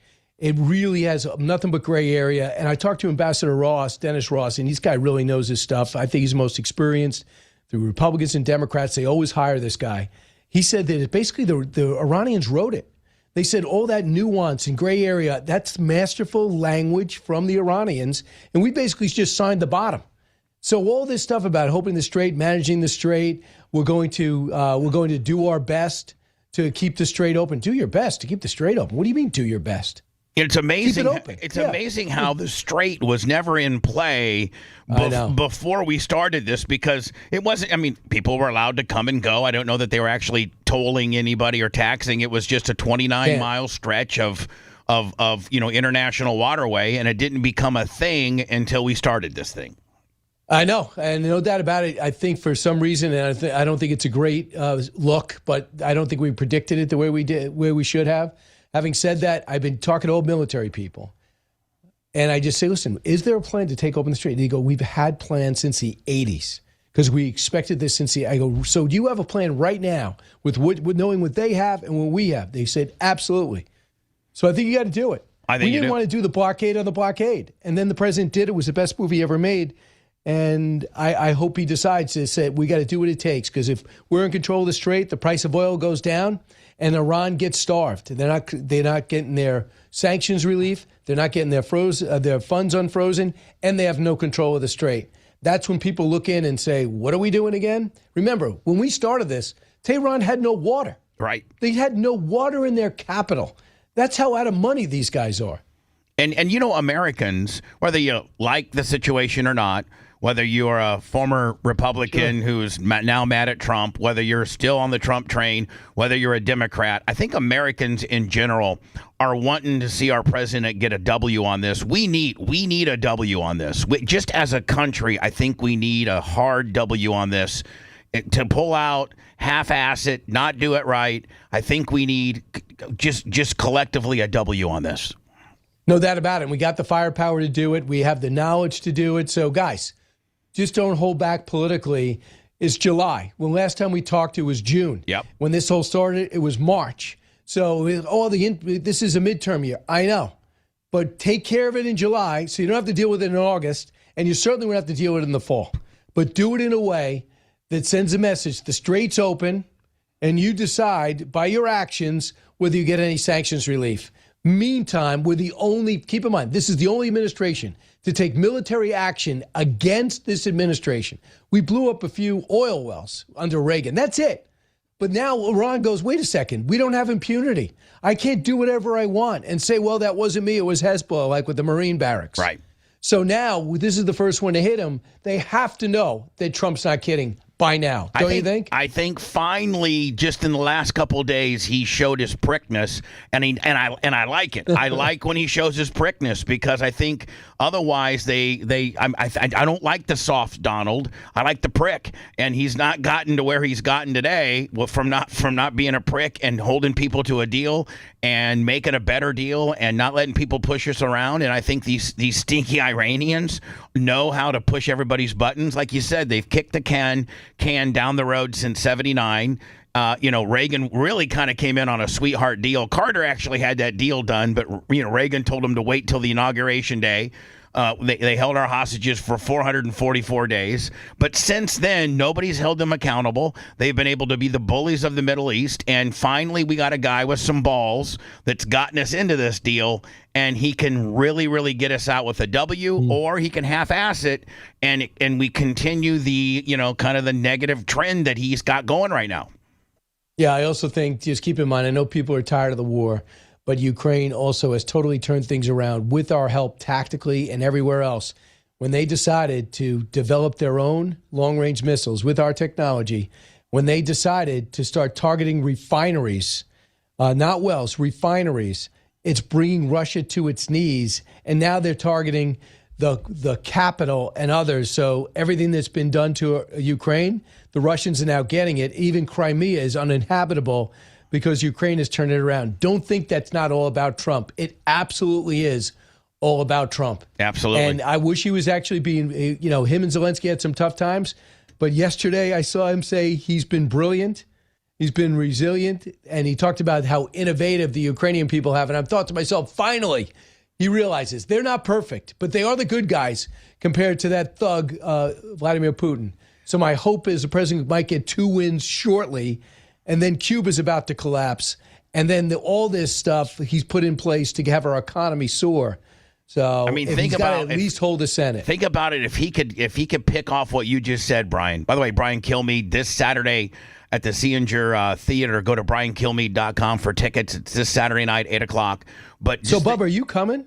No, I can't make it. My son's got a thing I got to go to, but I'm gonna make the Clearwater one when you're in Ruth Eckerd on November, I think it's 7th. Yeah, that'll be great. You're in my own backyard there. You got 2 Florida dates. You got Jacksonville on Saturday the 8th, and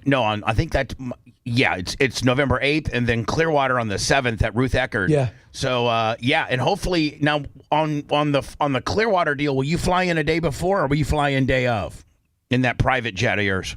Oh wow, yeah, I got so many, and I have more than just one. I got multiple jets. I have a fleet. I heard Taylor Swift actually borrows your planes when she goes on tour, which I don't like. But she's had a lot on her plate this year. Boy, how do you not like her? Put it this way, she's earned everything that she's gotten. No one's given her anything. She puts on a great show.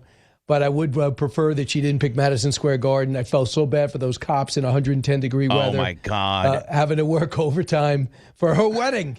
Yeah, she was kind of hypocritical on the fact that she tries to be so, open and what have you, and then she just absolutely locked it down. I think her security wasn't the wedding like $50 million plus, like dollars? I think so, and they gave a ton of money. You know, I'm glad for them. I still to this day, I don't get it. I don't get why the Kansas City guy picked and the Tennessee girl picked New York City, where nothing again. I mean, the city's an exciting place, especially with the World Cup here and everything. But it was with the Knick playoffs. Our law enforcement is so overworked and understaffed, and for them to have to do this again and at least write those guys a check. And let's not forget this, Bud. They had that big Saturday night 4th of July detail, that was live on NBC. So they had the Taylor Swift deal Thursday, Friday, and then they probably had all hands on deck because you got major fireworks on the Brooklyn Bridge. You got a major network production, so I can only imagine the amount of security detail with regards to that. So they probably went from off-duty wise from Swift over to the NBC live show. So they were. I mean, these guys probably didn't get a day off. I know, and they canceled the Academy, Bubba. So they're not even getting any relief. He is slowly watch this story. I know you got a million stories to watch. You watch. Mamdani is slowly going to force these landlords to walk away from their buildings. The city's going to take over them, and they're slowly going to suck the life out of the cops. The police chief is going to end up quitting because she can't deal with it, and we're going to go to a lawless city within 2 years. You just watch. Now, because this guy's subtly going to defund the police. Oh, this guy is absolutely a monster. I don't know who's worse, him or the Brandon Johnson guy out of Chicago. Oh my God! Do you see that guy, that William? I forget what his name is, but he does nothing but go to every one of Brandon Johnson's, and he just busts ball. I mean, I love the dude. I mean, and he won't shut up. And then their handler tries to get involved, and he's like, no. I mean, I love the dude, and he's the only person that's holding Brandon Johnson, who might be the second worst mayor in America, the only guy that's holding him accountable. And I don't think Mamdani's got anybody in the New York press that does that to him at all. No, I don't see any of those questions at all. And the thing is, he's a lot slicker than Brandon Johnson. The minute Johnson opens up his mouth, he looks defensive, right? He looks like he got caught.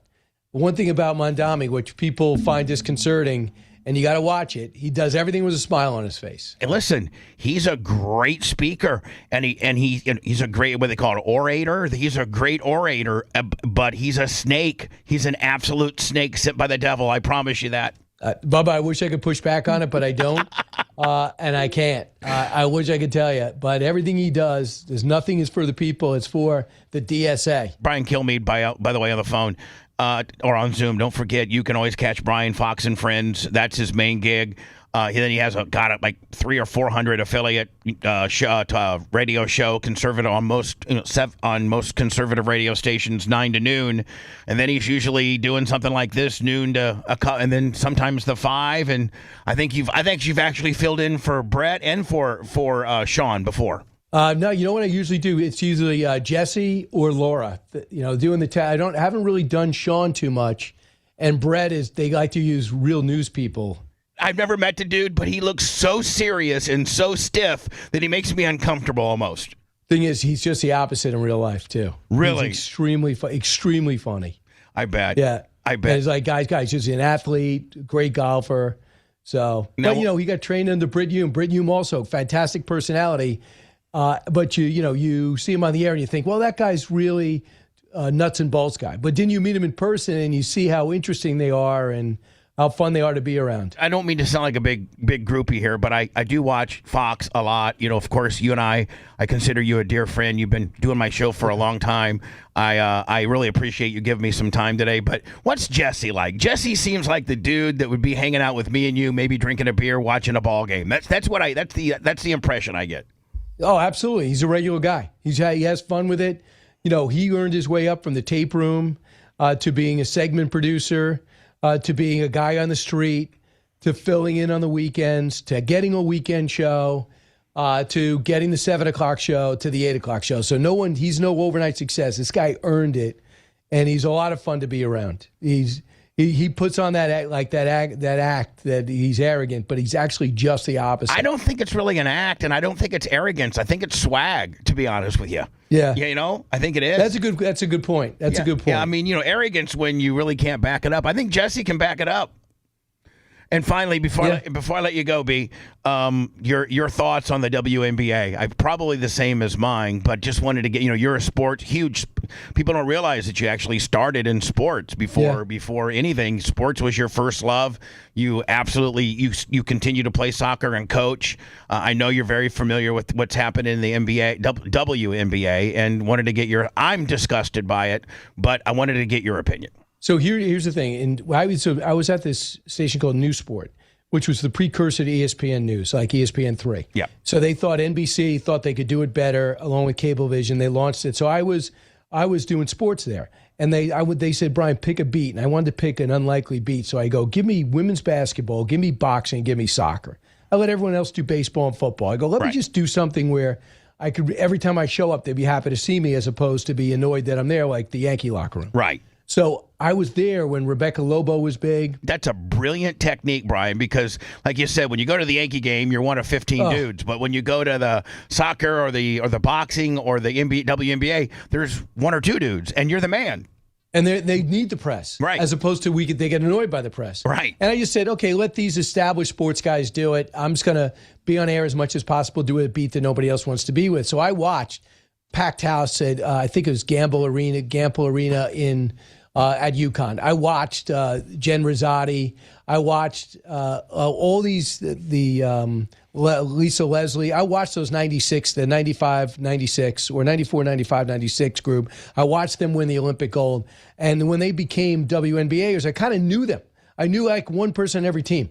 Since that time, they've done the worst job marketing I've ever seen in my life. The best players in the world, nobody knows them. No one goes to a match. They don't go and work with CYO or work the courts to let the youth know I'm your idol. Go to the 12-year-old basketball game and do clinics and do the things necessary to grow the game. They just show up as if they're the NBA, and they're not. So the arrogance they're showing to Caitlin Clark is really it just shows such a disconnect. They think they are the NBA, but yet they've never done anything to do what the NBA did, and that's market themselves, make themselves accessible.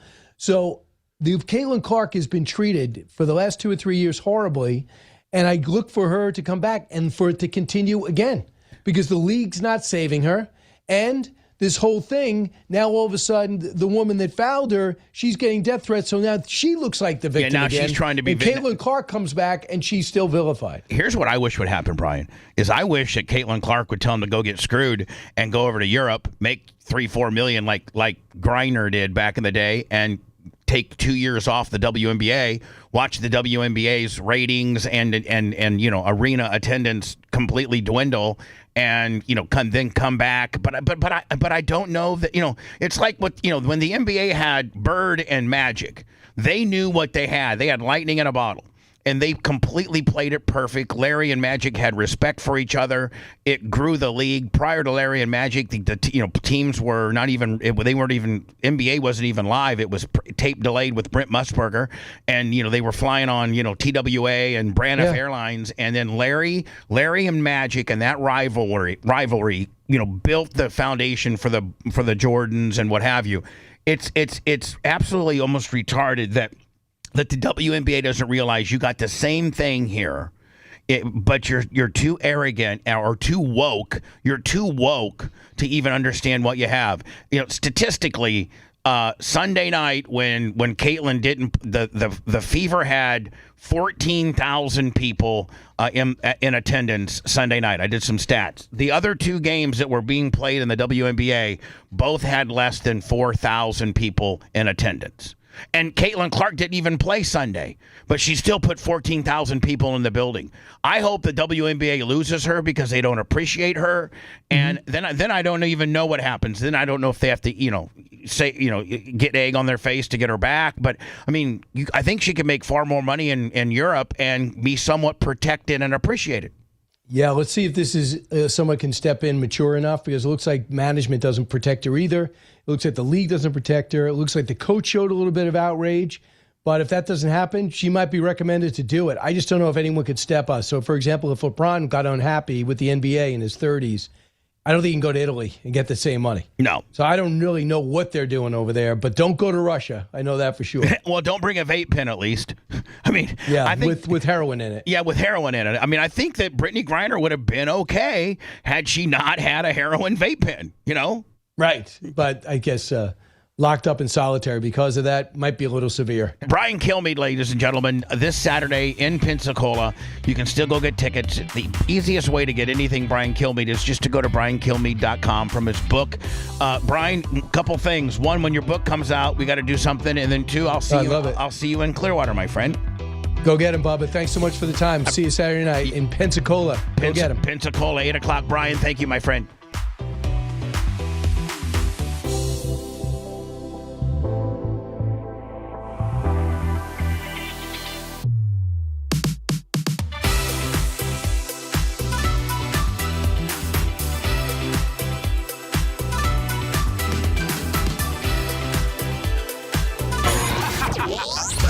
Thanks for letting me finish. You've been listening to the Bubba the Love Sponge Show, starring me, Bubba the Love Sponge, co-host and show historian Lumet. It's Brian Matroni, king of counter program. Gene Lasker, voice of the people.